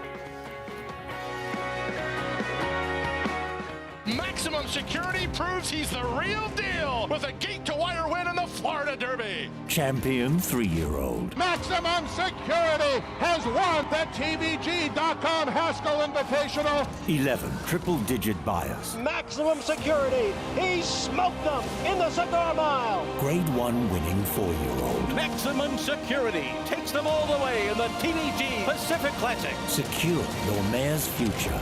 Maximum Security. How do you become the gold standard in racing partnerships? One partner, one horse, one victory at a time. Flight line, 20 lengths clear.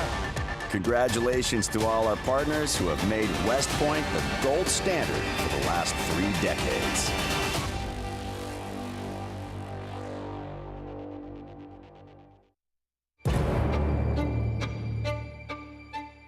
The industry has a few things that we have to take care of better, and one was the aftercare of the horses.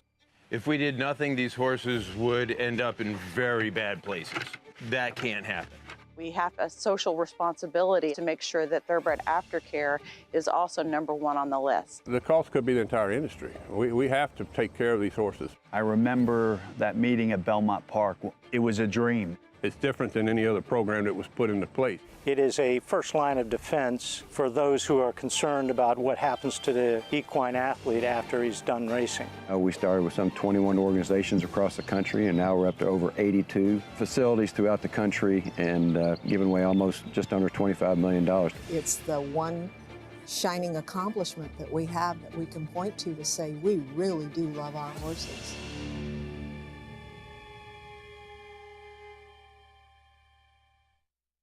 Giddy up. Game of Silks is coming this December. Back with you on America's Day at the Races on FS2. Thanks for being with us. Program brought to you in part by the champion sprinter, the tremendous Run Happy, never lost in his career while sprinting, and now standing in legendary stall number 1 at Claiborne Farm. Bankit, the millionaire, comes up with the goods again. Steve Asmussen, Winchell Thoroughbreds, Willis Horton Racing, and Jose Lezcano. Let's head downstairs to Maggie.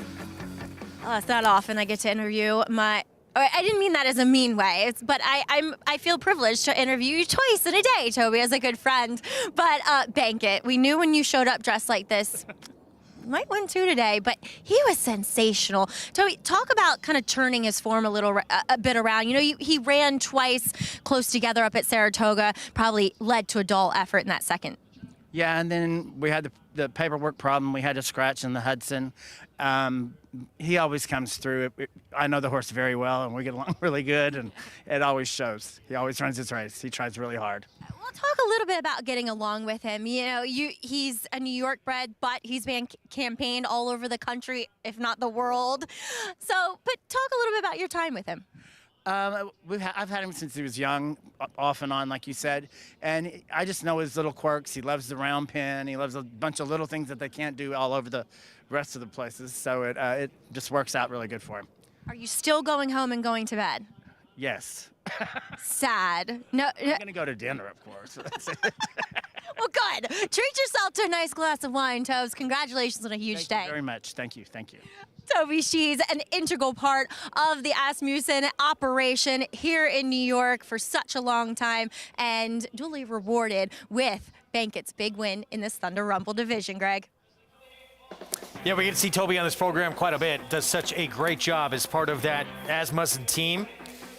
And Bankit, 6-year-old, showing he has more left in the tank. Yeah, no, he was much the best here. And you have to love the way he broke. And the fact that Jose Lezcano took nothing away from the speed he showed, because he's not a horse that's really shown a lot of speed in the past. I have a question for you. Okay. Have you booked your Kentucky Oaks future wager yet? No, but I want to book some horses for the Kentucky Oaks. Undefeated, Julia Shining in the Demoiselle. A time that is not going to blow you away, but considering Todd Pletcher, trainer, said it too, she wasn't getting over this track all that well. Yeah, I mean, I think in general, you kind of throw the effort out. It's great that she won, obviously for the connections, but she didn't seem to be handling it here. She seemed to be spinning her wheels. I think it hurt being out in the middle of the track because a lot of the best running seemed to be done out in the middle of the track. The race kind of collapsed. It was a slow race. You got a 70 Beyer, and then Beyer makes sense. She was over 2 seconds slower the other race. All these horses hitting the wire together, a maiden finishing second, but at least she won. And I think she deserves credit for that, and she got it done. They're all going to have to get faster. She's going to have to get faster. Tom Amos's horse, Who's Your Filly, is going to have to get faster, and they probably will as they progress. She's got such a good pedigree, and I don't see any reason that she can't take that step forward. But as of now, she's a work in progress, and I think that's a fair assessment of her. And I loved her debut. It's only the second start of her career, 7/8 to a 1.125 start number 2. With a Hall of Fame barn, with an incredible pedigree, full sister to the soon-to-be dual champion Malathot. She's got a lot of room to move forward, and considering that looks like 2 efforts where she was struggling early on in those races, still overcame it to win both, she's got a lot of upside. She does. She's also got a lot of pressure on her, right? She's like the next kid in the family where the other two made the NBA, you know? So she's going to have to, she's got some really big shoes to fill. I mean, it's not just that Malathaat was so good, but Julia Dreaming of Julia, or Dam, was an absolutely terrific filly, winning the Frizette, having that huge 120-plus Beyer win in the Gulfstream Oaks. And even though she failed the Kentucky Oaks, she had a very, very bad trip that day and ran an extremely tough Kentucky Oaks. Stone Street Stables has a nice one, and much like her full sister, doing just enough, which Malathaat did throughout her career to win, and she won some pretty big ones, including the Distaff in her finale. And Stone Street seems to come up with these good horses, especially the fillies, as they've done so well with Clairiere. And we'll see. Clairiere, I think, is still remaining in training. Very interesting to see what she has, and look forward to seeing her run in the future. Meanwhile, on the road to the Kentucky Derby, first test for 2-year-olds going 1 1/8 miles in the Remsen yesterday, and Danny Gargan's W&L.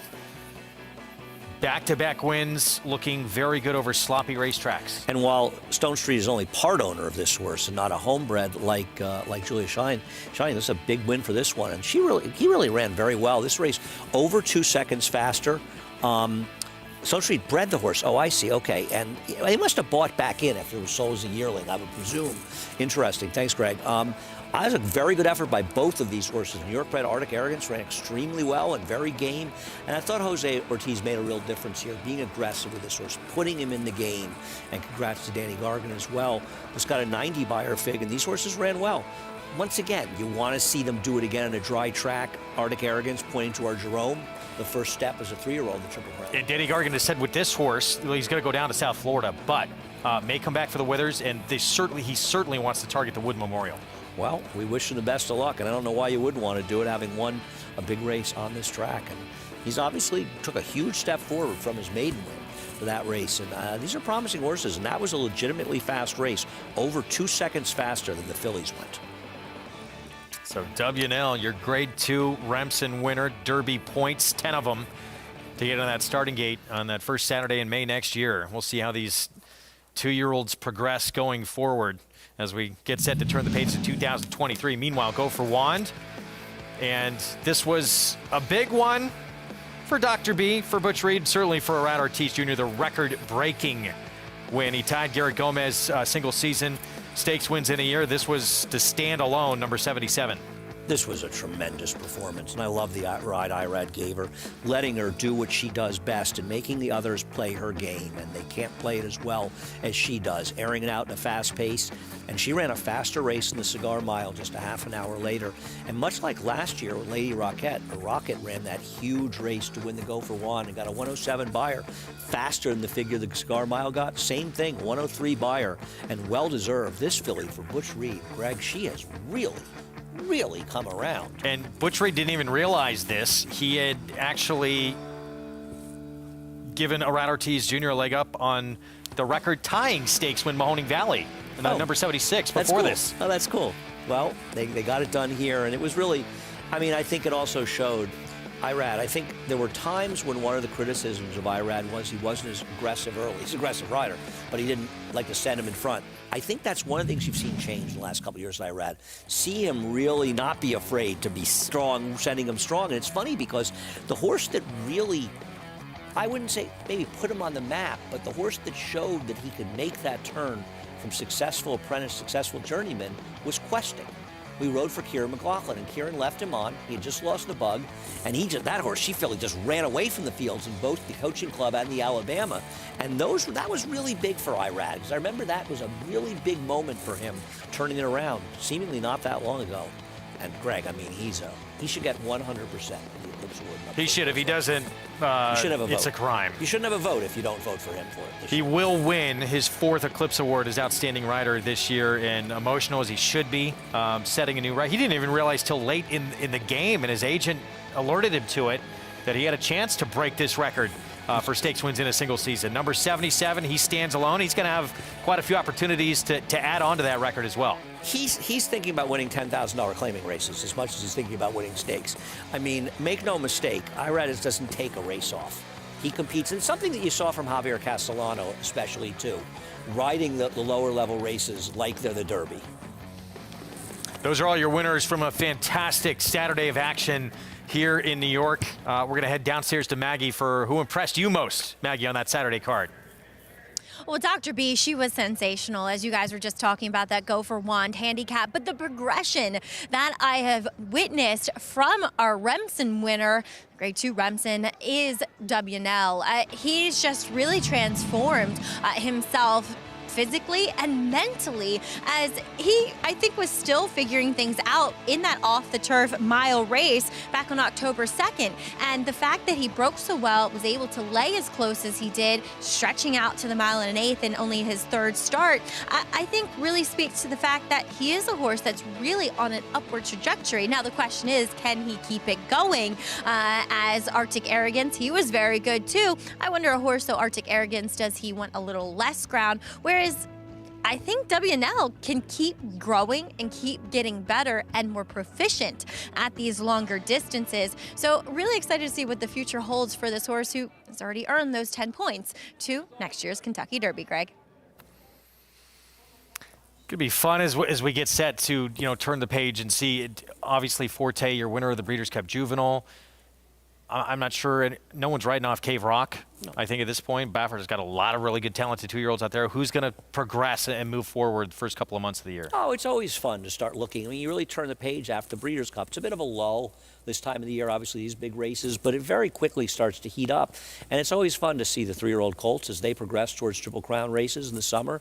The fillies as well, and there's some real possibilities out there, good horses. But as far as Forte, whatever you want to call him, he's the undisputed 2-year-old champion, and I think he had a sensational year, a learning experience, that loss at the beginning of Saratoga. But to look at the hopeful, the Champagne, and the Breeders' Cup as impressively as he did, this is a very good horse. Yeah, and as for the Remsen, this is a race historically, and even as recent as last year, horses go on to have success in the Triple Crown. And I'll tell you what, going into it, it didn't look like we were going to have that good a race. I think coming out of it, it's much, much stronger. Wet track, you don't know. Did some of them move forward? But Arctic Arrogance had already shown he was good.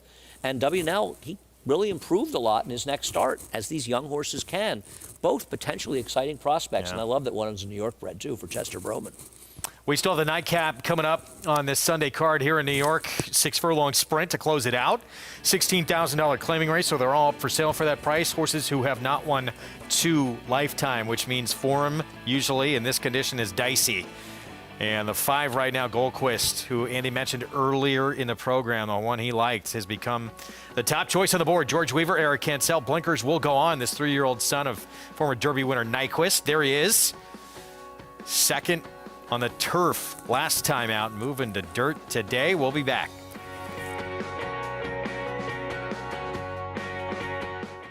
Consistently versatile with 25 Grade 1 winners on every surface, from 6 furlongs to 1 1/4 miles, all over the world. Switzerland in the Dubai Golden Shaheen. Switzerland wins. Churls Fight running on. Mason in front. Churls Fight on the outside. At the wire. Photo for the win. Olympiad gets the gold in the Jockey Club Gold Cup. All purpose, all places, all power. Speightstown.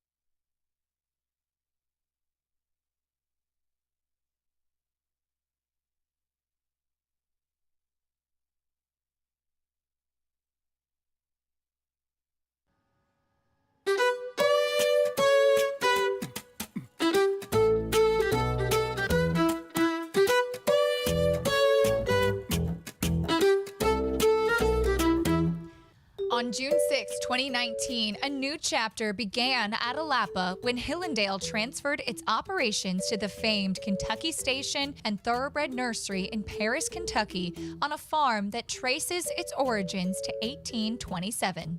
All the essential things have been done. 3 years later, owner John Sikora couldn't be more proud. You know, we're trying to be progressive, thoughtful, and respectful to what's already been here, the intent of the farm, along with, trying to become efficient and modern. The 1,400-acre Alapa is driven by its owner John Sikora's passion to return the landmark farm to its original glory.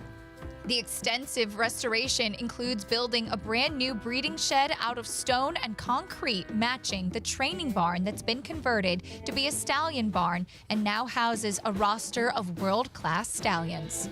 Hillendale also built 8 new barns, plus adding landscaping and building tens of miles of fence, plus adding roads and utilities.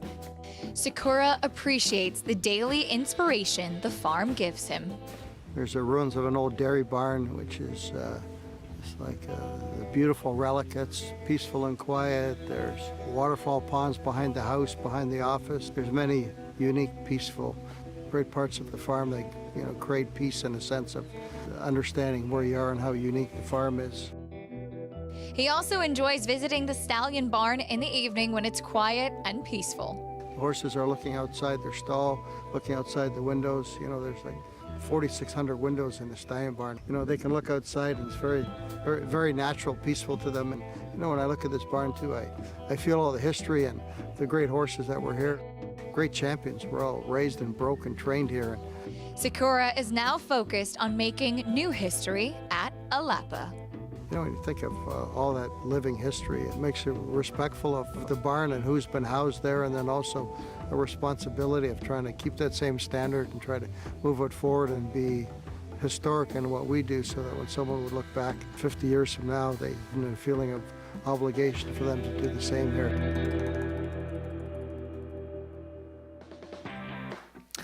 Back with you on America's Day at the Races on our FS2 coverage, brought to you in part by Hillendale at Alapa. As we get set for our nightcap coming up here, race 9. Again, 6 furlong sprint for horses who have only a maiden win on the resume. And the 5 Goldquist, who we saw going to break, still your 2-1 favorite. Yeah, my case for him is that his first dirt race, very good. He's been way over his head in his other 2 dirt races, and now he's just sort of in a more realistic spot. I can't figure out why the 9, Ginsu Warrior, is getting bet. When that happens, they usually show me why, but I don't see it on paper. Here is Eminency. Slight drop down in class at 7-1. Well, it is Jose Cameo. It can be dangerous, but he did not run well at all for layup. It's a very good rider switch. Sinful Dancer coming off a win last start, finally to break his maiden. Finally won, and it helped to get that more aggressive ride from Heeman Harkey. He's got a short fuse coming off a maiden score as well. Yeah, he's going to have to improve off any race he's ever run to be anywhere close here. Seems like an underlay at 12-1. 4-horse may be poorly named. Can't beat me. Yeah, so far he can't beat anyone. Goldquist, the favorite, 2-1. I'd like to see Eric Cancel just go to the front with him. I think he's the speed of the speed. 9-1, 1 Whirlwind Ride, moving to a new barn. He's 1 for 30 with 8 seconds, but he's an overlay right now at this price. Kingstown has Kendrick Carmouche for Mark Hennig. Never finished first in a race, getting placed first on a medication violation of the winner. Amadeus Music will cut back in distance. Yeah, I think he's actually interesting. I love a turn back. I think that makes him a little interesting in here. Closing sprinter when he broke his maiden at Aqueduct, by the way. Ginsu Warrior, so 7-2. You sound like you are against. I just don't really understand. The horse's last dirt race horse got a 48 buyer in a weak field. He is dropping, but he's run at this level before. And Tom Morley had him and just didn't think that effort was good enough to win here when Tom had him. But obviously there's people that disagree with me. He's got better turf races. All right, so there's Goldquist, still your favorite. Let's take a look at him in action. His debut. Well, look at his debut. Okay, it's an off-the-turf race. He gets bet that day. He goes to the front, and he wins impressively. And he runs a race that would make him tough in here, in my opinion. Then he runs the turf. He doesn't run that badly. They stay on the turf. He runs poorly. Then they go back to the dirt. He runs against Hoo Hoo That's Me, Color Me Pots, Unique Unions. These are horses that can run 80, mid-80 buyer type horses. Just way better. He gets involved in the pace that day, chasing it. He just can't compete with those horses. Goes back to turf, rides a gold rail, has a dressed up race. But the Sheriff Bianco race off the turf, Sheriff Bianco looks like he's headed towards stake races the way he's been running. Just run off his feet that day. Now he's in against a weaker field in a race he's supposed to be able to get in front of, and his good races are when he can get to the front. And he just hasn't happened really since his debut. I think you're going to see it happen again today, and I'm hoping it gets him the wire first. He's the 5-2 favorite. Getting back on dirt as we take a look here at Eminency. Blinkers going on this horse. Let's head down to Maggie for more. Look at Goldquist in here, who does add those shortcut cheater blinkers, and I like him just kind of based on the class drop here. I just think he's faced much better horses, as Andy was saying, especially in those dirt races. I will say, though, that watching him as of late in his warm-ups on the dirt, he does move a bit better on the turf. But I think in this field, he makes a good deal of sense, and physically overall looks great. As we'll take a look at number 9 in here, Jinzu Warrior, he does add I haven't seen him in the last few of his efforts. He does add a full cup blinker. I mean, he is closed in, which I don't mind with him because I don't think he's the most genuine horse out there. And he's run okay on the dirt, as Andy was saying, but not one that makes him a standout by any means. And 3-1 does seem pretty short on him. But interesting with that equipment with him today. And I do like getting back to a sprint distance at the 6 furlongs, though sometimes he has trouble getting out of the gate. We'll see. He is on the outside, which helps him. Oh, Long Shot I was a little bit intrigued by. He does have only one race that makes him a player here. Is number 4, Can't Beat Me, but he does turn back in distance. And I just think at this level, he might make sense getting a little less ground to work with. He looks great for Bruce Brown here, dappled head to toe. And I like the way he was striding out in the paddock. So again, Greg, he's always been a big price, but hasn't quite been at this cheap of a level in the past. Well, if you like him, yeah, he is a big price, and he is dropping, as Maggie says, at 21-1 right now. Still favoritism, though, on Goldquist for George Weaver, and we'll see if Eric Kinsella can get this guy in front. Yeah, I mean, that's Eric's job. Get in front and don't fool around and let everybody else in the race. Use your speed as a weapon. Think about what Irad did yesterday in the stake race. Listen, I didn't expect to get 5-2. Fortunately, I'm alive in the double, and the double's paying okay, but I didn't expect him to be this short. Horse who's been just, this game is so difficult. It looked like he had such a promising career ahead of him and just hasn't panned out for Sinful Dancer, who early on in his career had the lead in the stretch against American Revolution and became a Grade 1 winner a few months later. Was favored against American Revolution. This is his win last time. I think he benefited from Eamon being more aggressive with him and getting him in the game. His best races have been when he gets in the game, and I don't think he's impossible here. I think you expect to see him somewhat forward as well.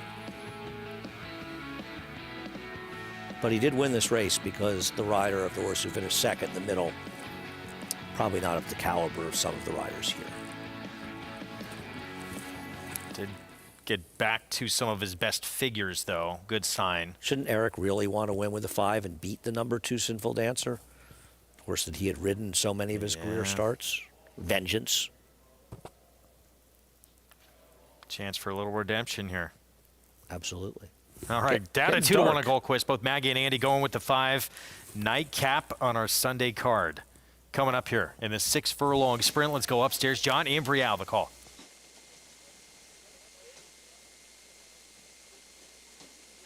Waiting now for Goldquist and Ginzu Warrior.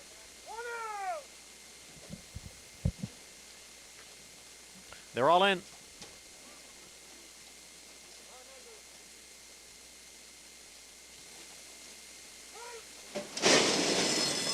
And they're off.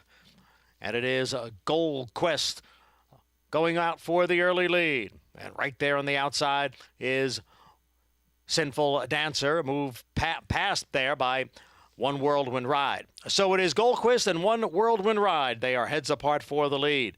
Down at the rail is Sinful Dancer. In between horses is He's Got a Short Fuse, and on the outside is Kingstown. Ginzu Warriors next in 6th, followed by Eminency in 7th.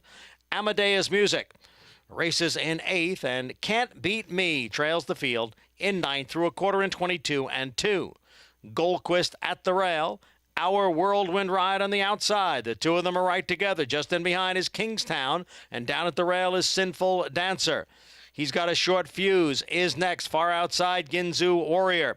And then comes Amadeus Music, the half in 46 and 2. One Whirlwind Ride with a narrow lead. Eminency is now coming on. Down at the rail, it is Sinful Dancer. Here comes Eminency. Can't Beat Me, who was last, looking for a way through. Amadeus Music on the outside, then Ginzu Warrior. It's a wild finish here, a wild finish that goes to Sinful Dancer and Heman Harkey. Sinful Dancer started out his career 0 for 13. Now he has won back-to-back starts. And the secret to him was Heman Harkey. Heman Harkey saves ground, got position, came through and gets it done. Myers Goldquist, Eric did everything right with him. He just can't run. Doesn't matter what the level of horse he's against. He just, I don't know if it's a breathing issue or whatever, but he just can't seem to finish his races. But give a lot of credit to Heman coming through and getting it done. Feels like that could be, is that the second place finish, number 9? For the 6, One Whirlwind Ride, who runs well enough and ran well enough. And, you know, a little respect to Maggie at the ridiculous 4, Can't Beat Me, who finished, I think, 4th to fill out the Super. And, you know, that's the thing when Maggie throws in a long shot. Obviously not a horse who's likely to win, but the kind of horse you can throw in the bottom of your Supers, 3rd or 4th, and make it possible. And also had a little bit of traffic in the stretch, or maybe could have been a little closer. I mean, you can't, especially these lower-level horses, when they get their momentum stopped, and he may have actually gotten 4th. And the kind of horse you just toss him in, and something that Maggie had a good call with that horse. Didn't win, but actually didn't get 4th. Ugh. 2-6-1-8. Yeah, just misses out on the Superfecta in here. Those are the 4 I use with my horse, in case you want. Who ran about 8th. Sinful Dancer 9-2. Wow. Even That's a pretty big price on this horse, straight. isn't it? Yeah, 2 straight for him. Sometimes they find a way. They like to win. This horse was a bridesmaid who kept burning money. I'm a Heman Harkey fan. He's aggressive. You know what? He rides just fine. Give him a chance. As you said, since he's been on, back-to-back wins for Sinful Dancer. And now 2 for 15 in a career of a horse who had the lead in the stretch against American Revolution, who would wind up beating him that day, and a few months later won a Grade 1 on the Cigar Mile. Yeah, he just won a $16,000 an hour as a 2 lifetime. Wow. But hey, at least he's racing. This game sometimes makes you scratch your head. 2-6-1-8, Sinful Dancer. Back-to-back victories. Mark Cantor, Mossy Barn, Krakow Racing, and Heman Harkey. Next Friday, opening day in Hot Springs at Oaklawn. We're looking forward to it. We'll have live coverage for you. We'll have the story of what makes Oaklawn so special when we come back.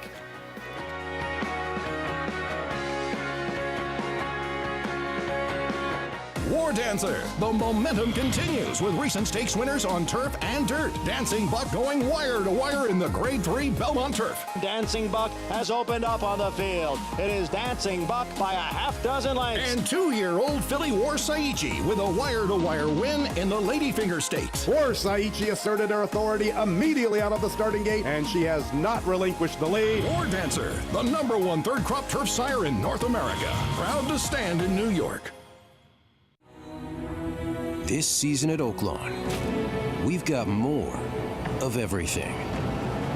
More of the top thoroughbreds in the world. More days of live racing.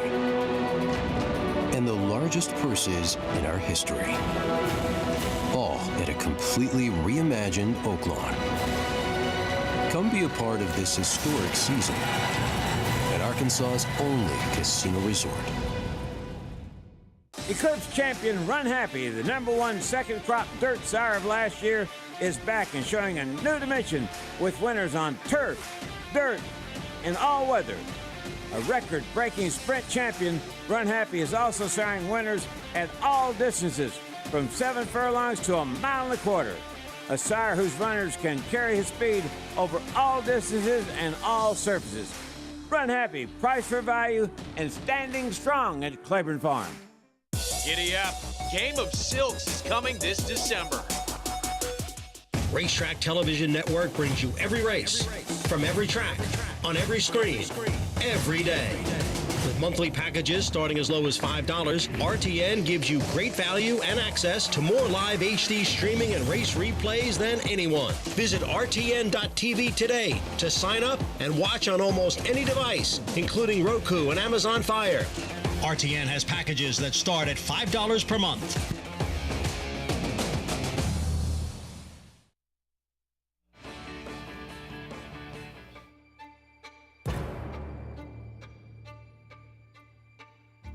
The industry has a few things that we have to take care of better, and one was the aftercare of the horses.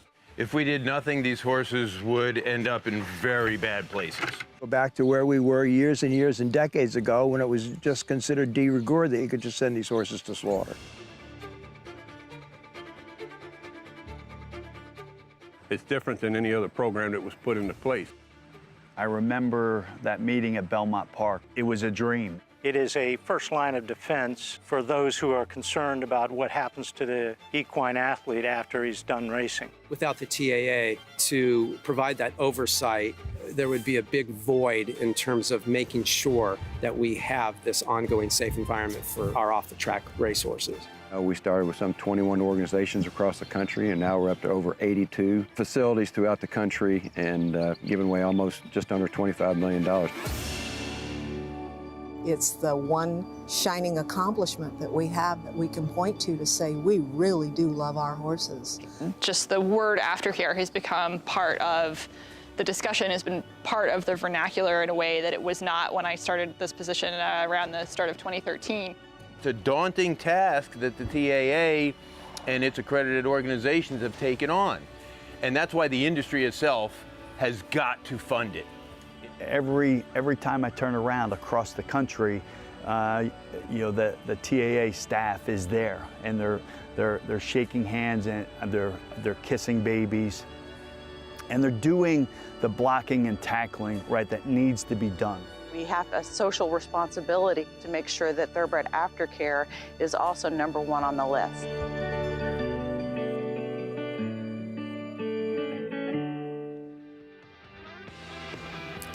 Back with you on America's Day at the Races, brought to you in part by America's Best Racing. For the love of the race, visit americasbestracing.net today. Card in the books on this Sunday card here in South Ozone Park.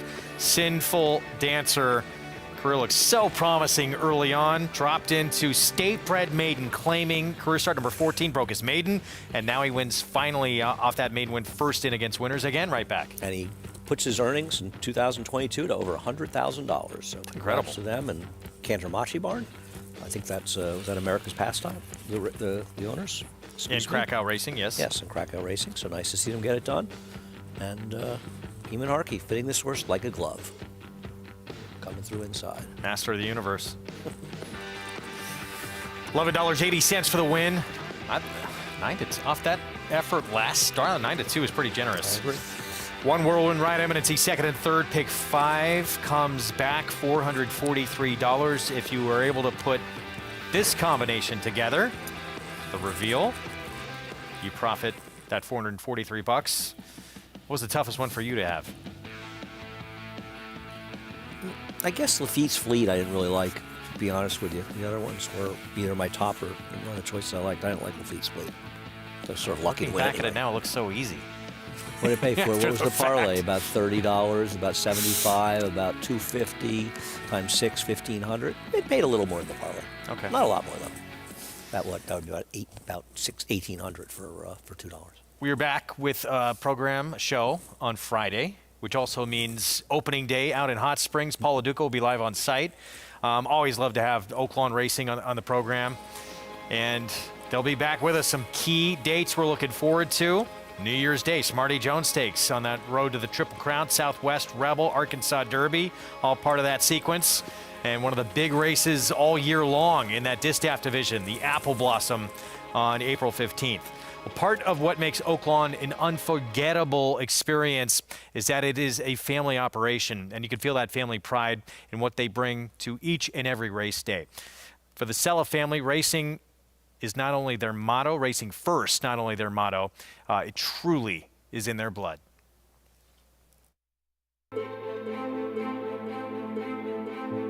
First and foremost, it's a family operation.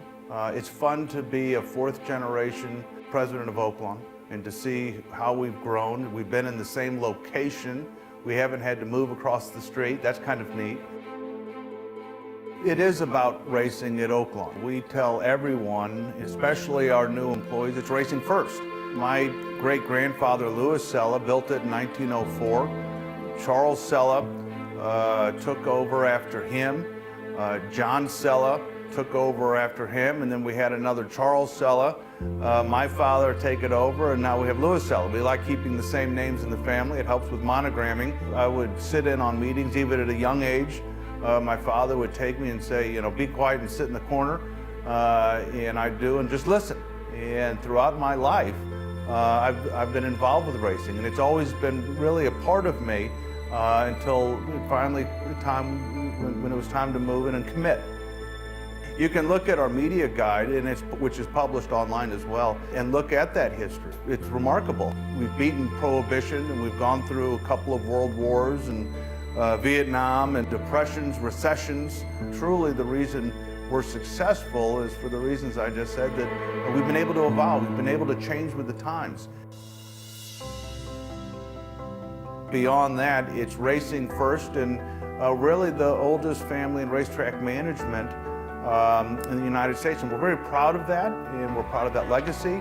And we think that racing is successful and exciting and has a great future if you believe in it, and if you put your heart and soul in it, and you go forward with that mentality. We see that with our employees, we see that with our trainers, our horsemen, we see that with the horse owners that fly in from coast to coast because of the excitement that we have here at Oaklawn.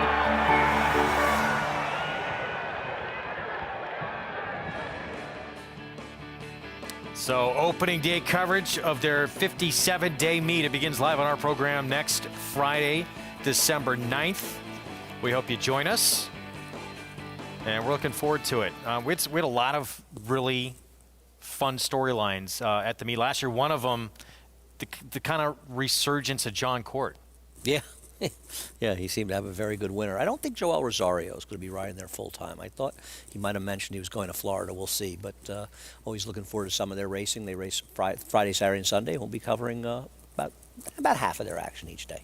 All right. So, yeah, we look forward to it. Again, Friday kicks off their meet, and we'll have live coverage throughout.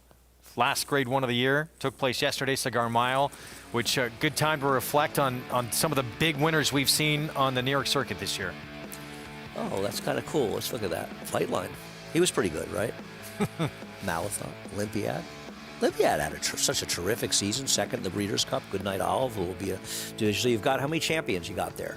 You have Epicenter, could be the 3-year-old champ. Flightline's certainly going to be horse of the year, an older champ. Malathon, certainly a champion.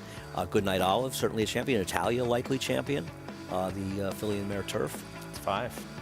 Yeah. What you look at that race, what to you stood out of the list of Grade 1 winners? Well, I mean, obviously Flightline was a brilliant racehorse, but I think we saw a whole lot of good horses and a good assemblage of horses. And for me, with Casa Creed, being friends with Lee Einseidler, who owns him, and always happy so for many him. people know Lee, and somebody that's impossible not to like, and it was such a nice moment for him.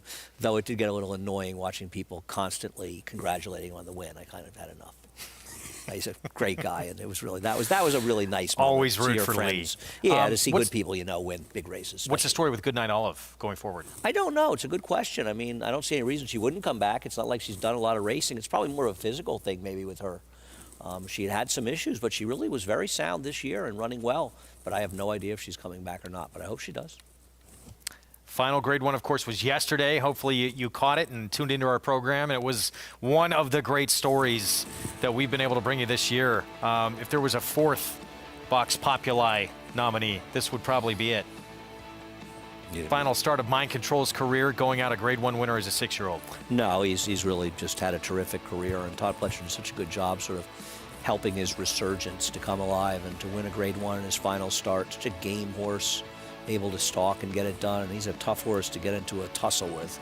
He's not a horse that likes to lose a stretch battle, and thus he doesn't that often when he's in them. He digs in and he fights. John Velasquez got what he needed from him and dukes it out there for the win. This Peter Miller shipper from the West Coast looked like he was going to roll right on by, get her number. I think may have actually, it's possible, may have gotten in front actually, very briefly. I think it was Johnny I called in front, sort of top of the stretch, and White Barrio ran well down towards the rail, but Mind Control is such a gutty performance, and big win for him and John Velasquez and Todd Fletcher. A fun day of racing. And Dr. B, I thought, was really exciting yesterday as well. I think she kind of gets lost in the shuffle of the 2-year-olds and then the Cigar Mile, but she ran a huge race, and looking forward to seeing her probably point for a race like the Barbara Fritchie early in the season down in Maryland on President's Day weekend. 6th win in the Cigar Mile for the Hall of Famer, Todd Pletcher. And you just look at the last 2 years, what he's done with horses in this race. He takes a 3-year-old who in 6 months' time goes from maiden winner to Grade 1 winner, and then does it with a 6-year-old the following year. It's interesting. It's an interesting group of horses, right? Thirsty, who I also believe is making his final career start when he won it. He really he's got a horse under the radar because it was the same time as Uncle Mo. So people didn't pay that much attention to him because of all the attention that Uncle Mo got. But he very quietly was a pretty good horse, winning the Travers and finishing a tough beat second in both the Belmont Stakes and the Jockey Club Gold Cup. You're not going to be with us next week, correct? I won't be back until the 30th. It's my final week before the end of the year, so I'm not going to see you next week. But going forward, what division are you most looking forward to next year? Oh, that's a good one. I would say right now that the 2-year-olds. I think it's just, becoming 3-year-olds and getting excited going forward. The fillies and the boys and the girls, I'm looking forward. But I think there's some good boys out there. And the fillies, they're going to have to improve as a division. I'm looking forward to seeing some of them do, and maybe some new faces emerge. Again, we'll see you next Friday. We begin Friday, 2:30 Eastern start time. Impossible Donna getting the victory in the Staten Island division of the New York Stallions Series. First win in a long time, and it was well worth the wait. Hadn't won in almost 2 years' time. Thunder Rumble division, the Millionaire, Bankit, does it again. Steve Asmussen, Winchell Thoroughbreds, and a great ride from Jose Lezcano. We'll see you next Friday.